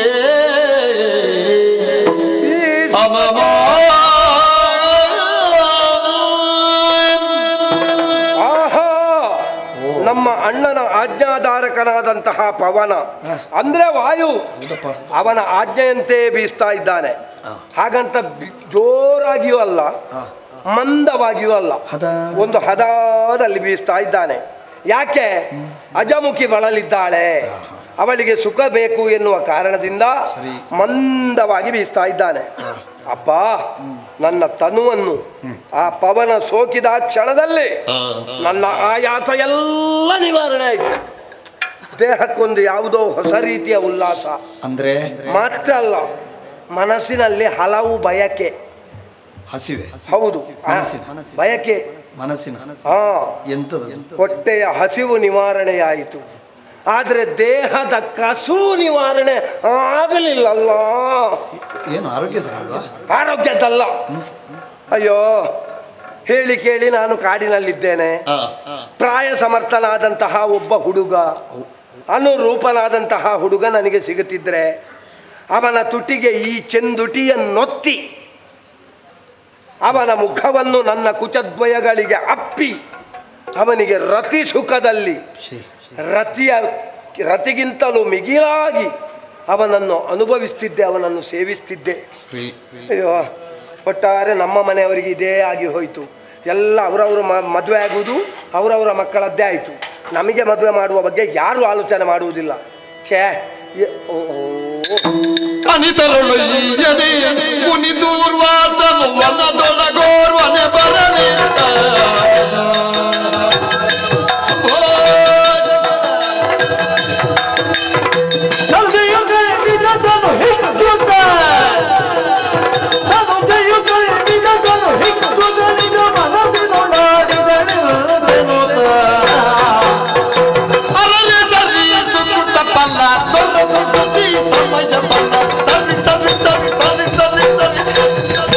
ಸರಿ ಸರಿ ಸರಿ ಸರಿ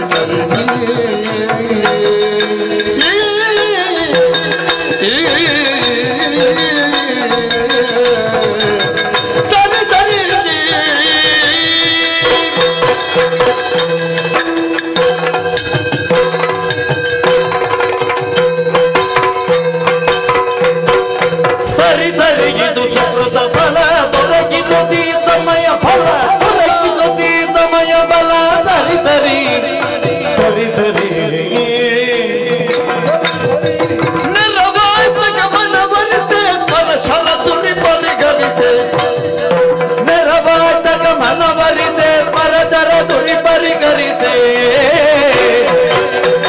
ಬಾರೆನ್ನುತ್ತಲ್ಲಿ ಕರೆಯಲಿಲ್ಲ ದೂರದೋಡಿಗೋ ಹಬ್ಬದಲ್ಲ. ಬಾರೆನ್ನುತ್ತಲಿ ಕರೆಯಲಿಲ್ಲ ದೂರದೊಳಿಗೋ ಹಬ್ಬದಲ್ಲ. ನೋಡುವ ಮುನಿಸೆ ಕೋರಿದ ನಿದಾನ ಸುಗದೆ.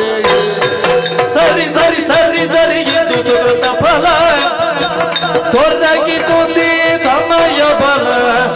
ಸರಿ ಸರಿ ಸರಿ ಸರಿ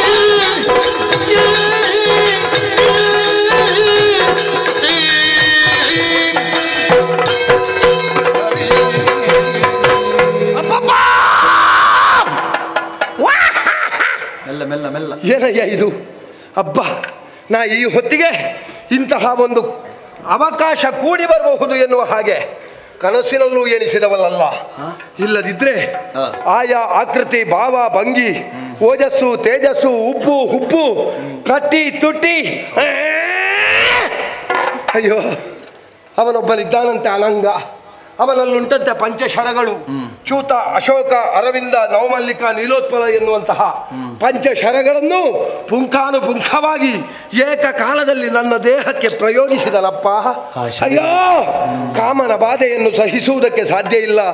ಹಾಗಂತ ಮರದ ರೆಂಬೆಯನ್ನು, ಮರದ ಬೇರನ್ನು ಅಥವಾ ಬೃಹದಾಕಾರದ ಮರವನ್ನು ಅಪ್ಪಿಕೊಳ್ಬೇಕು ಎನ್ನುವ ಹಾಗೆ ನಾ ಭಾವಿಸಿದಾಗ ಒಬ್ಬಾತ ಮಣ ಮಠ ಹೇಳ್ತಾ ಹೋದನಲ್ಲ. ಅಯ್ಯೋ, ಅವ ಎಷ್ಟು ಚಂದ. ಅವನಿಗೆ ಗಡ್ಡ ಸ್ವಲ್ಪ ಕಡಿಮೆ ಆಗಬೇಕಿತ್ತು, ಆದರೆ ಮತ್ತೂ ಚಂದ ಕಾಣ್ತಿದ್ದ. ಆದರೂ ತೊಂದರೆ ಇಲ್ಲ, ಇರಲಿ. ಹೇಗಿದ್ರು ಈ ಹೊತ್ತಿಗೆ ನನಗೆ ಕೂಡಿ ಬಂದಿದ್ದಾನೆ ಅಂತ ಆದರೆ ಅವನನ್ನು ಕೂಡಲೇಬೇಕು. ಅವನನ್ನು ಕಾಮ ಸುಖದಲ್ಲಿ ರಮಿಸಬೇಕು. ಎಂತ ಎಂತ ಬುದ್ಧಿ ನಿಂದು ಕೂಡುವುದು ಎಂತದು ಕೂಡುದು ಗೂಡಿಗ ಎಂತದು ಸಂಸ್ಕಾರ ಇಲ್ವ ಅದಕ್ಕೆ? ಸರಿ ಸರಿ ಸರಿ ಸರಿ ಸರಿ ಸರಿ ಅದಕ್ಕೆ ಹೇಳುವುದು ಮನೆಯಲ್ಲಿ ಹಿರಿಯವರು ಬೇಕು ಅಂತ. ನೀವು ಸೂಚನೆ ಕೊಟ್ಟದ್ರಿಂದ ಗೊತ್ತಾಯಿತು, ಇಲ್ಲದಿದ್ದರೆ ನನಗೆ ಅದು ತಲೆಗೆ ಹೋಗಲಿಲ್ಲ. ನಾನು ದೀರ್ಘದೇಹಿಯಾದಂತಹ ರಾಕ್ಷಸಿ ಸ್ವರೂಪ, ಅವ ಒಬ್ಬ ಮಾನುಷ. ಅವನೆದಿರಿಗೆ ನಾ ಈ ರೀತಿಯಾಗಿ ಹೋದರೆ ಸುಖ ಬಿಡಿ, ಅವನ ಸುಖವೂ ಇರ್ಲಿಕ್ಕಿಲ್ಲ. ಅವ ಎದೆ ಹೊಡೆದು ಸತ್ತೇ ಹೋದಾನು. ಇದನ್ನು ನೋಡಲು ಹಾಗಾದ್ರೆ ಏನು ಮಾಡೋದು? ನಮಗೆ ಅದೆಲ್ಲ ಲಕ್ಷ್ಯವೇ ಅಲ್ಲ. ಅಡಿಮ ಮಹಿಮ ಗರಿಮ ಲಘಿಮ ಪ್ರಾಪ್ತಿ ಪ್ರಾಕಮ್ಯ ಈಶತ್ವ ವಶತ್ವ ಎನ್ನುವಂತಹ ಅಷ್ಟಸಿದ್ಧಿಗಳನ್ನು ಕರಗತಗೊಳಿಸಿಕೊಂಡವರು ನಾವು.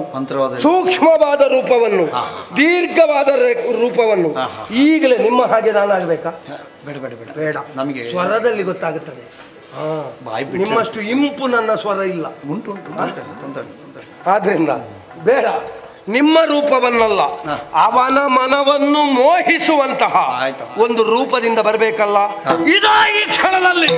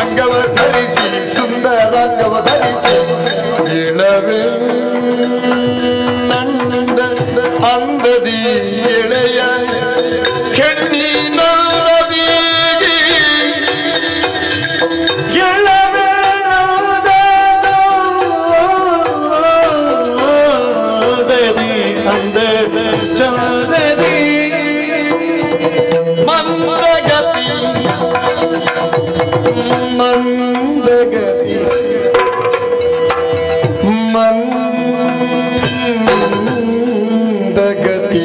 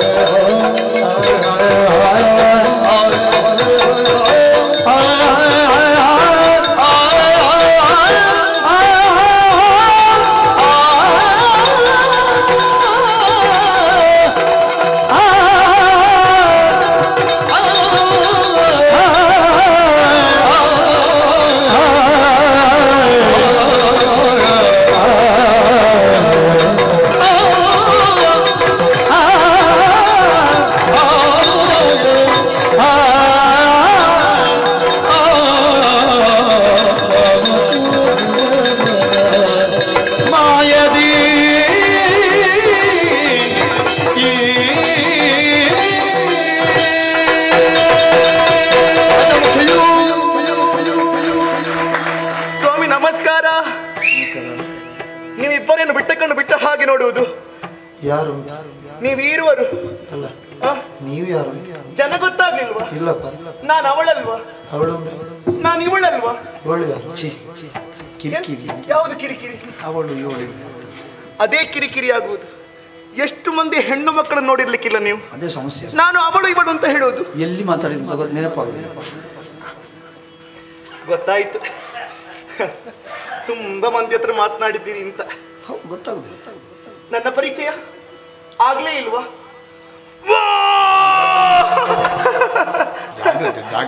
ಸ್ವರ ಕಾಡು ಕಾಡು ಜಾಗ್ರತೆ. ನಮ್ಮ ಬೀಡು ಮೃಗಗಳ ಎದೆ ಯಾವುದು? ಒಬ್ಬೆ. ನಾನು ಸತ್ಯ ವಿಚಾರ ಹೇಳಿದ್ರೆ ನಿಮಗೆ ಆಘಾತ ಆಗುತ್ತದೆ. ನೋಡುವುದಕ್ಕೆ ಹೀಗೆ ಅಂತ, ಒಳಗೆ ಬೇರೆ ಹೊರಗೆ ಬೇರೆ, ಒಳಗಿರುವುದು ಬೇರೆ. ಅದು ಹೌದೇ? ಯಾವುದೇ ಅಲ್ಲ, ಯೋಚನೆ. ಹಾಗೆ ಹಾಗೆ ಇದು ವೇಷ. ಒಳಗೆ ಬೇರೆ ಆವೇಶ ಉಂಟು ಅಂತ. ಆವೇಶ ಆಗ್ತದೆ ನಿನಗೆ? ಆವೇಶ ಉಂಟು ಅಂತ. ಅದು ಈಗ ಹೋಗ್ತು, ಈಗ ಹೋದದ್ದು ಅಂತ. ಆವೇಶ ಗೊತ್ತಾಯ್ತಾ ಯಾರು ಅಂತ? ಏನಪ್ಪ ಇಷ್ಟು ಹೇಳಿದ್ರೆ? ಅದೇ ಅಲ್ವಾ ಅಜ ಅಜ ನಮಗೇನು ಗೊತ್ತಾಗುತ್ತೆ? ಗುಟ್ಟು ಗುಟ್ಟು ಯಾರು ನೀವು ಹೇಳಬೇಡಿ ಅಜಮುಖಿ ಅಂತ. ಬರುವಾಗಲೇ ದಾನವಿ ದಾನವಿ ಅಂತ ಬೊಬ್ಬೆ ಹಾಕ್ತೀರಿ. ನಾನು ಯಾರಿಗೆ ಗೊತ್ತಾಗಬಾರದು ಅಂತ ಮಾಯಕದ ರೂಪವನ್ನು ಧರಿಸಿಕೊಂಡದ್ದು ಸ್ವಾಮಿ. ಹೇಗೆ ಕಾಣಿಸ್ತೇನೆ ನಾನು? ಹೀಗೂ ಆಗ್ತದಲ್ವ? ಏನಾಗದೆ ಅನಿವಾರ್ಯ ಅಷ್ಟಸಿದ್ಧಿಗಳನ್ನು ಬಲ್ಲವರು ನಾವು. ಇದು ಎಲ್ಲಿಗೂ ಆಗ ಒಂದು ವೇಷ ಮಾಡಿದ್ದೆ ನಾನು. ಇದು ಎರಡನೇದು. ಹೌದಾ? ಅದು ಘೋರ. ಅದು ಘೋರ ನೋಡ್ಲಿಕ್ಕೆ. ಇದು ಹೇಗೆ ಮಾಯಕದ ವೇಷ? ಇದಾದೀತು ನಮ್ಗೆ. ನೋಡುದಕ್ಕೆ ಸುಖ. ನಿಮಗಾದ್ರೆ ಅದೇ ಆಗುದಿಲ್ಲ, ಇದು ಬೇಕಾ? ಅವರಲ್ಲಿ ಏನು ಹೇಳುದು? ಆದೀತು ಅಂತ ಹೇಳುದು ಅಲ್ಲ, ಅವರಿಗೆ ಆದೀತು ಅಲ್ಲ, ನಿಮಗೆ ಆದ್ರೆ ಅದೇ ಆದೀತು ಅಂತ. ನಿಮಗಾಗಿ ಮಾಡಿಕೊಂಡಂತಹ ವೇಷ ರೂಪ ಅಲ್ಲ ಇದು, ಅವನಿಗಾಗಿ ಮಾಡಿಕೊಂಡಂತಹ ವೇಷ. ನಮಗೆ ಬೇಡ, ನನಗೆ ಬೇಡ, ಯುವಕರಿಗೆಲ್ಲ. ಯಾರಲ್ಲಿ ಕೇಳುದು? ಮನಸ್ಸು ಒಳಗೆ ಉಂಟು, ಸುಮ್ಮನೆ ಬೇಡ ಬೇಡ ಅಂತ ಹೇಳುದು. ನನಗೆ ಬೇಕಾಗಿರುವುದು ಯಾರು? ಆ ಮುನಿ ಸನ್ಯಾಸಿ, ಗಡ್ಡ ಬಿಟ್ಟವ, ಗೊಡ್ಡು ಸನ್ಯಾಸಿ. ಎಂತದು ಗೊಡ್ಡು ಸನ್ಯಾಸಿ? ಅಲ್ಲ, ನಾನು ಆಲೋಚನೆ ಮಾಡುವುದು, ಗಡ್ಡ ಬಿಟ್ಟಾಗಲೇ ಹೀಗೆ ಚಂದ ಕಾಣುತ್ತಾರೆ, ಇನ್ನು ಗಡ್ಡ ಬೋಡಿಸಿದ್ರೆ ಚಂದ ಕಾಣ್ಲಿಕ್ಕಿಲ್ಲ ಅಂತ. ಮತ್ತೆ ಗಂಡಸರು ಹಾಗೆ. ಗಂಡಸರು ಹಾಗೆ. ಯಾರು ಗಂಡಸರು? ನಾನು ಹೇಳಿದ್ದು ಮಾತ್ರ. ಗಡ್ಡ ಬಿಟ್ಟರೆ ಸಮಸ್ಯೆ ಆಗುವುದು. ಯಾವ ಹೆಣ್ಣು ಗಡ್ಡ ತೆಗೀರಿ ಅಂತ ಹೇಳುದು, ಗಡ್ಡ ಬಿಡಿ ಅಂತ ಹೇಳುವುದಿಲ್ಲ ಅಂತ. ಆದ್ರೂ ಲಕ್ಷಣ ಅಂತ ಒಂದೇ ಹೇಳಬೇಕಾ? ಗಡ್ಡ ಬಿಡುವವರೆಲ್ಲ ಅವರನ್ನು ನೋಡಿ ಕಲಿಬೇಕು, ಗಡ್ಡ ಹೀಗೆ ಬಿಡಬೇಕು ಅಂತ. ಹೌದು ಹೌದು, ಗಡ್ಡದ ವಿನ್ಯಾಸ ನೋಡಿದ್ರ ಎಷ್ಟು ಚೆನ್ನಾಗಿ ಕಾಣಿಸ್ತಾ ಇದೆ. ಓಯ್, ಸರಿಯಾಗಿ ಒಮ್ಮೆ ನೋಡಿ ಅಂತೆ. ನನಗೇನೋ ಬೇಕು ಬೇಕು ಬೇಕು ಬೇಕು ಅಂತ ಆಗುವುದು. ಬೇಕು ಅವನೇ ಅಲ್ವಾ? ಯಾರು? ಮುನಿ. ಅವನೇ ಬೇಕು ಅಂತ. ಸಮಸ್ಯೆಗೆ ಪರಿಹಾರ ಗೊತ್ತಾಯ್ತು, ಅವನೇ ಸಿಕ್ಕಿದ್ರೆ ಆದೀತು ಅಂತ. ಸರಿ ಸ್ವಾಮಿ. ಅಮ್ಮ? ಹೌದು, ನಾನು ಅಮ್ಮನ ಕಾಣಿಸ್ತೇನೆ. ಎಲ್ಲರೂ ನಮ್ಮ ಅಂತ ಕರಿತೀರಿ ನೀವು? ಬೇಡ ಇದ್ರೆ ಸುಮ್ಮನೆ ಹೇಳಿ, ಸುಮ್ಮನೆ ಕುತ್ಕೊಳ್ಳಿ, ಸುಮ್ಮನೆ ಅಮ್ಮ ಅಂತ ಕರಿತೀರಂತೆ. ಸರಿ ಸರಿ, ನನಗೆ ಹಸಿವಾಗುತ್ತಾ ಇತ್ತು. ತಿಂದಿದ್ಯಲ್ಲ? ತಿಂದಿಷ್ಟು ಪಾರಿವಾಳದ ಮಾಂಸ ಅಂತ ಹೊಟ್ಟೆ ತುಂಬಿದ ಮೇಲೆ ಅದು ನಾನು ಹೇಳಿದ್ನಲ್ಲ ಬೇಕು ಅಂತ ಆಗುದು. ನಿಮ್ಮಲ್ಲಿ ಕೇಳುದು ನಾನು, ನಿಮಗೆ ಹೊಟ್ಟೆ ತುಂಬಿದ ಮೇಲೆ ಏನು ಬೇಕು ಅಂತ? ನಿದ್ದೆ. ಕೇವಲ ನಿದ್ದೆಯಾ? ನಿದ್ದೆಯಾ? ಕೇವಲ ನಿದ್ದೆಯಾ? ಹೌದು. ಬೇರೆ ಏನು ಬೇಕು ಅಂತ ಅನಿಸುದಿಲ್ವಾ? ಇಲ್ಲ, ಅದು ಅರೆ ಹೊಟ್ಟೆ. ಅಯ್ಯೋ ಹಾಗಲ್ಲ, ನಿದ್ದೆ ಮಾಡುವ ಪಕ್ಕದಲ್ಲಿ ಯಾರು ಬೇಕು ಅಂತ ಅನಿಸುದಿಲ್ವಾ? ಅದು ಬೇಕೇ. ನಿಮಗೆ ನಿಮಗೆ ಬೇಕು, ನನಗೆ ನಿನಗೆ ಅಭ್ಯಾಸ ಇಲ್ಲ. ಅಭ್ಯಾಸ ಮಾಡಿಕೊಳ್ಳುವ ಅಂತ ಯೋಚನೆ ಮಾಡಬೇಡ. ಯಾರು ಯೋಚನೆ ಮಾಡುವುದು ಸ್ವಾಮಿ? ಹೇಳಿಕೊಳ್ಳುವುದಕ್ಕೆ ವೀರಮಹೇಂದ್ರಪುರದ ಅಧಿಕಾರಿ ನನ್ನಣ್ಣ ಶೂರಪದ್ಮ. ಅವ ಎಲ್ಲಿ? ಅವ ಎಲ್ಲಿ? ಅಲ್ಲ, ಈಗ ಅದೊಂದು ಮಾತುಂಟಲ್ಲ, ದೀಪದಾಡಿ ಕತ್ತಲು ಅಂತ. ನಮ್ಮವರಿಗೆ ಉಪಯೋಗಕ್ಕೆ ಬರುವುದಿಲ್ಲ ಸ್ವಾಮಿ. ಅವನಿಗೆ ಮದುವೆಯಾಗುವಂತ ಹುಚ್ಚು, ಮದುವೆ ಬೇಕು, ಶಚಿ ಬೇಕು ಅಂತ. ಮನೆಯಲ್ಲೊಬ್ಬಳು ತಂಗಿ ಇದ್ದಾಳೆ, ಅವಳಿಗೆ ಮದುವೆ ಆಗಬೇಕು, ಆ ಹಂಬಲವೇ ಇಲ್ಲ. ಎಂತದು ಮಾಡೋದು? ಇನ್ನು ಮುದುಕಿ ಆದ್ರೆ ಮದುವೆ ಆಗುವುದು ನಾನು. ಮತ್ತೊಂದು, ಅಲ್ಲಿ ಹೋಗ್ಬೇಡ, ಇಲ್ಲಿ ಹೋಗ್ಬೇಡ, ಅಲ್ಲಿ ಹೋಗ್ಬೇಡ, ಇಲ್ಲಿ ಹೋಗ್ಬೇಡ, ಎಂತಹ ನಿರ್ಬಂಧ ಹೇರುವುದು ಸ್ವಾಮಿ? ಹೆಣ್ಣು ಮಕ್ಕಳಲ್ವಾ? ಈ ಹೊತ್ತು ಅಣ್ಣನ ಬಳಿಗೆ ಹೋದದ್ದು ನಾನು. ಶಚಿ ಎಲ್ಲೇ ಇರಲಿ ಕರೆದುಕೊಂಡು ಬರ್ತೇನೆ ಅಂತ. ಅದನ್ನು ಮಾಡಬಹುದು. ಯಾವುದು? ಇದನ್ನು ಮತ್ತೆ ಮನೆ ಕುಳಿತುಕೊಳ್ಳಿ. ನನ್ನ ಸ್ವಾರ್ಥ ಇದೆ ಸ್ವಾಮಿ, ಹೊರಗಡೆ ಬರಬೇಕಲ್ಲ, ಗಂಡು ಮಕ್ಕಳನ್ನು ಕಾಣಬೇಕಲ್ಲ, ನನ್ನ ಆಸೆ ಈಡೇರಿಸಿಕೊಳ್ಬೇಕಲ್ಲ ಎನ್ನುವಂತಹ ಉದ್ದೇಶ. ಒಂದೇ ಕಲ್ಲು ಎರಡು ಹಣ್ಣು ಉದುರಬೇಕು ಅಂತ. ಬಿದ್ರೆ ಆಯ್ತು. ಎಂತ ಬಿದ್ರೆ ಆಯ್ತು? ಅಪಶಕುನ, ಅಪಶಕುನ. ಹೋಗುವಾಗಲೇ ಹೀಗೆಲ್ಲ ಹೇಳಬಹುದಾ? ಇಲ್ಲಪ್ಪ, ಸಾಕಲ್ಲ ಇಷ್ಟು ಅಲಂಕಾರ. ಇಲ್ಲಿ ನೋಡಿ, ಇದ್ಯಾಕೆ?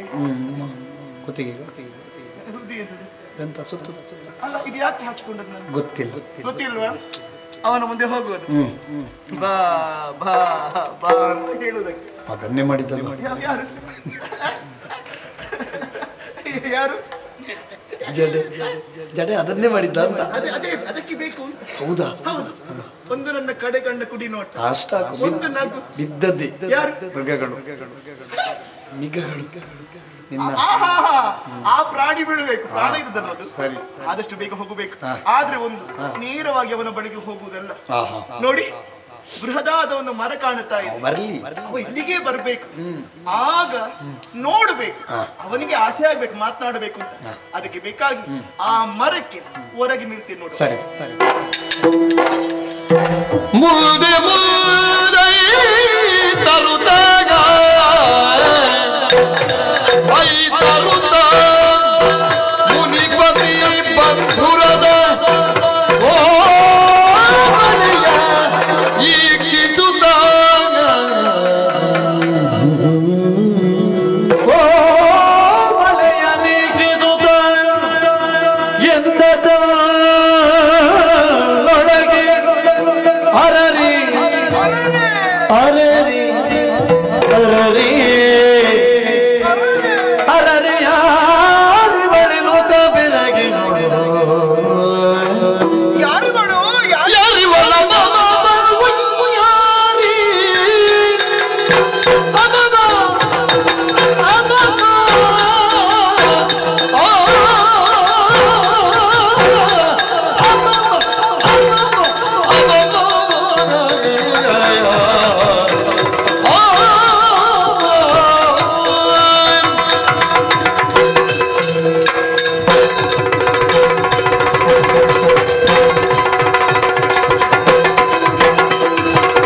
ಯಾರಿ ವೈಯಾರಿ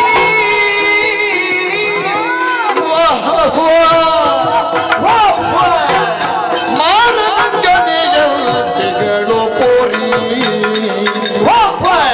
ಮಾರಲಂಗನೆ ಮಾರಲಂಗನೆ ಮಾರಲಂಗನೆ ಅಂತೆಗಳು ಬೋರಿ ಯಾರಿ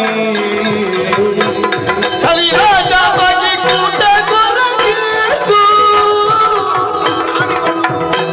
ಸಲಿನ ಜಬಗಿ ಕೊಡೆ ಕೊರಗಿದ್ದು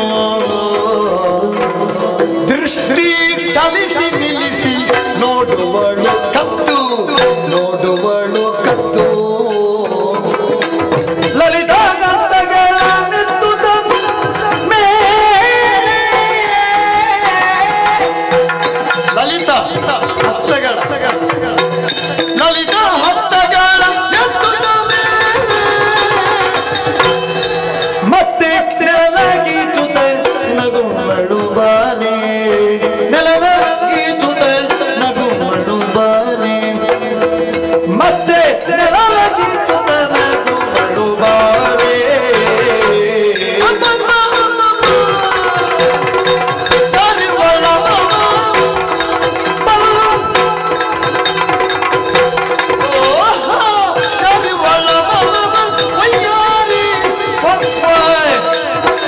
ಮಾರಲಂಗನೆ ಜಂತಿಗಳು ಪುರಿ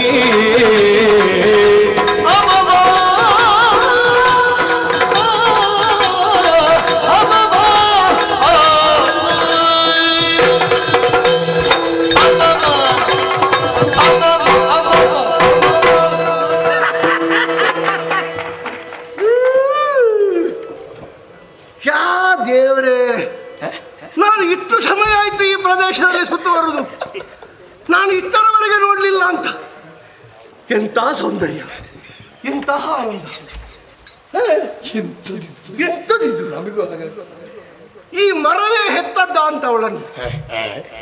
ಆ ಮರದ ಒಂದು ಸೌಭಾಗ್ಯವೇ, ಆ ಮರ ಯಾವ ಜನ್ಮದಲ್ಲಿ ಮಾಡಿದಂತಹ ಪುಣ್ಯವೋ ಏನು.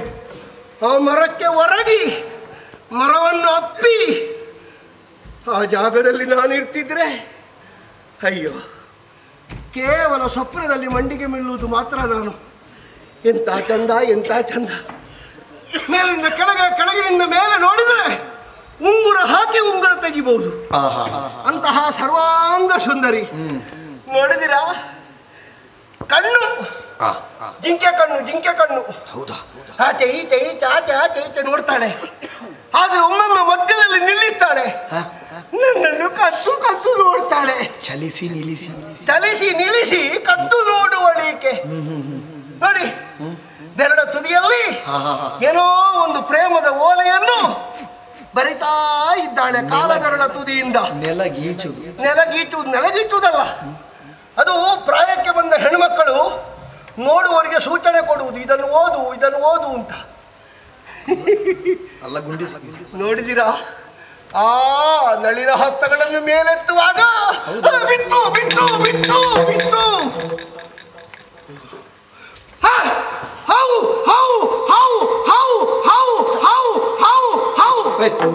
ಎಂತ ಸುಬ್ರಾಯ ಸುಬ್ರಾಯ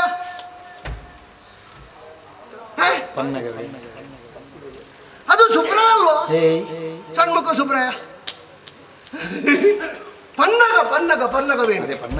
ಹಾವಿನಂತಹ ಜಡೆ ಉಳ್ಳವಳು. ಓ, ಯಾರಿವಳು? ಅವಳ ಮೂಗಿನ ತುದಿಯನ್ನು ನೋಡಿದ್ರೆ ನನಗೇನೋ ಒಂದು ಅನಿಸ್ತದೆ. ನಾನು ಮಾತಾಡಿಸಬಹುದಾ?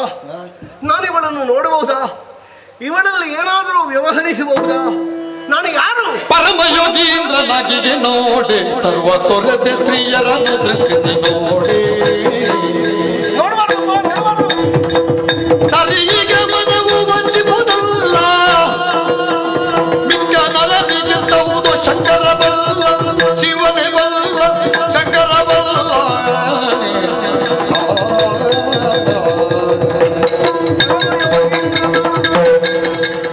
ಜಿತೇಂದ್ರಿಯನಾದ ನಾನು, ಸಂಯಮಿಯಾದ ನಾನು, ವಿಕಲ್ಪಕ್ಕೆ ಒಳಗಾಗಬಾರದ ನಾನು ಇವಳನ್ನು ಕಾಣಬಹುದೇ? ಕಾಣಬಾರ್ದು ಕಾಣಬಾರ್ದು ಕಾಣಬಾರ್ದು ಕಾಣಬಾರ್ದು ಅಂತ ಇದ್ರೆ ಇವಳು ಕಂಡದ್ದು ಯಾಕೆ ನನಗೆ? ಕಾಣಲೇಬಾರದು ಅಂತ ಇದ್ರೆ ನಮಗೆ ಕಣ್ಣು ಯಾಕೆ ಇರುವುದು? ಮಾತಾಡಲೇಬಾರದು ಅಂತ ಇದ್ರೆ ನಮಗೆ ನಾಲಿಗೆ ಯಾಕೆ ಇರುವುದು? ಹಾಗಾದ್ರೆ ಕಣ್ಣು, ನಾಲಿಗೆ, ಮೂಗು, ಕಿವಿ ಇತ್ಯಾದಿಗಳನ್ನೆಲ್ಲ ದೇವರು ಇನ್ನೂ ಕೊಟ್ಟಿದ್ದಾನೆ, ಇಟ್ಟಿದ್ದಾನೆ ಅಂತಾದ್ರೆ ಮಾತಾಡಬಹುದು. ಮಾತಾಡುವ ಹಾಗೆ ಮಾತಾಡಬಹುದು, ಮಾತಾಡುವವರಲ್ಲಿ ಮಾತಾಡಬಹುದು. ಮಾತಾಡ್ಲಿಕ್ಕೆ ಬರಸಿದ್ರೆ ಮಾತಾಡಬಹುದು. ನಾನು ಮಾತಾಡಿದ್ರೆ ತಪ್ಪುಂಟಾ? ಯಾಕೆ ತಪ್ಪಿಲ್ಲ? ಇದು ಕಾಡು. ಇವಳೊಬ್ಬಳು ಹೆಣ್ಣು. ಈ ಕಾಡು ಯಾರದ್ದು? ಕಾಡು ನಮ್ಮದ್ದು. ಯಾಕೆ? ಕರತಳದಲ್ಲಿ ಭಿಕ್ಷೆ, ಮರತಳದಲ್ಲಿ ನಮ್ಮದ್ದಾದಂತಹ ವಾಸ. ಈ ಕಾಡಿಗೆ ಈಕೆ ಬಂದಿದ್ದಾಳೆ ಅಂತಾದ್ರೆ ನಮ್ಮ ಮನೆ ಬಾಗಿಲಿಗೆ ಬಂದ ಹಾಗೆ ಅಲ್ವೇ? ಮನೆ ಬಾಗಿಲಿಗೆ ಬಂದವರನ್ನು ಯಾರಾದರೂ ಮಾತಾಡಿಸದೇ ಇರ್ತಾರಾ? ಹಾಗಾಗಿ ಒಂದು ಸೌಜನ್ಯ ಪೂರ್ವಕವಾಗಿ ಒಂದು ಮಾತಾಡಿಸುವ. ಮಾತಾಡ್ಲಿಕ್ಕೆ ಎಲ್ಲಿಂದ ಪ್ರಾರಂಭ ಮಾಡುದು? ಎಲ್ಲಿಂದ? ಇಲ್ಲಿಂದಲೇ. ಹೇಗೆ ಅಂತ ಮಾತಾಡುವುದು? ಅದು ಗೊತ್ತಿಲ್ಲ. ಇವಳ ಹೆಸರು ನನಗೆ ಗೊತ್ತಿಲ್ಲ. ಇವಳಿಗೆ ಹೆಸರು ಹೇಗಿಡುವುದಪ್ಪ? ಬೇಡ, ಹೆಸರು ಬೇಡ. ಇವಳು ಹೆಣ್ಣು, ಹೌದಲ್ಲ? ಖಂಡಿತ. ಹಾಗಾಗಿ ಮದುವೆ ಆಗದೇ ಇರುವಂತಹ ಯುವತಿ ಅಂತ ಹೇಳಿದ್ರೆ ಒಂದು ಕನ್ಯೆ. ಕನ್ಯೆ ಕನ್ಯೆ ಕನ್ಯೆ ಕನ್ಯೆ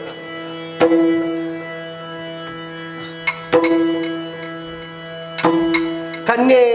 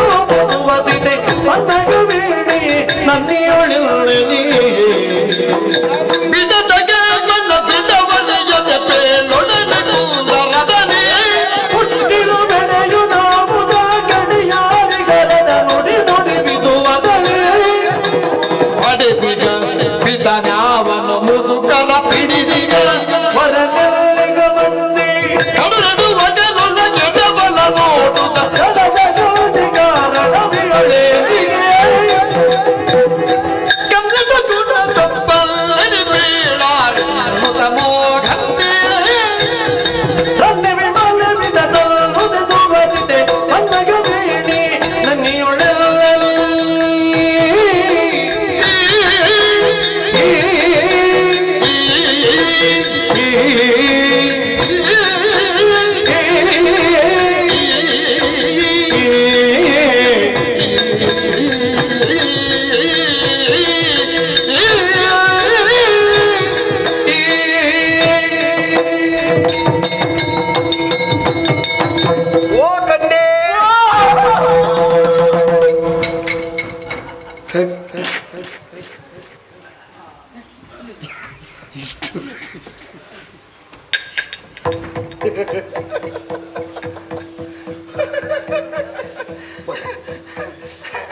ನಿಮ್ಮ ದಂಡ ಅಡ್ಡ ಬಿದ್ದಿದೆ ಕೃಷ್ಣಾಜಿನ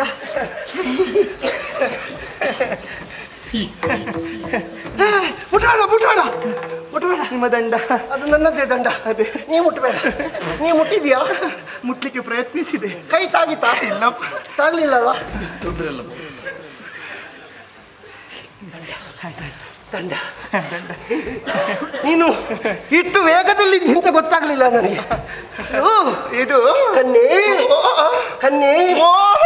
ಅಲ್ಲ ಇದು ಯಾವುದು ಕನ್ನೆ ಸುಗುಣ ಸಂಪನ್ನೆ ನೀನೆ ನಾನೇ ಆಹಾ ಓಹೋ ನಿನ್ನ ಸಂಪತ್ತನ್ನು ನೋಡಿದರೆ ಸ್ವಲ್ಪ ಎದೆಯಲ್ಲಿ ಉಂಟು, ಸ್ವಲ್ಪ ಸೊಂಟದಲ್ಲಿ ಉಂಟು, ಸ್ವಲ್ಪ ಕೊರಳಲ್ಲಿ ಉಂಟು, ಸ್ವಲ್ಪ ಅಲ್ಲಲ್ಲಿ ಉಂಟು.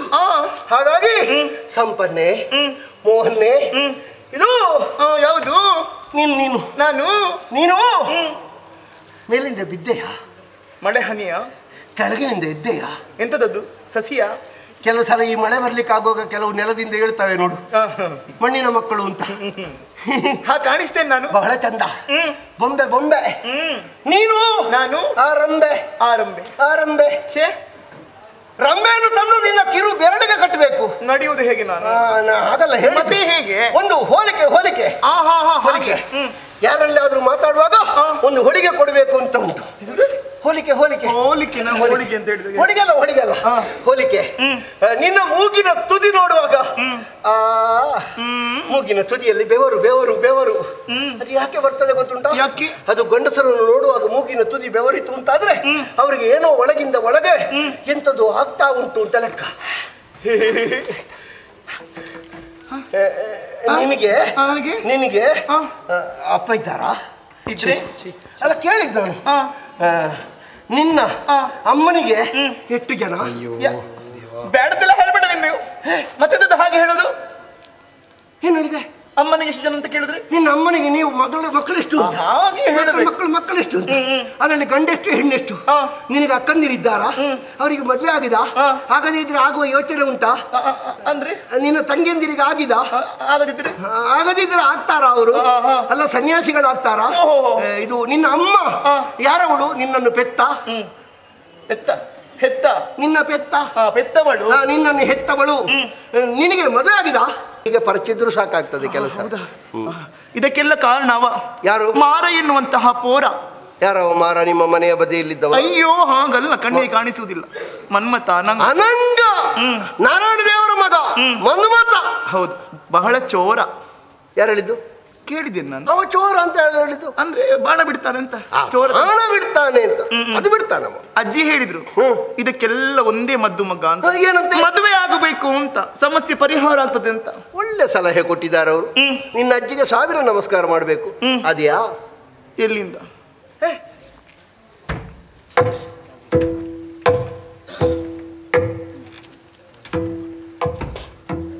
ಯಾರನ್ನು ಹುಡುಕುತ್ತಾ ಇದೆಯಾ? ನಿನ್ನ ಒಟ್ಟಿಗೆ ಯಾರಾದ್ರೂ ಬಂದಿದ್ದಾರಾ? ಇಲ್ಲಪ್ಪ. ಮತ್ತೆ ಪೃಥ್ವಿಯಲ್ಲಿ ಹುಡುಕಿದೆ ನಾನು ಎಲ್ಲಿದ್ದಾರೆ ಅಂತ. ಭೂಮಿಯಲ್ಲಿ ಸಂಚರಿಸಿದೆ. ನನಗಾಗುವವರು ಯಾರಿದ್ದಾರೆ ಅಂತ. ನಿನಗಾಗುವವರು ಅಂದ್ರೆ ಈ ಅಂದಕ್ಕೆ, ಈ ಬಣ್ಣಕ್ಕೆ, ಈ ಚಂದಕ್ಕೆ. ನಿನ್ನನ್ನು ಆಗುವವರ ಅಲ್ಲ ನೀನು ಆಗುವವರ? ನಾನು ಆಗುವವರು. ಹೊಂದಾಣಿಕೆ ಬೇಡುವ? ಬೇಕು ಬೇಕು, ಹೊಂದಾಣಿಕೆ ಬೇಕು, ಹೊಂದಾಣಿಕೆ. ರೂಪವಂತನಾಗಿ ಹೊಂದಾಣಿಕೆ ಇಲ್ಲದೆ ಇದ್ರೆ ಸರಿ ಬರುತ್ತೆ. ಹೆಣ್ಣು ಬಯಸುವುದೇನನ್ನು? ರೂಪವನ್ನು. ರೂಪ ಹೌದು, ಕನ್ಯಾವರಯತೆ ರೂಪಂ. ಹಾಗಿದ್ದವರು ಯಾರಿದ್ದಾರೆ ಎನ್ನುವ ಹಾಗೆ ಅರಸಿದೆ. ರೂಪವಂತರು ಯಾರೂ ಸಿಕ್ಕಲಿಲ್ವೇ? ಅಯ್ಯೋ ದೇವರೇ, ಕಣ್ಣು ಸರಿ ಇದ್ರೆ ಮೂಗು ಸರಿ ಇಲ್ಲ, ಮೂಗು ಸರಿ ಇದ್ರೆ ಬಾಯಿ ಸರಿ ಇಲ್ಲ, ಬಾಯಿ ಸರಿ ಇದ್ರೆ ತಲೆಯ ಮೇಲೆ ಕೂದಲೇ ಇಲ್ಲ ಕೆಲವರಿಗೆಲ್ಲ.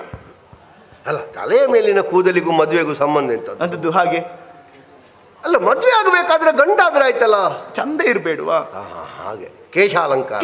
ಮತ್ತೆ ಕೆಲವು ಸಲ ನಾವು ನೋಡಿ ಒಪ್ಪಿದ ಹಾಗೆ ಎಲ್ಲ ಹೆಣ್ಮಕ್ಕಳು ಹೀಗೆ ಇರಬೇಕು ಅಂತಾದ್ರೆ, ಹಾಗಿಲ್ಲದೆ ಇದ್ದವರಿಗೆ ಮದುವೆ ಆಗ್ಲಿಕ್ಕಿಲ್ವಾಗಿದ್ರೆ ಅದು ಕೆಲವರನ್ನು ಮೆಚ್ಚುತ್ತಾರೆ.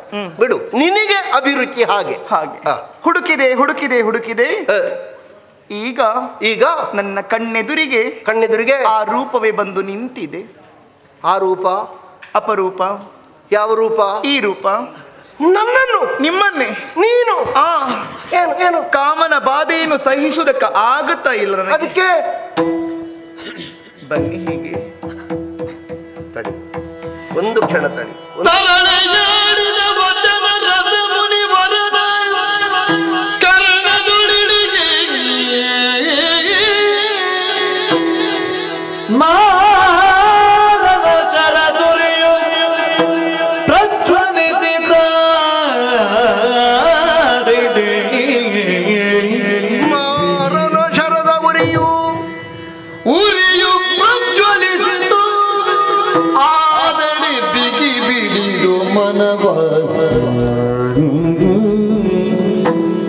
ಹರಿಣ ನೇತ್ರಿಯು ಎಮ್ಮ ಬಯಕೆಯ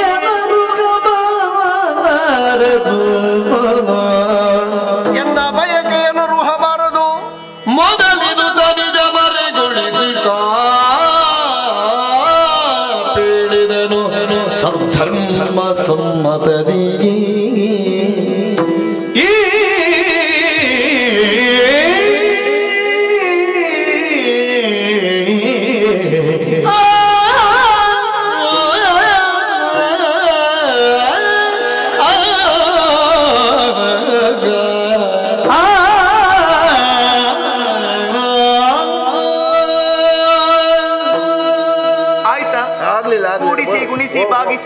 ಒಂದು ಕ್ಷಣ ಹಿಂದೆ ಹೋಗು, ಹಿಂದೆ ಹೋಗು.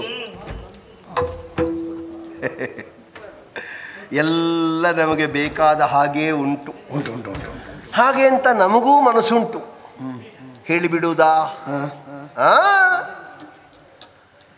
ನಾವು ಜಿತೇಂದ್ರಿಯಗಳು, ಸಂಯಮಿಗಳು ಎನ್ನುವುದು ನಮಗೆ ಗೊತ್ತುಂಟಲ್ಲ. ಹಾಗಾಗಿ ಸ್ವಲ್ಪ ತಡ್ಕೊಂಡು ನೋಡುವ ಎಷ್ಟರವರೆಗೆ ಇವಳಿದ್ದಾಳೆ ಅಂತ. ಒಂದು ಸಂಭಾವಿತನಂತೆ ನನಗೆ ಮನಸ್ಸೇ ಆಗಲಿಲ್ಲ ಅಂತ ಒಂದು ಮಾತಾಡಿಸಿದರೆ ಕಾಂತೆ ನೀ ಬೀಳುವುದಿಲ್ಲ, ಮನಕ್ಕೆ ಸಂತಾಡದಿಲ್ಲ, ಸಂತದಲ್ಲಿ ಕೇಳು ತಿಳಿದು ಪವನಿಜಮೆನುತ್ತ ಮೇಳು ತಿಳಿದು ಕಾಂತೆ ನೀ ಬೀಳುವುದಿಲ್ಲ.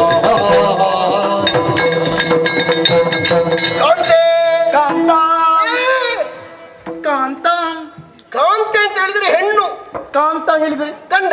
ಸರಿ ಆಯ್ತಲ್ಲ. ನಾನು ನಿನ್ನನ್ನು ಹೆಂಡತಿ ಅಂತ ಕರೆದದ್ದಲ್ಲ, ನಾನು ಗಂಡ ಅಂತಲೇ ಕರೆದದ್ದು. ಅದಾಗುದಿಲ್ಲ. ಯಾಕಾಗುದಿಲ್ಲ? ಹೆಣ್ಣೆ ಗಂಡೆ ಅಲ್ಲಿ ಇಲ್ಲಿ ಬನ್ನಿ ನೋಡಿ. ನೀನು ಏನೇ ಕೇಳು, ನೀನು ಹೇಗೆ ಬೇಕಾದ್ರೂ ಕೇಳು, ಸರಿ ಉಂಟದು. ಮತ್ತೆ ಉಂಟದು. ಯಥಾರ್ಥಕ್ಕೂ ನಿನಗೆ ಈ ಕಾಲದಲ್ಲಿ ಹೀಗೆ ಬೇಕು ಎನ್ನುವಂತಹ ಅನಿಸಿಕೆ ಇದ್ದರೆ ಅಪರಾಧ ಅಲ್ಲ, ತಪ್ಪಲ್ಲ. ಆದ್ರೆ ನನ್ನಲ್ಲಿ ಅದು ಸಿಕ್ಕುವುದಿಲ್ಲ. ಅದ್ಯಾಕೋ? ನಾನು ಪರಮ ಯೋಗೀಂದ್ರ, ನಾವೆಲ್ಲ ತಪಸ್ವಿಗಳು, ನಾವೆಲ್ಲ ಹೀಗೆ ಸಿಕ್ಕ ಹೆಣ್ಣುಮಕ್ಕಳ ಜೊತೆಯಲ್ಲೆಲ್ಲ ಕುಣಿಯುವುದಕ್ಕಿರುವವರ. ಕಾಮಕ್ರೋಧ ಲೋಭಮೋಹ ಮದ ಮತ್ಸರಗಳೆನ್ನುವಂತಹ 6 ನಮ್ಮ ಹತ್ತಿರ ಬರುವುದಕ್ಕೆ ಅಂಗಿತ್ತದೆ. ಅದರಲ್ಲಿಯೂ ಕಾಮಕ್ರೋಧ 2 ವಿಷಯವನ್ನು ಬಹಳ ದೂರ ಇರಿಸಿದವರು ನಾವು. ನಾವೇನಿದ್ರು ಕಾಮಹರ ನಡಿಯ ಪೂಜಿ ಪಧ್ಯಾನಿಗಳು. ಹಾಗಾಗಿ ನೀನೆಲ್ಲ ಲಘುವಾಗಿ ಅದು ಹಾಗೆ ಹೀಗೆ ಅಂತ ಕಾಮದ ವಿಷಯಿಕವಾಗಿ ಮಾತಾಡಿ ನಾನು ಬೇಕು ಅಂತ ಆಶಿಸಿ ನಾನಿನ್ನ ಬುಟ್ಟಿಗೆ ಬೀಳ್ತೇನೆ ಅಂತ ನೀನೇನಾದ್ರೂ ಕನಸು ಕಂಡಿದ್ರೆ ಅದು ಹಗಲು ಕನಸು ಬಿಟ್ಟರೆ ಅದು ರಾತ್ರಿ ಕನಸಾಗಲಿಕ್ಕೆ ಸಾಧ್ಯ ಇಲ್ಲ. ನೀವು ಯೋಗಿ ಅಂತ ಗೊತ್ತಿಲ್ಲ. ಯೋಗಿ ಎಂದರಿತು ಮುನ್ನ ಭಯತಿರ್ಪಿ ಭೋಗದಿತ್ತೇಳು ನಿನ್ನ ಆಗದೆಂದರು ಗತವುದೇ ಇಳಿದು ವೈರಾಗಿಗಳ ಧರ್ಮವಾಗುವುದೇ ಧರ್ಮವಾಗುವುದೇ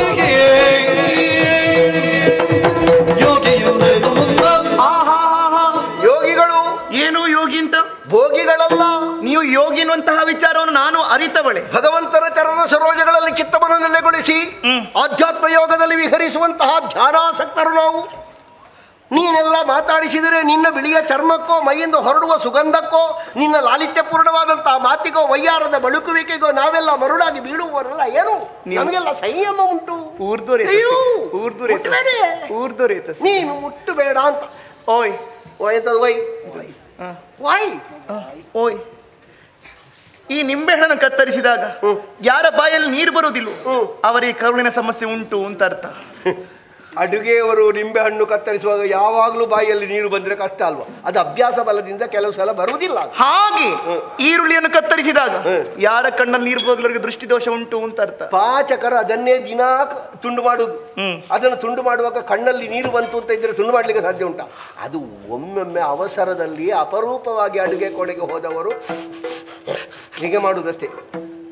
ನಾನು ಯಾಕೆ ಹಾಗೆ ಹೇಳಿದೆ? ಯಾಕೆ? ನಿಮ್ಮಂತಹ ಗಂಡನ್ನು ಕಂಡಾಗ ಯಾವುದೇ ಹೆಣ್ಣಾದ್ರೂ ಕೂಡ ಮರುಳಾಗಲೇಬೇಕು. ನಿನಗೆ ಮರುಳಾಗ್ತದೆ ಅಂತ ಹೇಳಿ ನನಗೆ ಮರುಳಾಗ್ತದ?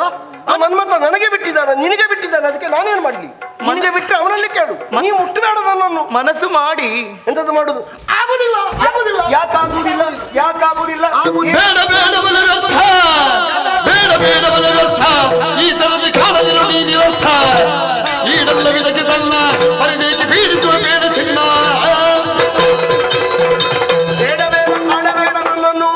ನೀನು ಎಷ್ಟು ಮಾಡಿದ್ರು ಹೇಗೆ ಮಾಡಿದ್ರು ಏನು ಮಾಡಿದ್ರು ನಾನು ಸಿಕ್ಕುವವನಲ್ಲ. ನನಗೆ ಪೂಜೆಗೆ ಹೊತ್ತಾಯಿತು, ನನಗೆ ಧ್ಯಾನಕ್ಕೆ ಭಂಗವಾಗ್ತದೆ. ದೇವಿ ಪೂಜೆ ಇಲ್ಲೇ ಮಾಡಿ. ದೇವಿ ಪೂಜೆ? ಹೌದು. ನಾನು ದೇವರ ಪೂಜೆ ಮಾಡುವ, ದೇವಿ ಪೂಜೆ ಮಾಡುವವಲ್ಲ. ನಮಗೆ ಈಶ್ವರ ದೇವರು. ಹೌದಾ? ಬೇಕೇ ಬೇಕು. ಎಂತದ್ದು ಬೇಕೇ ಬೇಕು? ನೀವು ಬೇಕೇ ಬೇಕಾದ್ರೆ ನಾನು ಸಿಗ್ಬೇಕಲ್ಲ.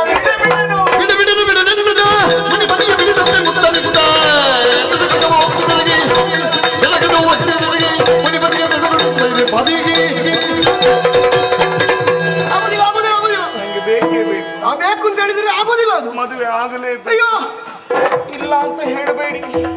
ಕಾಮನ ಬಾಧೆಯನ್ನು ಸಹಿಸೋದಕ್ಕಾಗುವುದಿಲ್ಲ. ಇದಕ್ಕಿಂತ ಹುಚ್ಚ ಹೇಗೆ ಬೇಕು. ಅದು ಆಗುದಿಲ್ವೇ? ಅಯ್ಯೋ ಆಗುದಿಲ್ವಾ?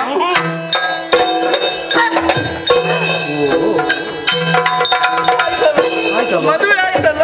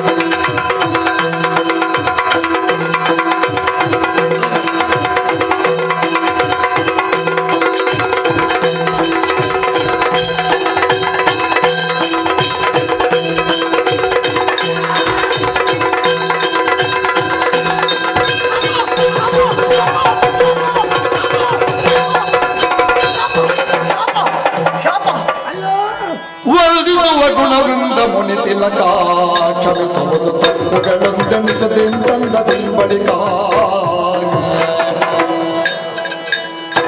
ಅಂದನೆ ನಲವಿಂದ ಶರದುರಿಯಿಂದ ಬಹುಪರಿ ನೊಂದು ಬಳಲುತ್ತಾಯೇ ಮುಂದು ಗಾನಕ ನಿಂದಿರಲು ನಡೆದಂತೆ ನೀನಾನಂದದಿಂದಲಿ ವಂದಿಸುವ ಗುಣವೃಂದ ಮುನಿ ತಿಲಕ.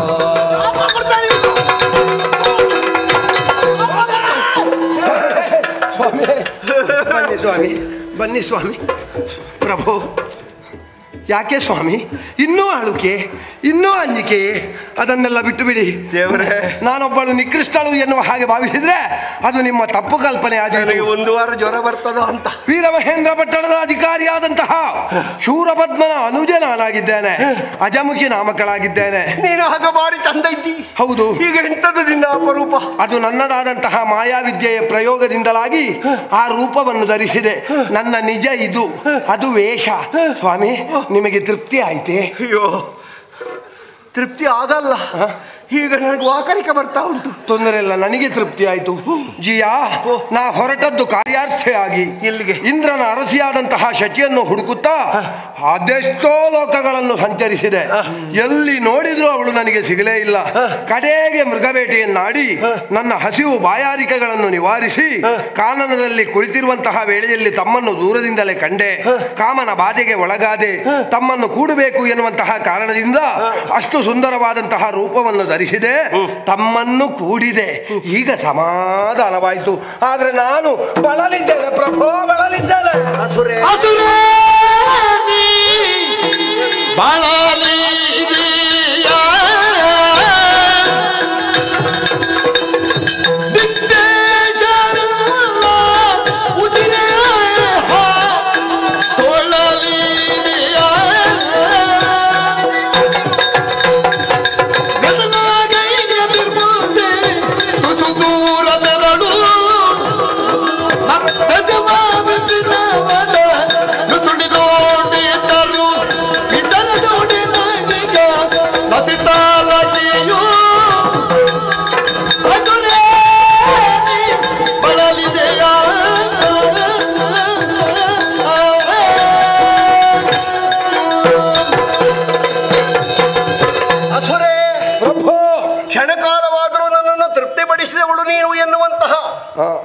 ಒಂದು ಪ್ರೀತಿಯಿಂದ ನೀನು ಒಂದು ಮಾತು ಹೇಳ್ತೇನೆ. ಏನು ಜಿಯಾ? ನನ್ನ ಸಂಪರ್ಕದಿಂದ ನೀನು 2 ಮಕ್ಕಳನ್ನು ಹೆರ್ತೀಯ. 2 ಮಕ್ಕಳೇ? ಅದು ಗಂಡು ಮಕ್ಕಳೆಯ. ಓಹೋ. ಅದಕ್ಕೆ ವಾತಾಪಿ ಇಲ್ವಲರೆನ್ನುವಂತ ಹೆಸರನ್ನಿರಿಸು. ಒಳ್ಳೆ ರೀತಿಯಲ್ಲಿ ಸಾಕುತ್ತಾ ಬಾ. ಆದೀತು. ಆದರೆ ನೀನು ಹೊರಟಿರುವಂತಹ ಕೆಲಸದಲ್ಲಿ ಇದು ತನಕ ಕಾರ್ಯಸಾಧನೆಯಾಗಲಿಲ್ಲ ಎನ್ನುವುದಕ್ಕಾಗಿ ಕಣ್ಣೀರು ಬಿಡುತ್ತಾ ಇದೆಯಲ್ಲ. ಹಾಗಂತ ಈ ಸುಟ್ಟ ಮುಖವನ್ನು ಕೊಂಡು ಹೋಗಿ ಅಣ್ಣನಿಗೆ ತೋರಿಸುವ ಹಾಗಿಲ್ಲವಲ್ಲ. ಬಳಲಿದಂತಹ ನಿನಗೆ ಒಂದು ಸೂಕ್ತವಾದ ಸಲಹೆಯನ್ನು ನಾನು ಕೊಡ್ತೇನೆ. ಹೇಗೆ ಜಿಯಾ? ಸ್ವಲ್ಪ ಮುಂದೆ ಹೋದೆ ಅಂತಾದರೂ ಶ್ರೀಕಾಶವನ ಎನ್ನುವುದಿದೆ. ಅಲ್ಲಿ ಶಚೀದೇವಿ ಇದ್ದಾಳೆ. ಆದರೆ ಈ ಘೋರ ರೂಪದಿಂದ ನೀನು ಹೋದೆ ಅಂತಾದ್ರೆ ಅವಳನ್ನು ಹೇಗೂ ಮಾತಾಡಿಸುವುದಕ್ಕೆ ಸಾಧ್ಯ ಇಲ್ಲ. ಮತ್ತೆ ಬೇಕಾದಾಗ ಬೇಕಾದಂತೆ ರೂಪವನ್ನು ಧರಿಸಬಲ್ಲ ನೀನು ಸೌಮ್ಯಾಕಾರದಲ್ಲಿ ಒಂದು ಚಂದದ ರೂಪದಲ್ಲೇ ಅಲ್ಲಿಗೆ ಹೋಗು. ಅವಳಲ್ಲಿ ಮಾತಾಡಿಸು. ಆದರೆ ಒಂದು ಏನು ಪ್ರಭು? ಆ ವರವನ್ನು ಶಾಸ್ತಾರನೆನ್ನುವಂತಹ ಒಬ್ಬ ದೇವತೆ ಕಾಯ್ತಾ ಇದ್ದಾನೆ. ಅನಾಹುತ ಬಂತು ಅಂತಾದ್ರೆ, ನಿನ್ನಿಂದ ಅಕಾರ್ಯವಾಯಿತು ಅಂತಾದ್ರೆ ಅವನ ಶಿಕ್ಷೆಗೆ ನೀನು ಒಳಗಾಗಬೇಕಾಗ್ತದೆ. ನಾನು ಹೇಳಿದೆ ಅಂತ ಒಟ್ಟು ಹೋಗಬೇಡ. ಕಾರ್ಯಾಕಾರ್ಯದ ವಿವೇಚನೆಯನ್ನು ಮಾಡುತ್ತಾ ಹೋಗು. ನಿನಗೆ ಶುಭವಾಗಲಿ. ನಿನ್ನ ದಾರಿ ನಿನಗೆ, ನನ್ನ ದಾರಿ ನನಗೆ. ಪ್ರಭು ಒಟ್ಟಬೇಡ. ಇನ್ನು ತಮ್ಮ ಮುಖವನ್ನು ನೋಡುವಾಗ ನೀವಿಷ್ಟು ರಸಿಕರು ಅಂತ ಯಾರು ಹೇಳಲಿಕ್ಕಿಲ್ಲ ಅಂತ. ಹೋಗು, ಹೋಗು, ಹೋಗಿ ಬರಲಿ. ಆಯ್ತು, ಒಳ್ಳೆದಾಗಲಿ ಅಂತ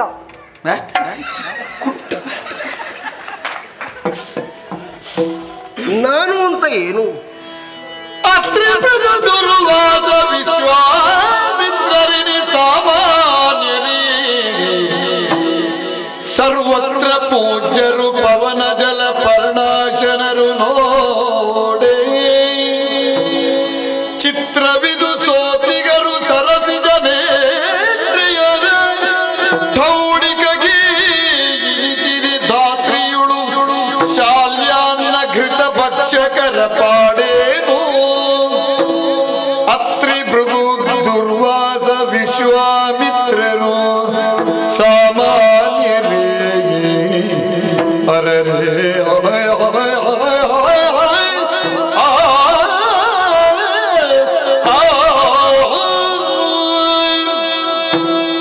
ಮಹಾನ್ ಮಹಾನ್ ಋಷಿಗಳು, ಸಾಧಕರು, ತಪಸ್ವಿಗಳು, ಅಂತವರಲ್ಲಿ ನಾನು ಒಬ್ಬ. ಪವನ ಜಲ ಪರ್ಣಾಶನರು ನಾವು. ನಮಗೆ ಹೆಣ್ಣಿನ ಬಗ್ಗೆ ಇಂತಹ ಆಸಕ್ತಿ ಮೂಡ್ತದೆ ಅಂತಾದ್ರೆ ಸುಗ್ರಾಸ ಭೋಜನವನ್ನುಂಡು ಬದುಕಬಹುದಾದಂತಹ ಸುಖಜೀವಿಗಳಿಗೆ ಹೇಗೆ ಅಂತ ನಾನು ಯೋಚನೆ ಮಾಡುವುದು.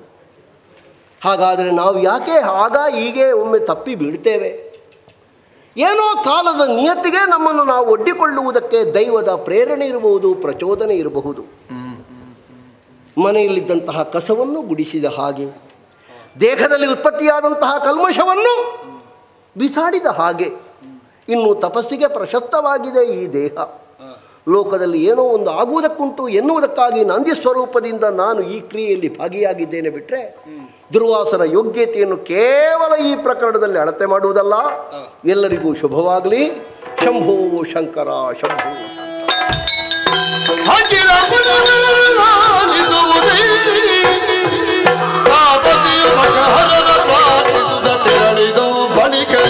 ಅಜಮುಖಿಯು ವಿಪಿನದೊಳಿದ್ದ ವಾತಾಪಿ ಇಲ್ವರ ಪಡೆದವರ ನಟ್ಟಿ ಪುರಿಜಿ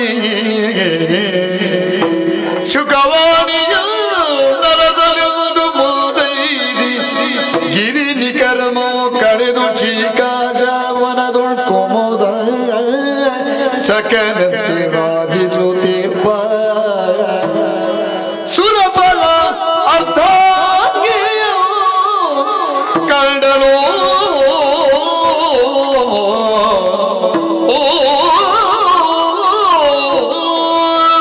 ಪೂರ್ವಾಚರಿಂದ ಬೀಳ್ಗೊಂಡಂತಹ ನಾನು ಕುಲದೇವನಾದಂತಹ ಶಂಕರನನ್ನು ನೆನೆಸಿಕೊಂಡು ನೇರವಾಗಿ ಬರ್ತಾ ಇರುವಾಗೆ ಹೊಟ್ಟೆ ನೋವು ಆರಂಭ ಆಯ್ತಲ್ಲ.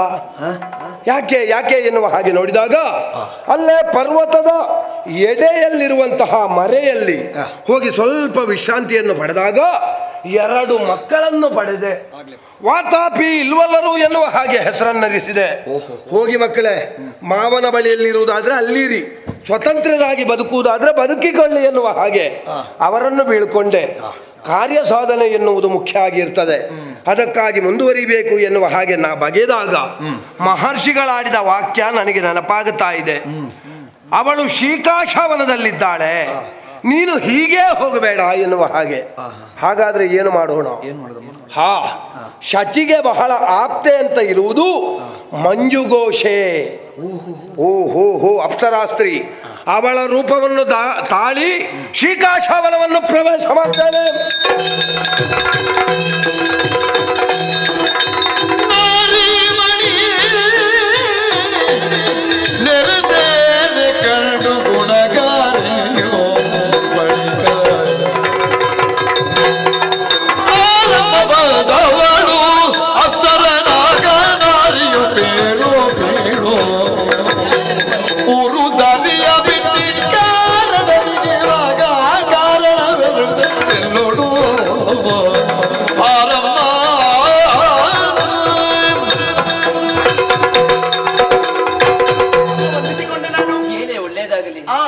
ಯಾರಮ್ಮ ನೀನು? ಅಪ್ಸರ ಕನ್ನೆಯ? ಊರನ್ನು ಬಿಟ್ಟು ಈ ಕಾಡನ್ನು ಸೇರಿದೆಯಲ್ಲ, ಬರುವರೆ ಕಾರಣ ಏನು? ಯಾರು ನೀನು ಹೇಳಬಹುದು? ಸರಿ ಸರಿ ಜಾನಿ ನೀನು ಇಷ್ಟರೊಳನ್ನ ಮರತೆಯ ಕಾಣಿನಲ್ಲೋ ಸರಸಿಜಾ ಬಕ್ಕಿನೆಲ್ಲ ತೀರ್ಪ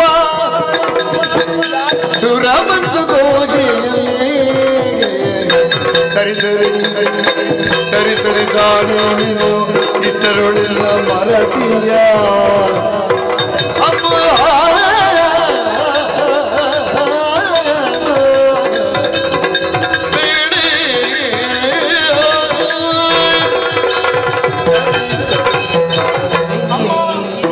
ಬಹಳ ಜಾಣೆ ನೀನು. ಯಾಕೆ? ನಾನು ಯಾರು ಅಂತ ಅರ್ಥ ಆಗ್ಲಿಲ್ವಾ?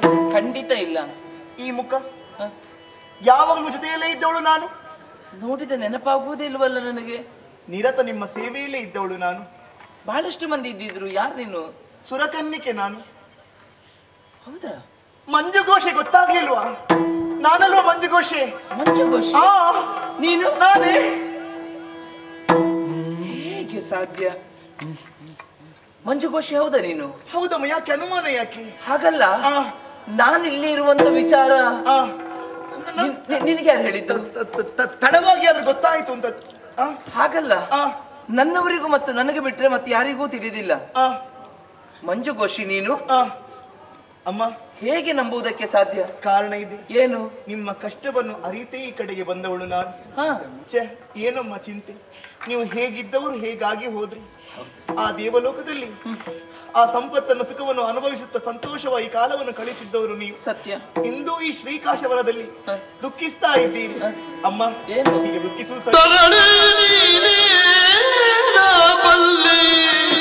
ಪದ್ಮನು ತಲ್ಲ ನಿರದಿ ಕೋರಿದರಿನದಲ್ಲಿ ದುರುಳರಟ್ಟುಳಿಯ ವಾಗುರಗೆ ಬೇಡರು ಬಿಟ್ಟು ತೆರಳಿಗೆ ಪತಿಯು ಕಾಣಿ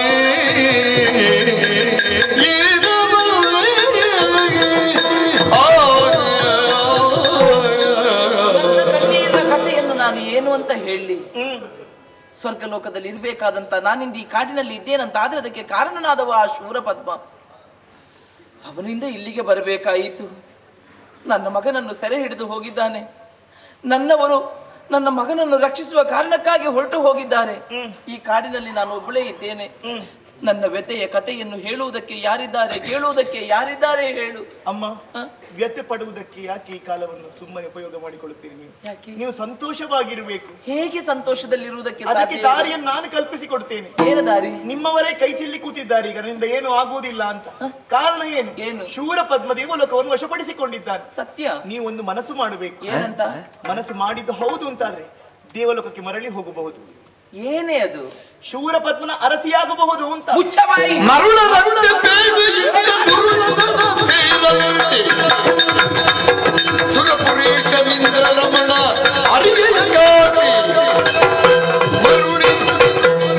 ಏನು ಮಾತಾಡ್ತಾ ಇದೀಯ ನೀನು? ಇನ್ನೊಂದು ಮಾತಾಡಿದ್ರೆ ನಿನ್ನ ನಾಲಿಗೆಯನ್ನು ತುಂಡರಿಸೇನು ನಾನು.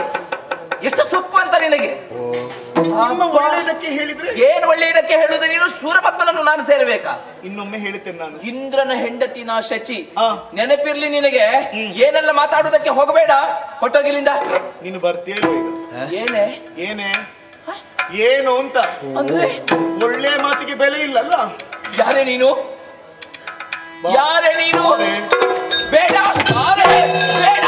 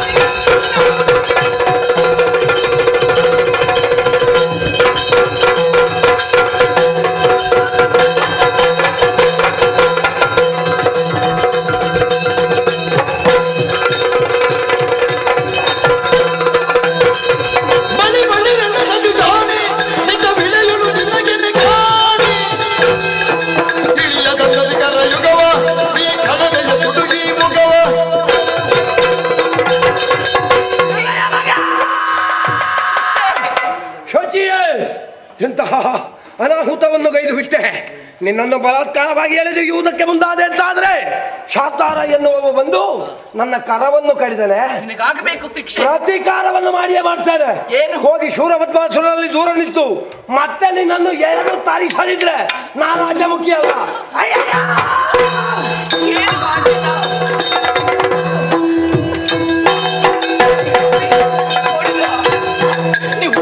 ನಾನು ಹೇಳಲಿಲ್ಲವೇ ಹೇಳಿ?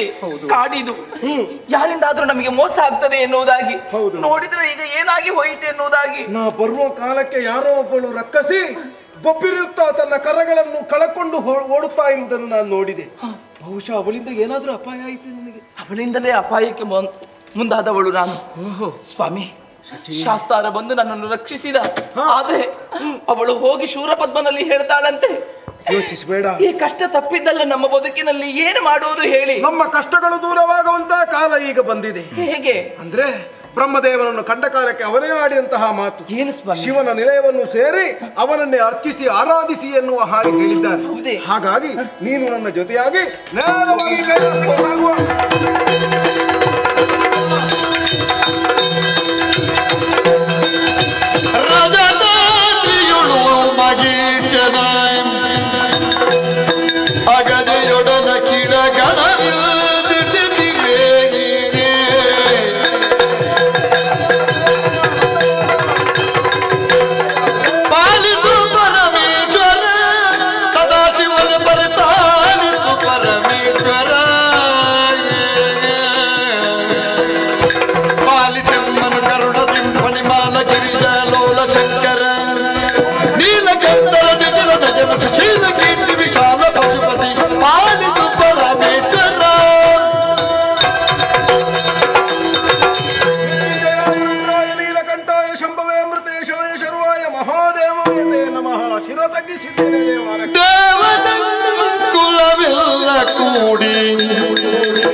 ಮಹಾದೇವನ ಪಾಡಲು ನೋಡಿ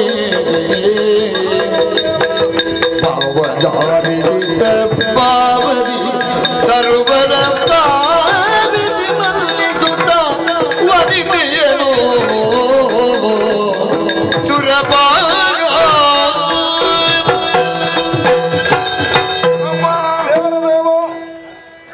ದುಃಖ ಮುಖದಲ್ಲಿ ಎದ್ದು ಕಾಣುತ್ತಾ ಇದೆ. ಸತ್ಯ ಸ್ವಾಮಿ, ಕಣ್ಣೀರ ಕೋಡಿಯನ್ನೇ ಹರಿಸುತ್ತಾ ಇದ್ದಿ. ದಾರಿ ಕಾಣುವುದಿಲ್ಲ.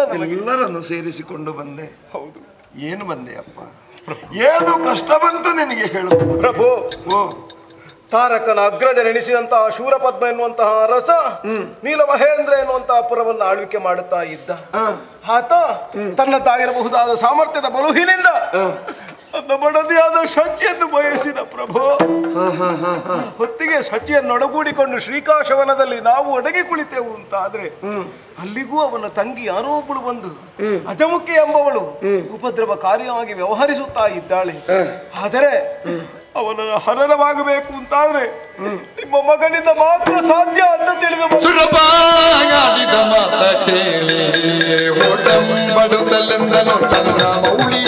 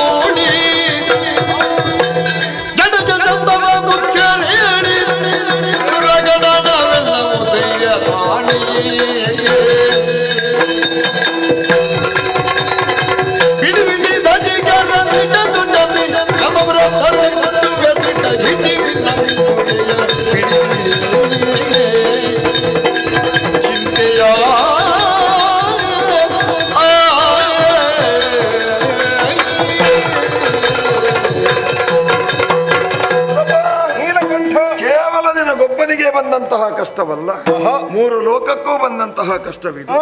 ಸಾಧ್ಯವಾದಂತಹ ನಿನ್ನ ಮಡದಿಯನ್ನು ಬಯಸಿದ್ದು ಒಂದು ತಪ್ಪಾದರೆ ಧರೆಯ ಮೇಲೆ ಇರಬೇಕಾದ ಧರ್ಮವನ್ನು ಹಾಳುಗೆಡಹುವಲ್ಲಿ ಧೂರ್ತರು ದಾನವರು ಎಷ್ಟು ಪ್ರಬಲರಾಗಿದ್ದಾರೆ ಅನ್ನುವುದಕ್ಕೆ ಬೇರೆ ನಿದರ್ಶನ ಬೇಡ.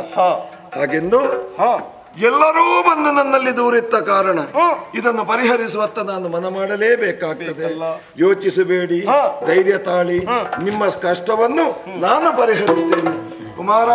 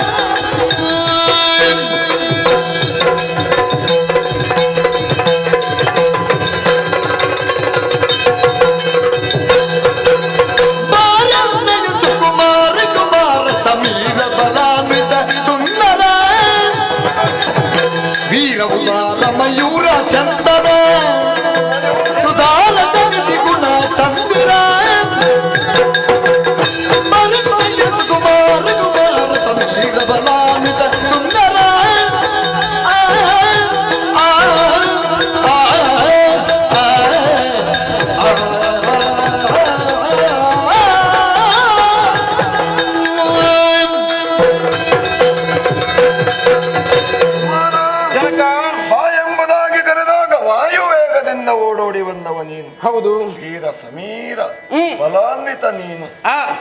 ನನ್ನ ಕರೆಯನ್ನು ಕೇಳಿ ಓಡೋಡಿ ಬಂದೆಯ ಮಗು. ಹೌದು, ಬಹಳ ಸುಂದರ ನೀನು, ಮಯೂರ ವಾಹನ ನೀನು, ನನ್ನ ಮಗ ಅನ್ನುವುದರಲ್ಲಿ ಅಭಿಮಾನವೇ ಉಕ್ಕಿ ಬರ್ತಾ ಇದೆ. ಹಾಗಿದ್ರೆ ಕರೆಸುವುದಕ್ಕೆ ಒಂದು ಮೂಲ ಉದ್ದೇಶ ಅಂತ ಬೇಕಲ್ಲ? ಏನಪ್ಪ? ನೋಡಿದ್ಯಾ, ನತಮಸ್ತಕನಾಗಿ ಮುಕುಳಿತ ಹಸ್ತನಾಗಿ ನಿಂತಹ ಪುರಂದರನು ನಮ್ಮೆ ನೋಡು. ದಾನವರಿಂದಲಾಗಿ ಕಷ್ಟ ಬಂದಿದೆ. ಶೂರಪದ್ಮ ಇವನ ಸತಿಯನ್ನು ಬಯಸಿದ್ದಾನೆ, ಪರಿಣಾಮವಾಗಿ ಪದಚ್ಯುತನಾಗಿದ್ದಾನೆ. ಅವನ ಹನನವಾಗಬೇಕೆಂಬ ದೃಷ್ಟಿಯಿಂದ ಬೇಡಿಕೊಂಡಿದ್ದಾನೆ ನನ್ನಲ್ಲಿ. ಕಷ್ಟವನ್ನು ಪರಿಹರಿಸಬೇಕಾದ್ದು ನಮ್ಮ ಧರ್ಮ. ಆದರೆ ದಾನವ ಎಲ್ಲಿರುವುದು ಗೊತ್ತೇ? ಎಲ್ಲಿದ್ದಾನೆ?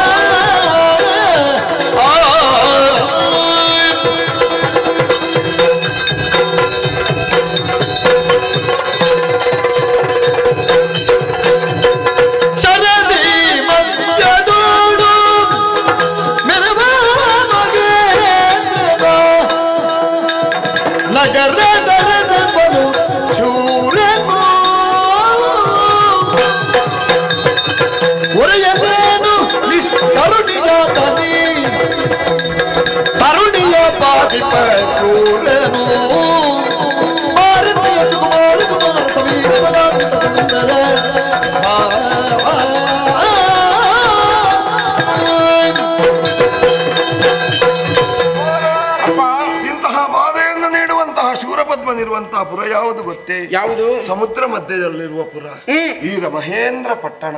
ಅದನ್ನಾಳುವಂತಹ ದೊರೆಯಾತ ನಾಕವನ್ನಡರಿ ದೇವತೆಗಳನ್ನು ದೆಸೆಗಡಿಸಿದ ಕಾರಣ, ಶಚಿಯನ್ನು ಬಯಸಿದ ಕಾರಣ ದೇವೇಂದ್ರ ಬಾಧಿತನಾಗಿದ್ದಾನೆ. ಅಂತವರನ್ನು ಕಷ್ಟವನ್ನು ಪರಿಹರಿಸಬೇಕಾದ್ದು ನಮ್ಮ ಧರ್ಮ ಅಲ್ವೇ ಕಂದ?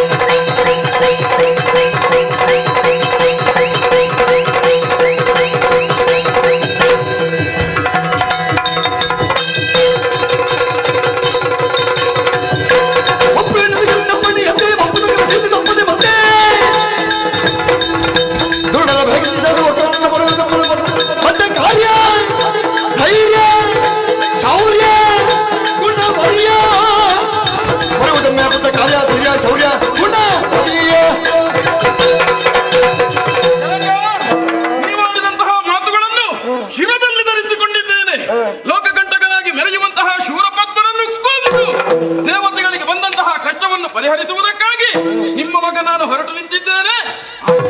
ಅವ ಬಹಳ ಪರಾಕ್ರಮಿ ಮಗನೇ.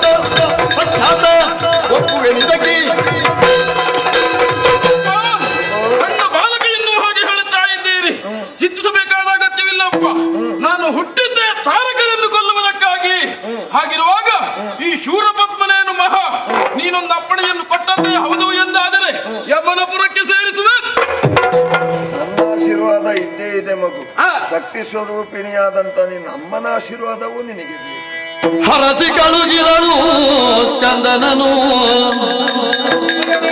ಕಿಮಗಿರಿಗೆ ತಂದೆಯ ಮುದ್ದು ಕಂದನನು ಕಳರವ ಅಸದಳ ಬವರ ನೀ ತಿಳಿ ತಿಳಿ ಕಾಳಗ ಕೆಲಗುವರ ಅಳವಿ ಗೆಳಸಿ ತಳುಕಿ ಪಿಂತಿರುಗಲು ಇಳೆಯುಳ ಖ್ಯಾತಿ ಮತ್ತ ಕೂದಿರುವುದ ಹರಸಿ ಕಳುಗಿದಳು ಕಂದನನು ಕಂದ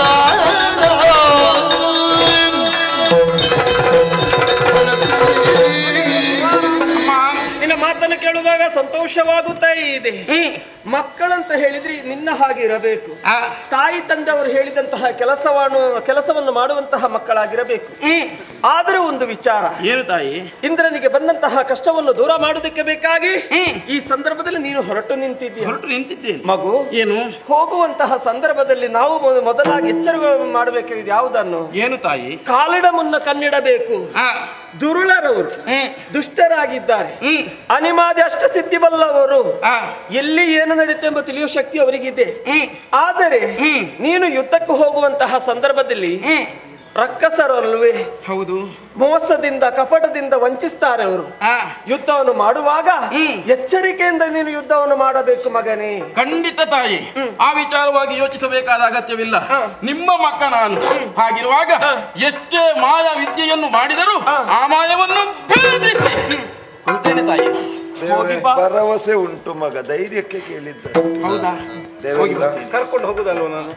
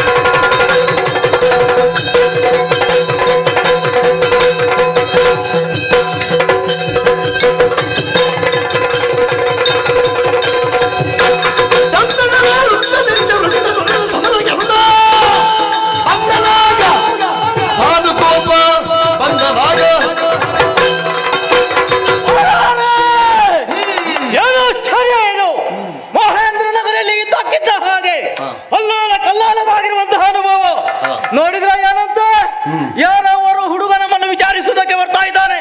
ತಡ ಮಾಡುವುದಲ್ಲ, ಚಂದನವನ್ನು ನೋಡಲಿ.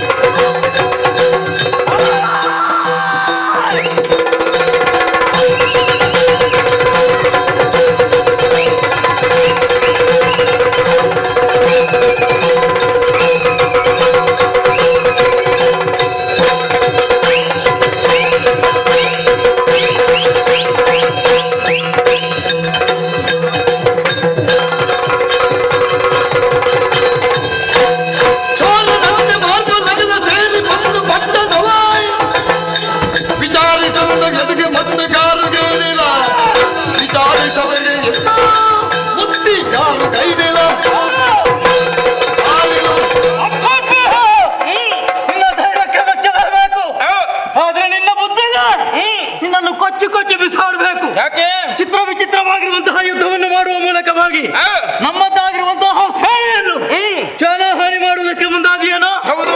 ಏ ಬಾಲಕ, ಯಾರು ನೀನು? ಯಾಕೆ ಬಂದೆ? ಏನು ಉದ್ದೇಶ?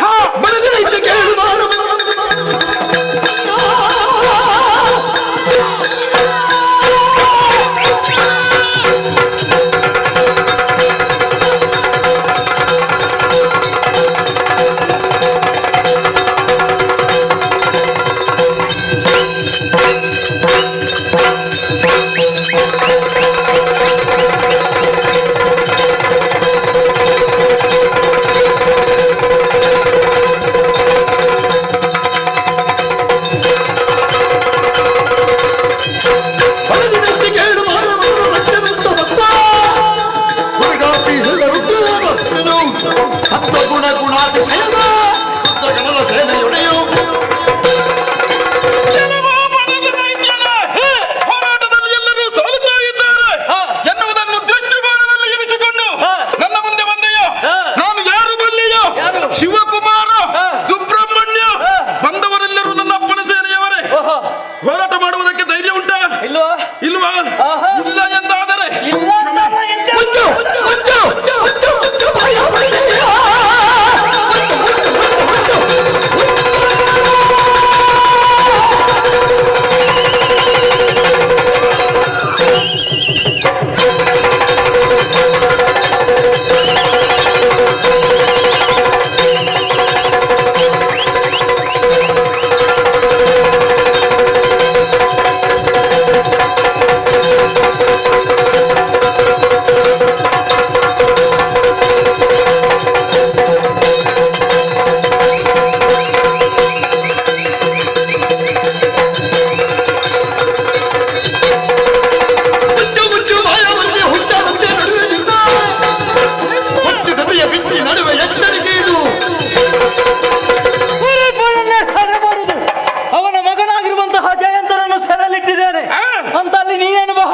ಹುಚ್ಚನಾಗೆ ಮಾತಾಡಿದ್ರೆ ನಾಲಿಗೆ ಕತ್ತರಿ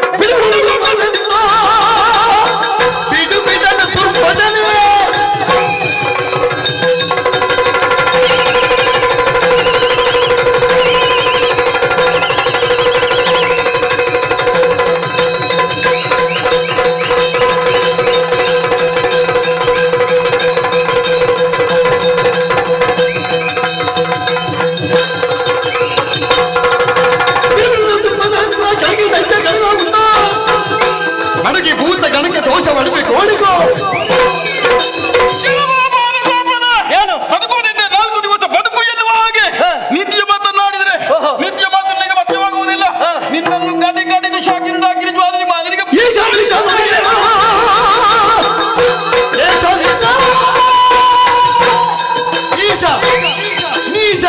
ನಮಗೆ ಲೇಷ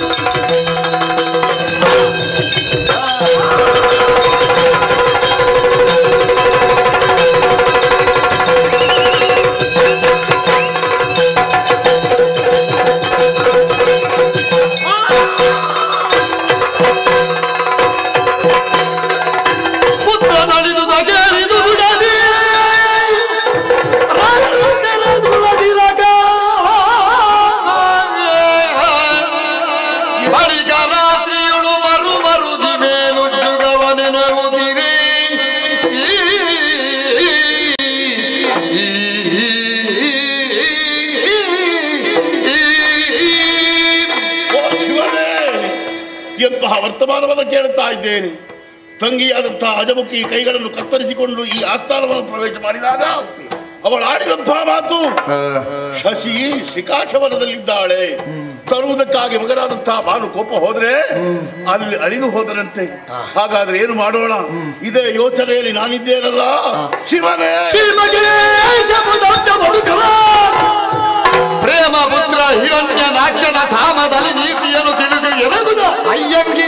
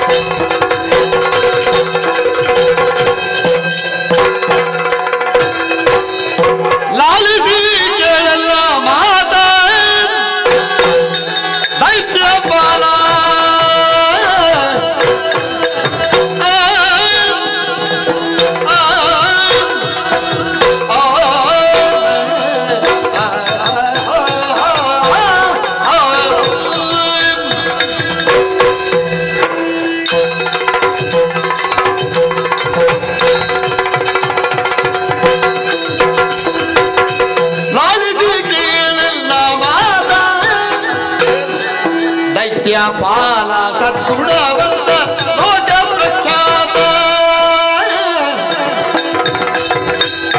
ಏನಿದು ಪ್ರಮೇಯನ ತಿರುವೆ ದೇವ ಸೇನಾನಿಯೊಡನೆ ಸಂಗ್ರಾಮವು ತರವೇ ಆನೆಗಜಾಶ್ವಳಿಗಳು ಸರಿಯೇ ಇಂತು ಆನಿಸಾದು ಚೂಗಾಯೇ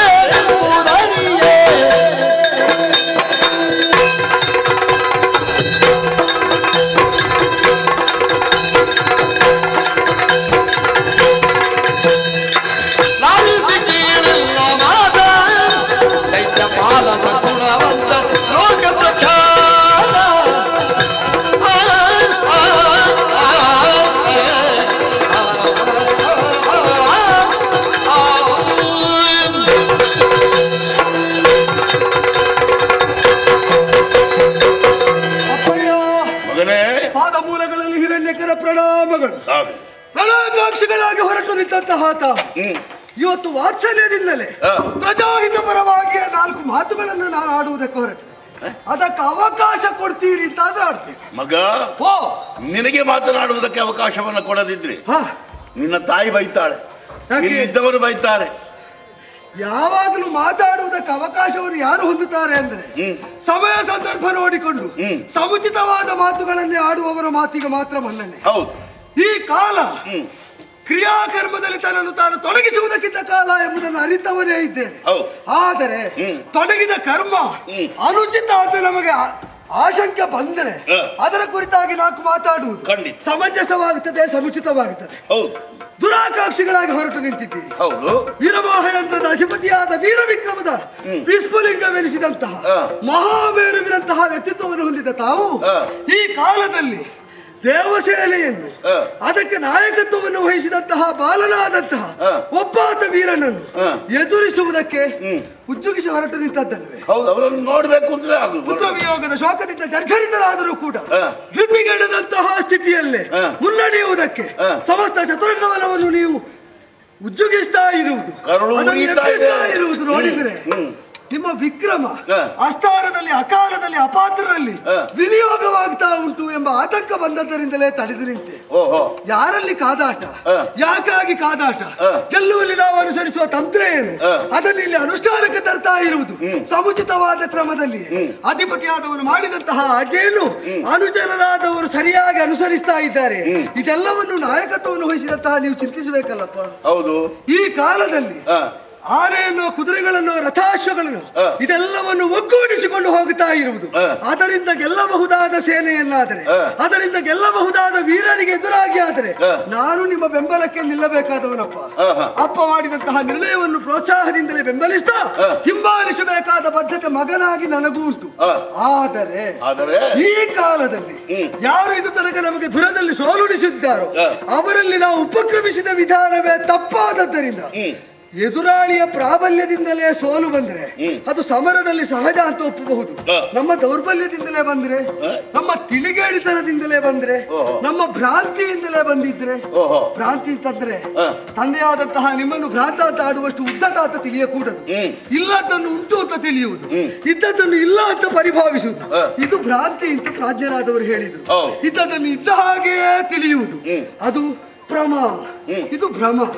ಇಲ್ಲಿ ಭ್ರಮಾಧೀನರಾದಂತಹ ನೀವು ಅನುಚಿತವಾದ ವಿಧಾನವನ್ನು ಅನುಸರಿಸ್ತಾ ಇದ್ದೀರಿ ಅಂತ ಕಂಡದ್ದರಿಂದ ತಡೆದು ನಿಂತು ಯೋಚಿಸಿ ಅಂತ ನಿಮ್ಮನ್ನು ಪ್ರಚೋದಿಸುವುದಕ್ಕಾಗಿ ಎದ್ದು ಬಂದೆ ಅಪ್ಪ. ಹುಡುಗ ಅಲ್ಲಿ ಕೂತವ ಎದ್ದು ಬಂದಿದ್ದು ಹೌದು, ಒಳ್ಳೆಯದು. ನಾನು ಯುದ್ಧಕ್ಕಾಗಿ ಹೊರಟಾಗ ಬೇಡ ನಿಲ್ಲಿ ಅಂತ ಹೇಳ್ತಾ ಇದ್ಯಲ್ಲ. ಹೌದು, ನೀನೀಗ ನಾನು ಅವರನ್ನು ನೋಡ್ಲಿಲ್ಲ, ನೀನು ಅವರನ್ನು ನೋಡ್ಲಿಲ್ಲ, ವ್ಯಕ್ತಿತ್ವವನ್ನು ತಿಳಿದಿದ್ದೇನೆ ಅಂತ ಹೇಳ್ತಾ ಇದ್ಯಲ್ಲ. ಏನು ವಿಶೇಷತೆ ಆ ಹುಡುಗನಲ್ಲಿ? ಈಗ ಯಾರವ ಬಂದಂತಹ ಬಾಲನನ್ನು ನಾವೊಬ್ಬ ವಿರೋಧಿಯಾಗಿ, ವಿರೋಧಿ ಸೈನ್ಯದ ಅಧಿಪತಿಯಾಗಿ ಇಷ್ಟೇ ಗ್ರಹಿಸಿದ್ದೇವೆ. ಆದ್ರೆ ಅದೇ ಬಾಲನನ್ನು ತಮ್ಮ ಬದುಕಿನ ಪರಮಾರ್ಥವನ್ನು ಸಾಧಿಸಿಕೊಡುವ ದೇವನಾಗಿ ಅಂಗೀಕರಿಸಿದವರ ದೃಷ್ಟಿಯಲ್ಲಿ ಆತ ಏನು ಬಲ್ಲಿರ?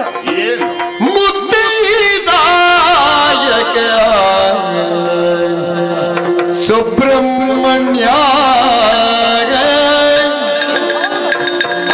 ಸುಬ್ರಹ್ಮಣ್ಯ ದಾದಾ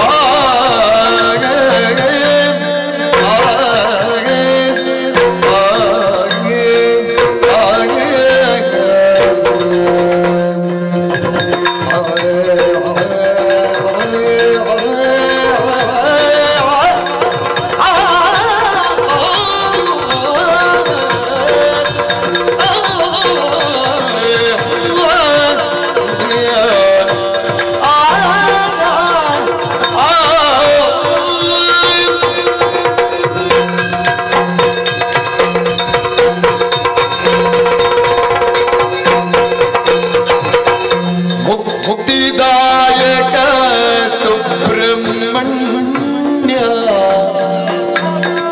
ಆದಿಶಕ್ತಿ ಪರಮ ಜ್ಯೋತಿ ವೀರಾಗ್ರಗಣ್ಯ ಆದಿಶಕ್ತಿ ಪರಮ ಜ್ಯೋತಿ ವೀರಾಗ್ರಗಣ್ಯ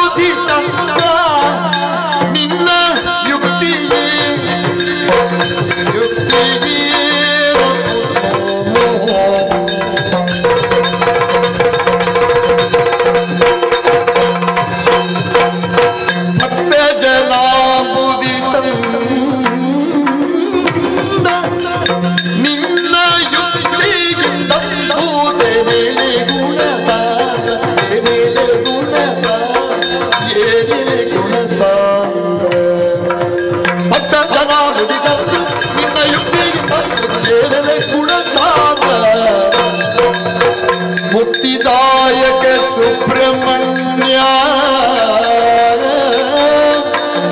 ಆದಿಶಕ್ತಿ ಪರಮ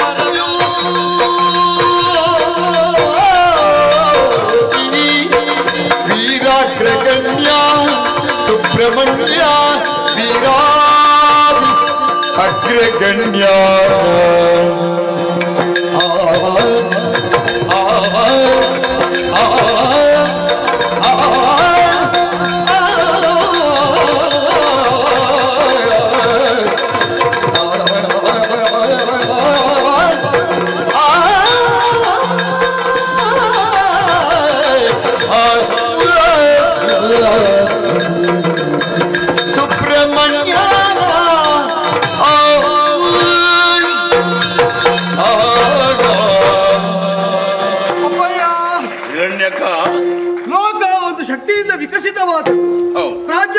ಒಪ್ಪಿದ್ದು. ನೀವು ಒಂದು ಕಾಲದಲ್ಲಿ ಅಂಗೀಕರಿಸಿದ್ದೆ ಅದನ್ನು. ಆ ಶಕ್ತಿಯಾಗಿ ನೀವು ಪರಿಭಾವಿಸುವುದು ಭಿನ್ನವಾದ ಮೂರ್ತಿಯನ್ನಿರಬಹುದು, ಸ್ವರೂಪವನ್ನಿರಬಹುದು, ಅವನಿಗೆ ನೆಲೆ, ಅವನ ಬೆಲೆ ಪ್ರತ್ಯೇಕವಾಗಿರಬಹುದು. ಆದರೆ ಏಕಂ ಸತ್, ಸತ್ಸ್ವರೂಪವಾಗಿರುವುದು, ಸತ್ಯವಾದಂತಹ ಶಕ್ತಿ ಅದು ಈ ಲೋಕದಲ್ಲಿರುವುದು ಒಂದೇ.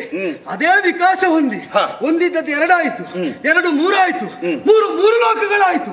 ಹೀಗೆ ವ್ಯಾಪ್ತಿ ವಿಸ್ತಾರ. ಹಾಗಾದ್ರೆ ಒಂದು ಮೂಲ ವಸ್ತು ಯಾವುದು? ಆ ಶಕ್ತಿಯ ಆ ಚೈತನ್ಯ ಎಲ್ಲಿ ಅಂತರ್ನಿಹಿತವಾಗಿದೆ ಇದನ್ನು ಅರಿಯುವಲ್ಲಿ ಪ್ರಾಜ್ಞರಾದವರಲ್ಲಿ ಮತಭೇದಗಳುಂಟು.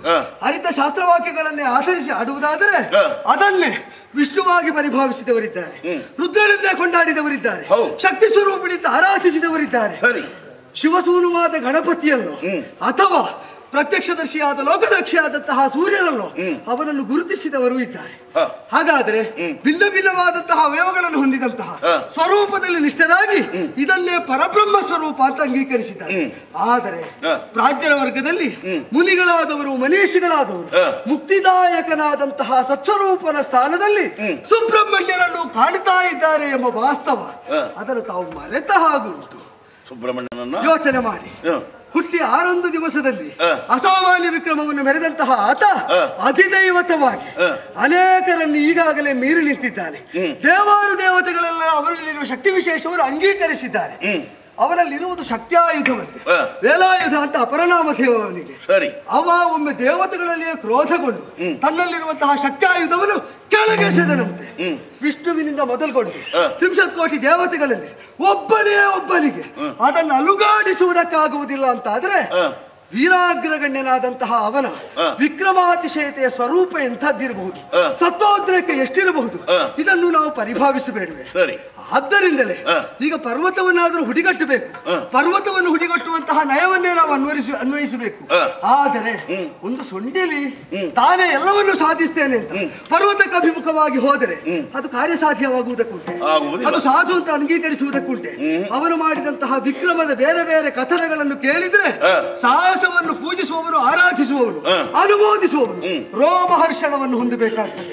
ಅಂತಹ ವಿಕ್ರಮವನ್ನು ಬಾಲ್ಯದಲ್ಲೇ ಅವನು ಹೊಂದಿದ್ದಾನೆ. ತುಲನೆ ಮಾಡಬೇಕಾದ ಯಾವುದಕ್ಕೆ ಗೊತ್ತು? ತಮ್ಮ ಬಾಲ್ಯವನ್ನು ತಾವೊಮ್ಮೆ ಸ್ಮರಿಸಿಕೊಳ್ಳಿ. ಈಗ ಷಣ್ಮುಖನಾದಂತಹ ಕಾರ್ತಿಕೇಯ ಶಿವಸೂನು ಅವನು ಪ್ರದರ್ಶಿಸ್ತಾ ಇರುವ ಸಾಹಸವನ್ನು ಒಮ್ಮೆ ಪರಿಗಣನೆಗೆ ತಂದುಕೊಳ್ಳಿ. ಅದರನ್ನು ತುಲನೆ ಮಾಡಿ ನೋಡಿದಾಗ ನಿಮಗಿಂತ ಅವ ಎಷ್ಟು ಹೆಚ್ಚು, ಯಾಕೆ ಹೆಚ್ಚು, ಹೇಗೆ ಹೆಚ್ಚು ಅಂತ ತಮಗೇ ವೇದ್ಯವಾಗುವುದಿಲ್ವೇ? ಹಾಗಿರುವಾಗ ಅಂಥವರ ಎದುರಿನಲ್ಲಿ ದುರ ಶಕ್ತಿ ಪ್ರದರ್ಶನ ಈಗ ಹೊರಟ್ರೆ ನಮ್ಮ ಶಕ್ತಿಯ ಅಪವ್ಯಯವಾಗುವುದು ಮಾತ್ರವಲ್ಲ, ಸರ್ವನಾಶವೇ ಸನ್ನಿಹಿತವಾಗ್ತದೆ. ತಡೆದುಳಿಯಬೇಕು. ಮಗನೇ, ಭಾನುಕೋಪನಿಗಿಂತ ನೀನು ತುಂಬಾ ಜ್ಞಾನಿಯೂ ಹೌದು. ನೀನು ಈ ಹೊತ್ತಿನಲ್ಲಿ ಅವ ಆ ಶಳರನನ್ನು ಅವ ಲೋಕನಾಯಕ ಅಂತ ಹೇಳ್ತಾ ಇದ್ಯಲ್ಲ, ಹಾಗಾದ್ರೆ ನಾನು ಮುಂದಡಿ ಇಟ್ಟಾಗಿದೆ. ಇನ್ನು ನಾನು ಏನು ಮಾಡಬೇಕು ಅಂತ ನನಗೆ ಯಾವುದೂ ಹೊಳೆಯುವುದಿಲ್ಲ. ಏನು ಮಾಡಬೇಕಯ್ಯ? ತಾರಕರಿಂದ ಮೊದಲುಗೊಂಡು ಭಾನುಕೋಪರ ತನಕ ಸರ್ವವನ್ನು ನಿಗ್ರಹಿಸಿದಂತಹ ಅಸಾಮಾನ್ಯ ವೀರನಾದಂತಹ ಜ್ಯೋತಿ ಸ್ವರೂಪರಾದಂತಹ ಅವನಲ್ಲಿ ಒಂದು ನೀತಿಯನ್ನು ಬದಲಿಸುವುದಕ್ಕೆ ಯೋಚಿಸ್ತೀರಿ ಅಂತಾದರೆ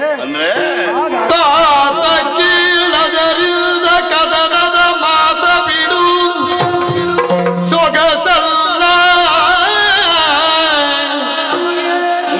ಕದನದ ಮಾತ ಬಿಡು ಸೊಗಸಲ್ಲ. ಮತ್ತೆ ಯಾವುದು ಸೊಗಸು? ನಿರ್ಜರನಾಥ ನನುಗ ಸುರಾಂಗನಾದ್ಯರ ಸೆರೆಯ ಬಿಡುತ್ತೀಗ. ದೇವೇಂದ್ರ ಸುರು ನಿರ್ಜರನಾಥ ನನುಗ ಸುರಾಂಗನಾದ್ಯರ ಸೆರೆಯ ಬಿಡುತ್ತೀಗ. ಭೂತಪತಿಯ ಮಜನ ಮರಿಗುಳ್ದಾತನಪ್ಪಣೆಯಂತೆ ನಡೆಯುವುದು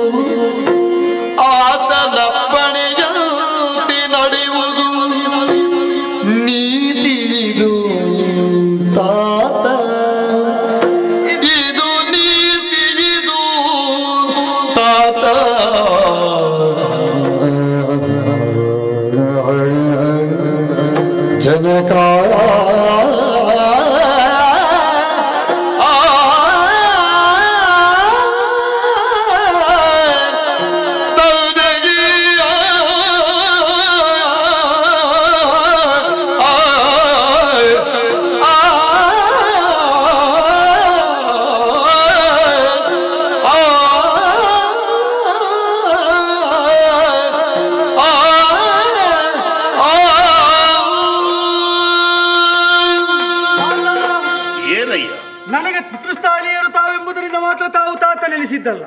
ಈ ವಂಶವಲ್ಲರಿ ಪಲ್ಲವಿಸುವಂತೆ ಮಾಡುವಲ್ಲಿ, ಸರ್ವತೋಮುಖವಾದ ಇದರ ಏಳಿಗೆಯನ್ನು ಸಾಧಿಸುವಲ್ಲಿ ಅಸಾಮಾನ್ಯವಾದ ತಮ್ಮ ಕ್ರತುಶಕ್ತಿಯ ಮೂಲ ಕಾರಣ ಸ್ಥಾನದಲ್ಲಿ ನಿಂತದ್ದರಿಂದ ಎಲ್ಲರೂ ತಮ್ಮನ್ನು ಆಭಾವದಿಂದಲೇ ಸೇವಿಸ್ತಾ ಇದ್ದಾರೆ, ಕರೆಯುತ್ತಾ ಇದ್ದಾರೆ. ತಾತ, ಇಷ್ಟು ನಾನು ಹೇಳಿದ್ದು ಸರಿ ಅಂತ ಕಂಡ್ರೆ ಇದರಿಂದಲಾಗಿಯೇ ನಿಮ್ಮ ನೀತಿ ಬದಲಾದರೆ ಸರ್ವರ ಹಿತರದಿಂದ ಸಾಧ್ಯವಾಗುತ್ತದೆ ಅಂತ ವಿಶ್ವಾಸ ಉಂಟು. ಹೇಳು ನೋಡುವ, ಯೋಚನೆ ಮಾಡಿ. ವಿದ್ವೇಷವನ್ನು ಕೊನೆಗಾಣಿಸಬೇಕು ಅಂತ ಆದ್ರೆ ಆ ವಿದ್ವೇಷಕ್ಕೆ ಕಾರಣ ಸ್ಥಾನದಲ್ಲಿದ್ದ ಕೃತ್ಯವನ್ನು ನಾವು ಪರಿವರ್ತಿಸಿಕೊಳ್ಳಬೇಕು. ಈಗ ಸುರಪತಿಯ ಅಲ್ಲ, ತಮಗೆ ಗೊತ್ತುಂಟು, ನನಗೂ ಗೊತ್ತುಂಟು, ಆದ್ರೆ ನಿಮ್ಮ ಮುಖ ನೋಡಿ ನಾ ಈ ತನಕ ಹೇಳಿದ್ದಿಲ್ಲ. ವಾಮಭಾಗ ವಿರಾಜಿತಳಾದಂತಹ ಸ್ತ್ರೀರತ್ನವನ್ನು ತಾವು ಹಂಬಲಿಸಿದ್ದರ ಪರಿಣಾಮವಾಗಿ ವಿರೋಧ ದೇವಾಸುರರ ಮಧ್ಯೆ ಬಂದದ್ದು. ಸಿಗದಿದ್ದಾಗ ಎದುರಾಗಿ ಸಿಕ್ಕಿದವರಾರು ಅವರನ್ನೇ ಸೆರೆ ಹಿಡಿದು ತಂದು ಇಲ್ಲಿ ಕೈಸೆರೆಯಾಗಿಸಿದ್ದೀರಿ. ಇದ್ದಾರಲ್ಲಿ ಒಳಗೆ ಅಪ್ಸರಾಂಗನೆಯರ ವ್ರಾತವೇ ಸೆರೆಮನೆಯಲ್ಲಿ ಸಂತ್ರಸ್ತವಾಗಿ ಕಣ್ಣೀರ ಕೋಡಿಯನ್ನೇ ಹರಿಸ್ತಾ ಇರುವುದನ್ನು ಪ್ರತಿನಿತ್ಯ ನಾವು ಗಮನಿಸ್ತಾ ಇದ್ದೇವೆ. ಈ ಕಾಲದಲ್ಲಿ ಹೋಗ್ಲಿ, ನಮಗೇನು ಅವ್ರಿಗೆ ಹೋಗ್ಲಿ. ಅವರ ಬಿಡುಗಡೆಗಾಗಿ ದೇವೇಂದ್ರನೋ ಅಥವಾ ಅವರ ಅನುಚರರು ಪ್ರಾರ್ಥಿಸಿದ್ದರಿಂದ ಹರಸಂಭೂತನಾದಂತಹ ಕೃತಿಕಾ ಮಾತೆಯರಿಂದ ಸ್ತನ್ಯ ಉಂಡು ಬೆಳೆದು ಪುಷ್ಟನಾದಂತಹ ಷಣ್ಮುಖನಾಗಿ ಷಡ್ದಶೆಗಳಿಂದಲೂ ಬರಬಹುದಾದ ಅಪಾಯವನ್ನು ಸರ್ವತ್ರ ನಿಗ್ರಹಿಸುವಂತಹ ಆ ಷಡಾನನನ್ನು ನಾವು ಎದುರಿಸುವಂತಹ ಪ್ರಮೇಯ ಬಂದದ್ದು. ಈಗ ಜಯಂತ ಕುಮಾರನನ್ನು ಸೆರೆ ಬಿಟ್ರೆ ಅಪ್ಸರಾಂಗನೆಯರನ್ನು ಸ್ವರ್ಗಕ್ಕೆ ಮರಳಿ ಒಪ್ಪಿಸಿದ್ದು ಹೌದು ಅಂತ ಆದ್ರೆ ದೇವನಾಥರ ಜೊತೆಗಿನ ಕಲಹ ಕಾರಣ ನಿರ್ಮೂಲನವಾಗುತ್ತದೆ. ಯಾಕಾಗಬೇಕು ಅಂದ್ರೆ ದೇವನಾಥನಲ್ಲಿ ಪರಿಭವವನ್ನು ಒಪ್ಪಬೇಕೆಂಬ ಅನಿವಾರ್ಯತೆಗಾಗಿ ನಾ ಹೇಳ್ತಾ ಇಲ್ಲ. ಭೂತನಾಥನ ಜೊತೆಯಲ್ಲಿ ವಿರೋಧ ಬೇಡ. ಭೂತ ಪ್ರಪಂಚದಲ್ಲಿ, ಪಾಂಚಭೌತಿಕವಾದ ಈ ಭೂತ ಪ್ರಪಂಚದಲ್ಲಿ ಸರ್ವವನ್ನು ನಿಯಮಿಸಬಲ್ಲ, ನಿರ್ದೇಶಿಸಬಲ್ಲ, ಲಯಿಸಿ ಹೋಗುವಂತೆ ಮಾಡಬಲ್ಲಂತಹ ಹರ ತೇಜಸ್ಸಿನ ಮೂರ್ತಿವತ್ತಾದ ಸ್ವರೂಪ ಪರಬ್ರಹ್ಮ ಸ್ವರೂಪ ಆ ಸುಬ್ರಹ್ಮಣ್ಯನಲ್ಲಿ ಕದನೋಪಕ್ರಮವನ್ನು ಸ್ಥಗಿತವಾಗಿಸಬೇಕು ಅಂತಾದ್ರೆ ಹರನಿಗೂ ಹರಸೂನುವಿಗೂ ನಾವು ಶರಣು ಬಂದೆವು ಅಂತಾದರೆ ಆ ಚಂದ್ರಾರ್ಕವಾಗಿ ಕೀರ್ತಿ ಉಳಿಯ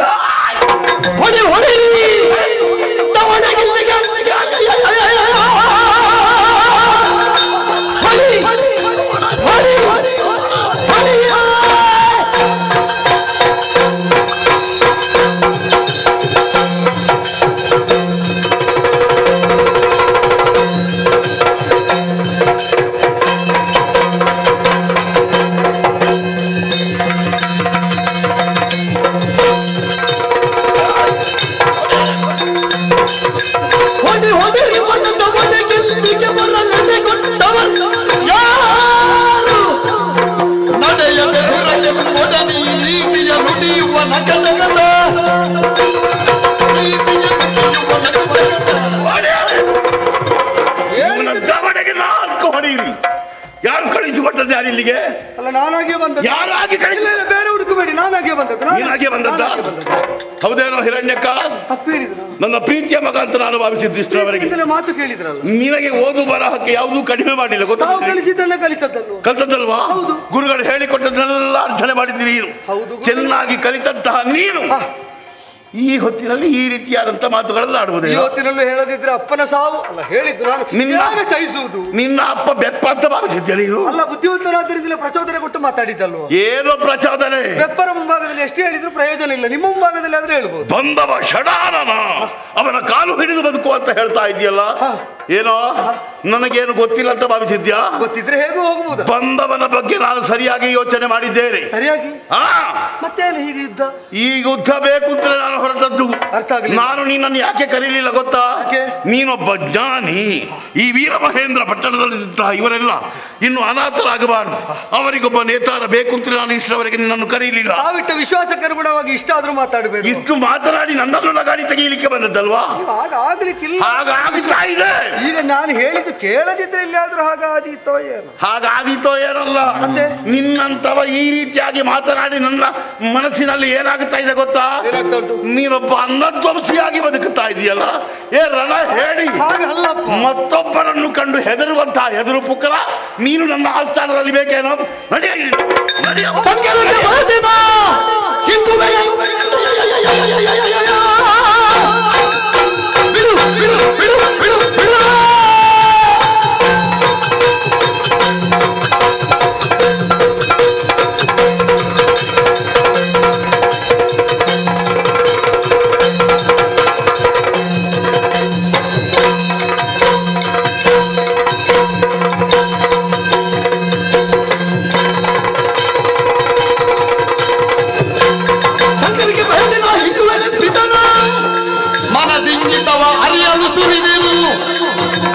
ನಿನಗೆ ಬರರಣಾಂತಿ ಗೆಲ್ಲುವೆ ನೀ ಸಿಂಗರದಿ ಕರುಣಿಸ ಪಡೆಯ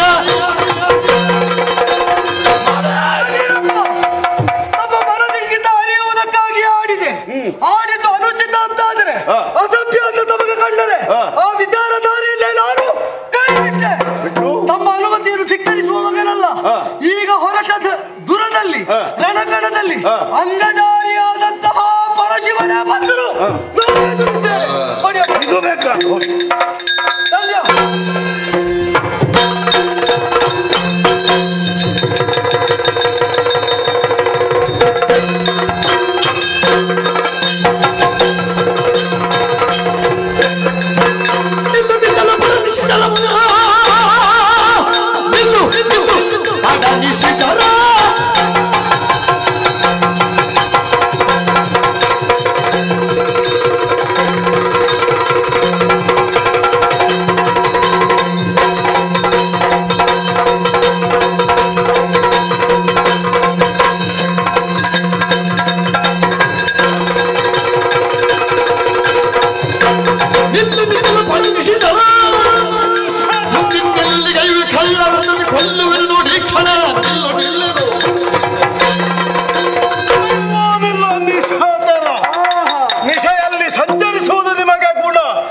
ಪರರಿಗೆ ತೋರಿಸುವುದಕ್ಕೆ ತಲೆ ಉಂಟು ಅಂತ ಈಗ ಮತ್ತೆ ದೃಢೀಕರಣ ಆಯ್ತು. ನಮಗೂ ಬೇಕಿತ್ತು ಈ ತಲೆಗೊಂದು ಬಲ ಬೇಕಿತ್ತು.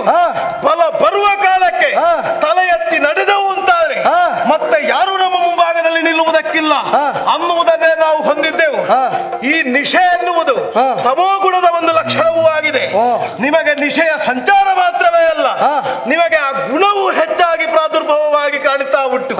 ಯಾಕೆ ಪರಸತಿ ಪರಧನ ಪರರ ಭೂಮಿ ಎಲ್ಲವನ್ನು ನೀವು ಸೆಳೆಕೊಂಡು ತನ್ಮೂಲಕವಾಗಿ ತಾವಾಗಿ ಬೆರೆಯಬಹುದು ಎನ್ನುವ ಭಾವ ಇದ್ರೆ ಇನ್ನುವಂತಹ ಬದುಕಿಲ್ಲ. ವಜ್ರಧಾರಿಯಾಗಿ ಬಂದಿದ್ದೇನೆ. ವಜ್ರ ಅಲ್ಲ, ದೇವಲೋಕದಲ್ಲಿ 30 ಕೋಟಿ ಗಣಗಳಲ್ಲಿರುವಂತಹ ಸರ್ವಾಯುಧಗಳನ್ನು ಹಿಡಿದು ಆದಿತ್ಯನನ್ನು ಅಂಧಕಾರದ ಶರದಿಯಲ್ಲಿ ಮುಳುಗಿಸುವುದು ಅಂದ್ರೆ ಏನು ಅಂತ ಗೊತ್ತುಂಟು? ನೀ ಮುಳುಗಿದಾಗ ಲೋಕ ನೋಡಿ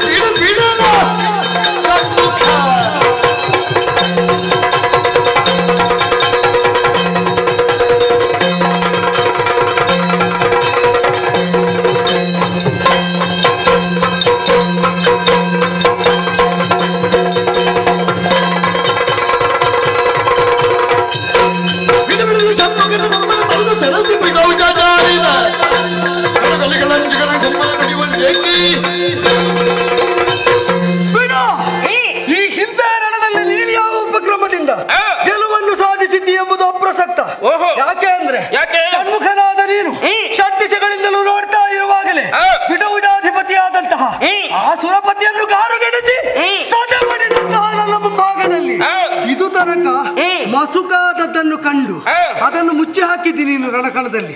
ಇದು ಹೊಳಪುಳ್ಳದ್ದು ಹಿರಣ್ಯಕಾಂತ ಹೆಸರು.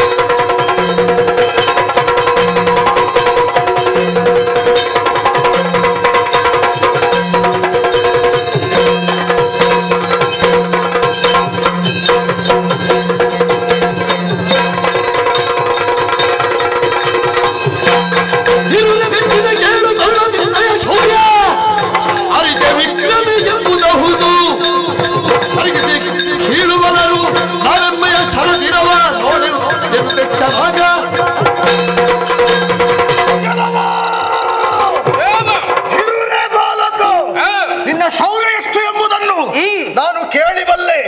ಆದರೆ ಶೂರ ಪದ್ಮನ ಅನುಜರಾದಂತಹ ಸಿಂಹಾಸೈದಿರಾಗಿರಿದ್ದವೋ ನನ್ನ ಬಲಹೀನ ಬಗ್ಗೆ ನಿನಗೆ ಗೊತ್ತಿಲ್ಲ. ಆದ ಕಾರಣ ಹೇಳ್ತಾ ಇದ್ದೇನೆ, ಕಾಲಿಗೆ ಬಿದ್ದು ಶರಣಾಗು, ಇಲ್ಲಾದ್ರೆ ಅಂತಕನ ಆಲಯಕ್ಕೆ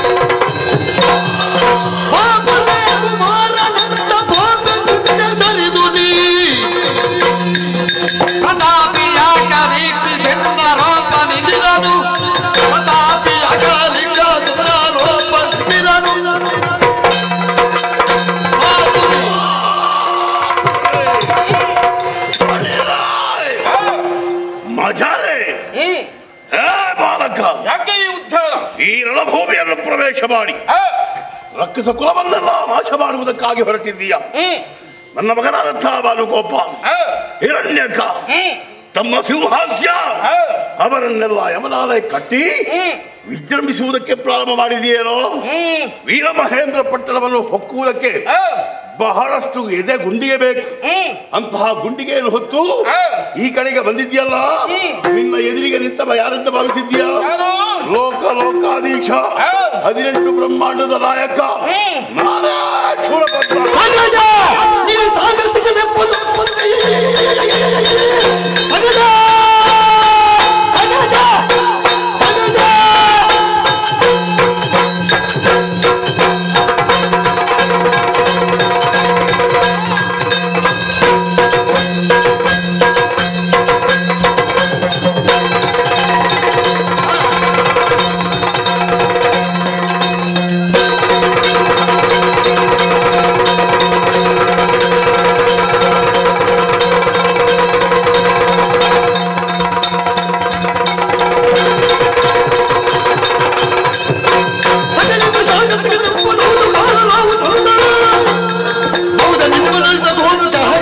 ಕಹಿಸುತ್ತಲಿ ಹೌದೇ ನಿಮ್ಮೋರಿಂದಾಗುವುದು ಕಹಿಸುತ್ತಲಿ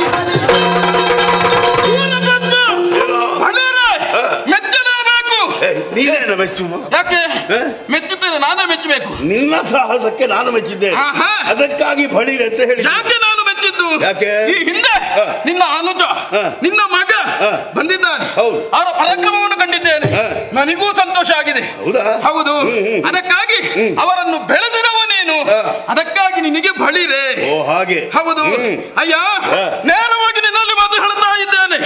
ನೀರಿನಲ್ಲಿ ಅರಳುವಂತಹ ಕಮಲ, ಆ ಕಮಲದ ಮಿತ್ರ ಸೂರ್ಯ, ಸೂರ್ಯನ ಮಗ ಆ ಯಮ, ಯಮಪುರವನ್ನು ಸೇರಬೇಕಾದಿತ್ತು. ಎತ್ತರ ಎತ್ತರ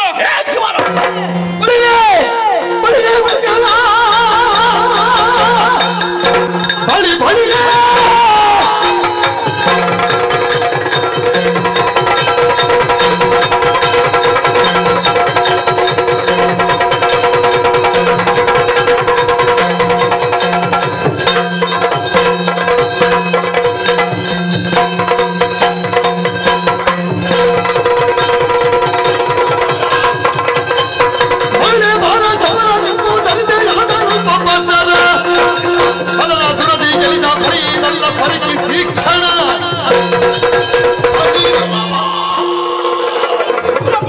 ಚೆನ್ನಾಗಿ ಅರ್ಥವಾಯ್ತು ನನಗೆ.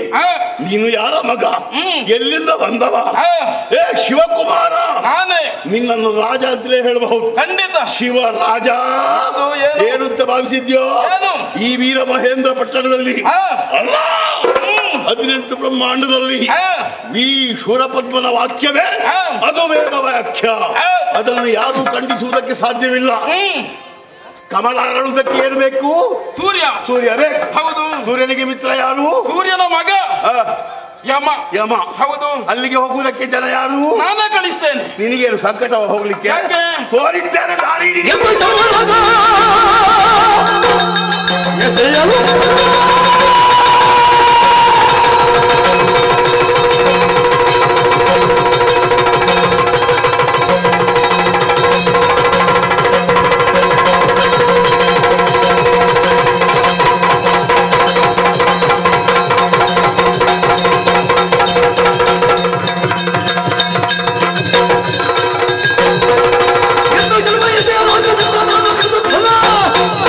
ಚಂದನವನ್ನು ಮುರಿದು ಬಾಣ ಬಿದ್ದ ಲಕ್ಷಣ.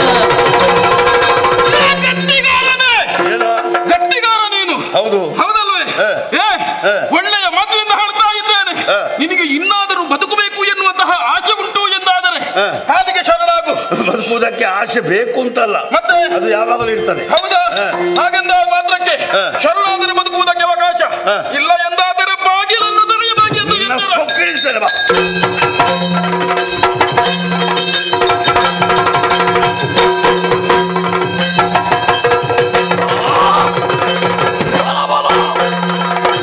ಹೀಗೆ ಸದೆ ಬರೆಯುವುದಲ್ಲ, ವಿಧ ವಿಧದ ವೇಷ ಮಾಡಬೇಕು.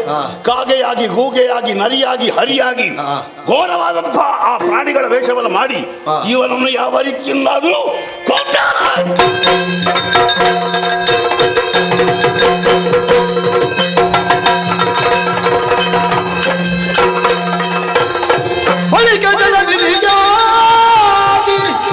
ವಿಧಿಯಾಗಿ ವಿಧಿಯಾಗಿ ಅಳವಿಯುಳು ಹರಿಯಂತೆ ಹರಿಯಂತೆ ಹರಿಯಂತೆ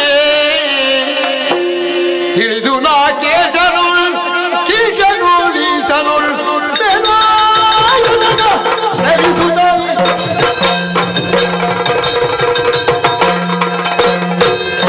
ಆಶ್ಚರ್ಯವನ್ನು ಕಾಣುತ್ತಾ ಇದ್ದೇನೆ. ರಾಜ್ಯದಲ್ಲಿ ಕಾಡಾಗಾಡಿಯಾಗಿ ಹೋರಾಟ ಮಾಡುತ್ತಾ ಇದ್ದ ಅದೇ ಕ್ಷಣದಲ್ಲೇ ಮಾಯವಾಗಿದ್ದಾನೆ. ಹಾಗಿರುವಾಗ ಎತ್ತ ಹೋದ ಎನ್ನುವುದನ್ನು ದೃಷ್ಟಿ ಹಾಯ್ದು ನೋಡಿದೆ ಎಂದಾದರೆ ವಿವಿಧ ರೀತಿಯಲ್ಲಿ ನನ್ನ ಜೊತೆಗೆ ಹೋರಾಟ ಮಾಡುತ್ತಾ ಇದ್ದಾನೆ. ಅವನ ಮಾಯೆಯನ್ನು ಸಾಧಿಸಿದ್ದೇನೆ. ಹಾಗಾದರೆ ನಾನು ಯಾರು ಎನ್ನುವುದನ್ನು ತಿಳಿದುಕೊಡಬೇಕು.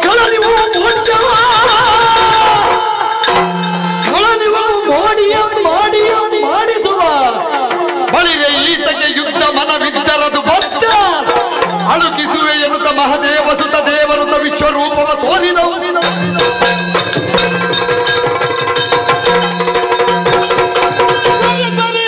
ಹಾಗಾದರೆ ನಾನು ಯಾರು ಎನ್ನುವುದನ್ನು ಆತನಿಗೆ ತೋರಿಸಿಕೊಡಬೇಕು. ಅದಕ್ಕಾಗಿ ವಿಶ್ವ ವಿರಾಟ ಸ್ವರೂಪವನ್ನೇ ತೋರಿಸ್ತೇನೆ.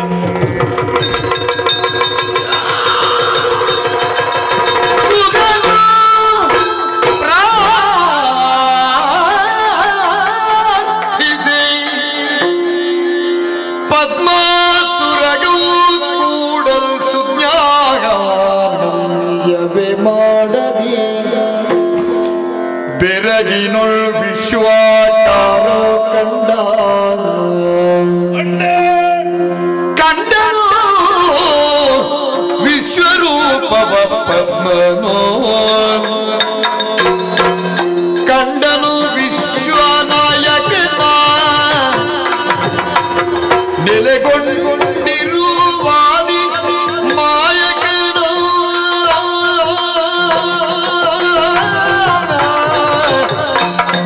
ಆಹಾ ಕಂಡ ನಿಧಿಯ ದೇವಾತಂಗ ಸುಪ್ರಚಂಡ ಮೂರ್ತಿಯ ಬ್ರಹ್ಮಾಂಡ ಪದಕನನು ಕಂಡನು ವಿಶ್ವನಾಯಕ ನೆಲೆಗೊಂಡಿರುವ ಮಾಯಕನಾಗ ಮಂಡನಿಧಿಯ ದೇವ ತಂಡವಂದಿತ ಸುಪ್ರಚಂಡ ಮೂರ್ತಿ ಬ್ರಹ್ಮಾಂಡ ನಾಯಕನನ್ನು ಕಂಡನು ಜಯ ಜಯ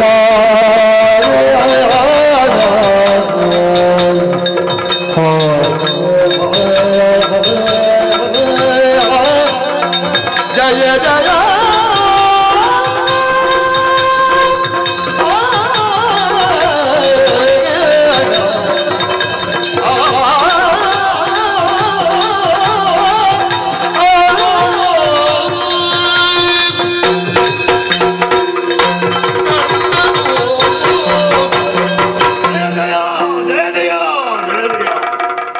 ಯುದ್ಧ ಮಾಡುವುದಕ್ಕಾಗಿ ಸಿದ್ಧತೆಯನ್ನು ಮಾಡಿದಂತಹ ನಾನು ಇವರನ್ನು ಕೊಲ್ಲುತ್ತೇನೆ ಅಂತ ಕೈಯಲ್ಲಿದ್ದಂತಹ ಕಟಾರಿಯನ್ನು ಎತ್ತಿದೆ. ಆ ಕ್ಷಣದಲ್ಲಿಯೇ ದಿವ್ಯ ಮನೋಹರ ಮೂರ್ತಿ ನನ್ನ ಮುಂದೆ ಕಣ್ಣಳಿಸ್ತಾ ಇದೆಯಲ್ಲ. ಹಾಗಾದ್ರೆ ಇವ ಬಂದವ ಯಾರು? ಸಾಮಾನ್ಯನಲ್ಲ. ಈ ಬ್ರಹ್ಮಾಂಡವನ್ನೇ ತನ್ನ ಉದರದೊಳಗಿರಿಸಿಕೊಂಡವ. ಅಣು ರೇಣು ತೃಣ ಕಾಷ್ಟ ಜಂಗಮಾದಿಗಳಲ್ಲಿ ಇವ ನೆಲೆಸಿದ್ದಾನೆ ಎಂಬುದು ಸತ್ಯ. ಒಂದು ಹುಲ್ಲು ಕಡ್ಡಿಯನ್ನು ಒಗಾಡಬೇಕಂತಾದರೂ ಇವನ ಅಪ್ಪಣೆ ಇಲ್ಲದೆ ಯಾವುದೂ ನಡೆಯುವುದಿಲ್ಲ. ಇಂಥ ಪ್ರಕಾಶಮಾನವಾದಂತಹ ಈ ಮೂರ್ತಿಯನ್ನು ನೋಡಿದಾಗ ನಾನು ಧನ್ಯನಾದೆ, ನಾನು ಸಂತೋಷಗೊಂಡೆ. ಯಾಕೆ? ದೇವರನ್ನು ಕಾಣುವುದಕ್ಕೆ ಎಲ್ಲರೂ ಬಯಸ್ತಾರೆ. ವಿಧ ವಿಧವಾಗಿ ತಪಸ್ಸನ್ನು ಆಚರಿಸ್ತಾರೆ, ವಿಧ ವಿಧವಾಗಿ ಭಜನೆಯನ್ನು ಮಾಡ್ತಾರೆ, ವಿಧ ವಿಧವಾದಂತಹ ಸೇವೆಯನ್ನು ಮಾಡ್ತಾರೆ. ದೇವರು ಯಾರಿಗೂ ಪಕ್ಕನೆ ಕಾಣ ಸಿಗುವುದಿಲ್ಲ. ಆದರೆ ಈ ಯುದ್ಧ ಭೂಮಿಯಲ್ಲಿ ನನ್ನ ಮಕ್ಕಳನ್ನು ಕಳೆದುಕೊಂಡಿದ್ರು ಈ ಹೊತ್ತಿನಲ್ಲಿ ಇಂಥ ದಿವ್ಯ ಮನೋಹರ ರೂಪವನ್ನು ಕಾಣುವಂತಹ ಭಾಗ್ಯ ಈ ಪದ್ಮನಿಗೆ ಒದಗಿದೆ ಅಂತಾದ್ರೆ ನನ್ನಷ್ಟು ಭಾಗ್ಯಶಾಲಿ ಮತ್ತೊಬ್ಬನಿದ್ದಾನೆಯೇ? ಯಾವುದೋ ಜನ್ಮದಲ್ಲಿ ಮಾಡಿದಂತಹ ಪುಣ್ಯದ ಫಲದಿಂದಾಗಿ ಇಂದು ಈ ಕಾಲದಲ್ಲಿ ಇವನ ರೂಪವನ್ನು ಕಂಡೆ, ಸಂತೋಷಗೊಂಡೆ. ಈ ಸಂತೋಷವನ್ನು ನಾನು ಪ್ರಕಟಪಡಿಸುವುದು ಹೇಗೆ? ಸ್ವಾಮಿ, ನಿನ್ನ ಪಾದಕ್ಕೆ ಶಿರ ಮಾಡಿದೆನು ತಪ್ಪು ಕೆಲಸ, ಮಾಡಿದೆನು ಆದಡಿದ ದೂರದೆಲ್ಲೊಳಗೆ ಕೆಲಸ, ಬೇಡುವೆನು ಹರಿಯ ಪದವ, ಬಳಿಕನ ಕೂಡುವೆನು ಮುಕ್ತಿ ಪದವ. ಸುರಪಸುತ ದೇವಾಂಗನಾದ್ಯನ ಸೆರೆಯ ಬಿಟ್ಟಿ ಸ್ವಾಮಿಯಂಗಿಗೆ, ಸ್ವಾಮಿಯಲ್ಲಿಗೆ ಸರ್ವ ಸಂಪದ ಅರ್ಪಿಸುವೆ, ಸರ್ವ ಸಂಪದ ಅರ್ಪಿಸುವೆನು.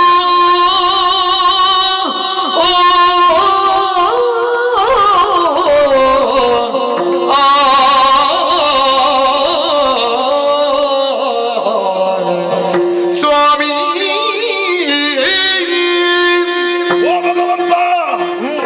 ನಿನ್ನ ಪಾದ ಬುಡದಲ್ಲಿ ನನ್ನ ಶಿರವನ್ನು ಚಾಚಿದ್ದೇನೆ ಸ್ವಾಮಿ. ತಿಳಿಯದೆ ಅಪರಾಧವನ್ನು ಮಾಡಿದ್ದೇನೆ. ನಾನು ಯೋಚನೆ ಮಾಡಬೇಕಿತ್ತು. ಅಪರಾಧ ಮಾಡುವಂತಹ ಹೊತ್ತಿನಲ್ಲಿ ಇದು ಸರಿಯೋ ತಪ್ಪೋ ಎಂಬುದನ್ನು ಯೋಚನೆ ಮಾಡುವಂತಹ ವಿವೇಕ ಆ ಹೊತ್ತಿನಲ್ಲಿ ನನ್ನಲ್ಲಿ ಇರಲಿಲ್ಲ. ತಪ್ಪನ್ನು ಎಸಗಿದೆ. ನಾರದರು ಆಡಿದಂತಹ ಮಾತಿನಂತೆ ಶಚಿಯನ್ನು ತರುವುದಕ್ಕೆ ಬಯಸಿದವನ್ ನಾನು. ಅಲ್ಲಿ ಬಂದಂತಹ ಜಯಂತನೋ ಇನ್ನಿತರ ದೇವತೆಗಳನ್ನು ನನ್ನ ಮಗ ಬಗ್ಗು ಬಡಿದು ತಂದು ಸೆರೆಯಲ್ಲಿರಿಸಿದ್ದಾನೆ. ಅದೆಷ್ಟೋ ನಾರಿಯರು ಸೆರೆಯಲ್ಲಿದ್ದಾರೆ. ಅವರೆಲ್ಲರನ್ನು ನಿನ್ನ ಕಣ್ಣ ಮುಂದೆ ನಾನೆಲ್ಲವನ್ನು ಸೆರೆಯಿಂದ ಹೊರಬಿಟ್ಟಿದ್ದೀನಿ ದೇವರೇ. ಅದು ಮಾತ್ರ ಮಾತ್ರವಲ್ಲ, ನನ್ನ ತಪ್ಪಿಗೆ ಕ್ಷಮೆಯನ್ನು ಕೇಳ್ತಾ ಇದ್ದೇನೆ. ಇನ್ನು ಮುಂದೆ ಆ ಹರಿಯ ಸೇವೆಯನ್ನು ಮಾಡಬೇಕು ಅಂತ ನನಗೆ ಆಶೆಯಾಗಿದೆ. ಬೇಡ, ಕೈಲಾಸಾಧಿಪತಿಯಾದಂತಹ ಶಂಕರನ ಸೇವೆ ಮಾಡುವಂತಹ ಭಾಗ್ಯ ನನಗೆ ಒದಗಿಸಿಕೊಳ್ಬೇಕು. ಅದಕ್ಕಾಗಿ ನಿನ್ನ ಪಾದ ಬುಡದಲ್ಲಿ ಬೇಡ್ತಾ ಇದ್ದೇನೆ ಸ್ವಾಮಿ. ಜಯ ಜಯ ಜಯ ಜಯ ಜಯ ಜಯ. ಶರಜನಿತ್ತಲು ವಿಶ್ವರೂಪವ ಮರೆಗೊಳಿಸಿ ಬಾಲಕನ ತೆರಳಿದೆ ದುರುಳ ನಾಕ್ಷಣ ಅರಳಿ ಮಾಯೆಯು ತುಂಬಿತೇನೆಂಬೆ. ಆಶ್ಚರ್ಯವನ್ನು ಕಾಣುತ್ತಾ ಇದ್ದೇನೆ. ತನ್ನ ವಿಶ್ವ ವಿರಾಟ ಸ್ವರೂಪವನ್ನು ಕಂಡು ನಾನಾ ರೀತಿಯಾಗಿ ಭಕ್ತಿಯ ಮಳೆಯನ್ನೇ ಸುರಿಸ್ತಾ ಇದ್ದಾನೆ. ಹಾಗಾದರೆ ನನ್ನ ಈ ರೂಪ ಅಲ್ಲ, ಮೊದಲಿನ ರೂಪವನ್ನು ಕಂಡಾಗ ಏನು ಮಾಡುತ್ತೇನೆ ನೋಡಿಬಿಡುತ್ತೇನೆ.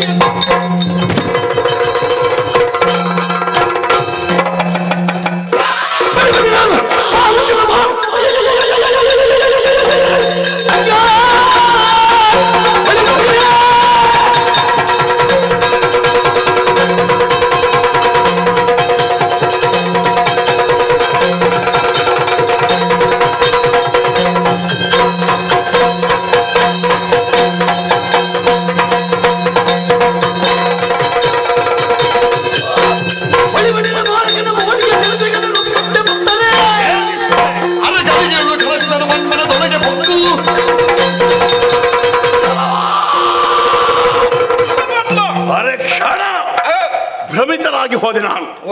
ನಿನ್ನ ದಿವ್ಯ ಮನೋಹರ ರೂಪವನ್ನು ನೋಡಿದ ಕ್ಷಣ ನನ್ನ ತಲೆ ತಿರುಗುವುದಕ್ಕೆ ಪ್ರಾರಂಭವಾಯಿತು. ಯಾಕೋ ಯಾರೋ ನಿನ್ನ ರೂಪಕ್ಕೆ ಮರುಳಾಗಿ ನನ್ನ ಮನಸ್ಸು ಮೋಹಿತಗೊಂಡು ನಿನ್ನನ್ನು ಹೊಗಳುವುದಕ್ಕೆ ಪ್ರಾರಂಭವಾಯಿತು. ಆದರೆ ನೀನು ಹೇಳಿದಂತೆ ನೀನಾಡಿದಂತೆ ಯಾವುದೂ ನಡೆಯುವುದಿಲ್ಲ. ಈ ಹೊತ್ತಿನಲ್ಲಿ ನಿಜ ರೂಪವನ್ನು ತೋರಿಸ್ತಾ ಇದ್ದೀಯೇನೋ. ಯಾರನ್ನು ಸೆರೆಯಿಂದ ಬಿಡಲಾರೆ, ಯಾರ ಬಗೆಯೂ ಕ್ಷಮೆಯನ್ನು ಕೇಳುವುದಕ್ಕೆ ಬಿಡಲಾರೆ. ಈ ಕ್ಷಣ ನಿನ್ನ ತಲೆಯನ್ನು ಕಟಾರಿದ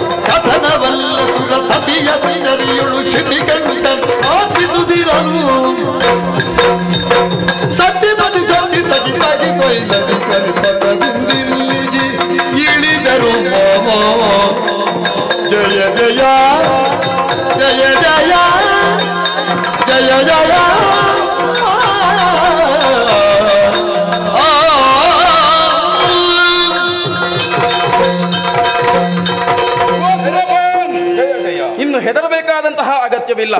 ಲೋಕ ಕಂಟಕನಾದ ಶೂರಪದ್ಮನನ್ನು ವಧಿಸಿದ್ದೇನೆ, ಬಂಧನದಲ್ಲಿದ್ದಂತಹ ನಿನ್ನ ಮಗನನ್ನು ಬಿಡಿಸಿದ್ದೇನೆ.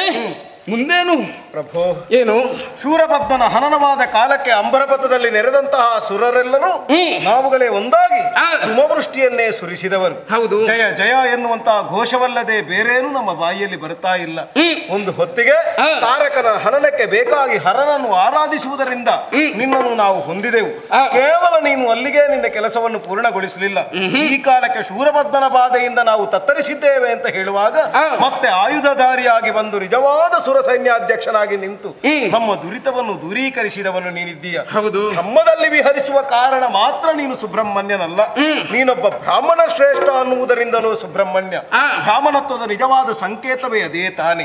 ಸರ್ವೇ ಭವಂತು ಸುಖಿನಃ ಸರ್ವೇ ಸಂತು ನಿರಾಮಯ ಎನ್ನುವ ಹಾಗೆ ಲೋಕದ ಸರ್ವರ ಸುಖಿಯನ್ನೇ ನೀ ಬಯಸುವ ಕಾರಣ, ಈ ಕಾರಣದಿಂದಲಾಗಿಯೇ ಶೂರಪದ್ಮನ ಮುಂಭಾಗದಲ್ಲಿ ನಿನಗೆ ವಿಜಯ ಎನ್ನುವುದು ಪ್ರಾಪ್ತವಾಗಿದೆ. ಅರ್ಥಾತ್ ನಮಗೂ ಅದರ ವಿಜಯದ ಸಂಕೇತವು ಸಿಕ್ಕಿದ ಹಾಗಾಗಿದೆ. ಇದರಿಂದ ಪ್ರಾಪಂಚಿಕರು ಅರ್ಥವಿಸಿಕೊಳ್ಳಬೇಕಾದ ವಿಚಾರ ಏನು? ಯಾವಾತನಿಗೆ ಅಹಂಕಾರ ಎನ್ನುವುದು ತನ್ನ ತಲೆಗೆ ಅಡರುತ್ತದೋ ಅಂತವರು ಸರ್ವನಾಶ ಆಗುತ್ತಾರೆ ಎನ್ನುವುದಕ್ಕೆ ಇದೇ ತಾನೇ ಸಾಕ್ಷಿ. ಖಂಡಿತವಾಗಿಯೂ ಸುಮನಸರುಗಳಾದ ನಮಗೆ ಅದರ ವಿಚಾರ ವೇದ್ಯವಾಯಿತು. ಇಂತಹ ಒಂದು ಪುಣ್ಯತಮವಾದ ಕುಮಾರ ವಿಜಯ ಎನ್ನಬಹುದಾದ ಕಥೆಯನ್ನು ಆಡುವುದಕ್ಕೆ ನೋಡುವುದಕ್ಕೆ ಅನುವು ಮಾಡಿಕೊಟ್ಟವರಿಗೆಲ್ಲವರಿಗೂ ಕೂಡ ನಾವು ನಂಬಿರುವಂತಹ ಕೋದಂಡರಾಮಸ್ವಾಮಿ ಪಂಚಮುಖಿ ಆಂಜನೇಯ ದೇವರು ಸಕಲ ಈ ಸ್ಥಳದ ಸಾನ್ನಿಧ್ಯಗಳು ಸರ್ವ ಮಂಗಲವನ್ನು ಒದಗಿಸಿಕೊಡ್ಲಿ ಅಂತ ಹಾರೈಸುತ್ತಾ ತಥಾಭಾಗಕ್ಕೆ ಮಂಗಲವನ್ನು ಹಾಡುವ ಭದ್ರಂ ಶುಭಂ ಮಂಗಳಂ ಜಯ ಜಯ ಮಂಗಲ ರಾಮಚಂದ್ರನಿಗೆ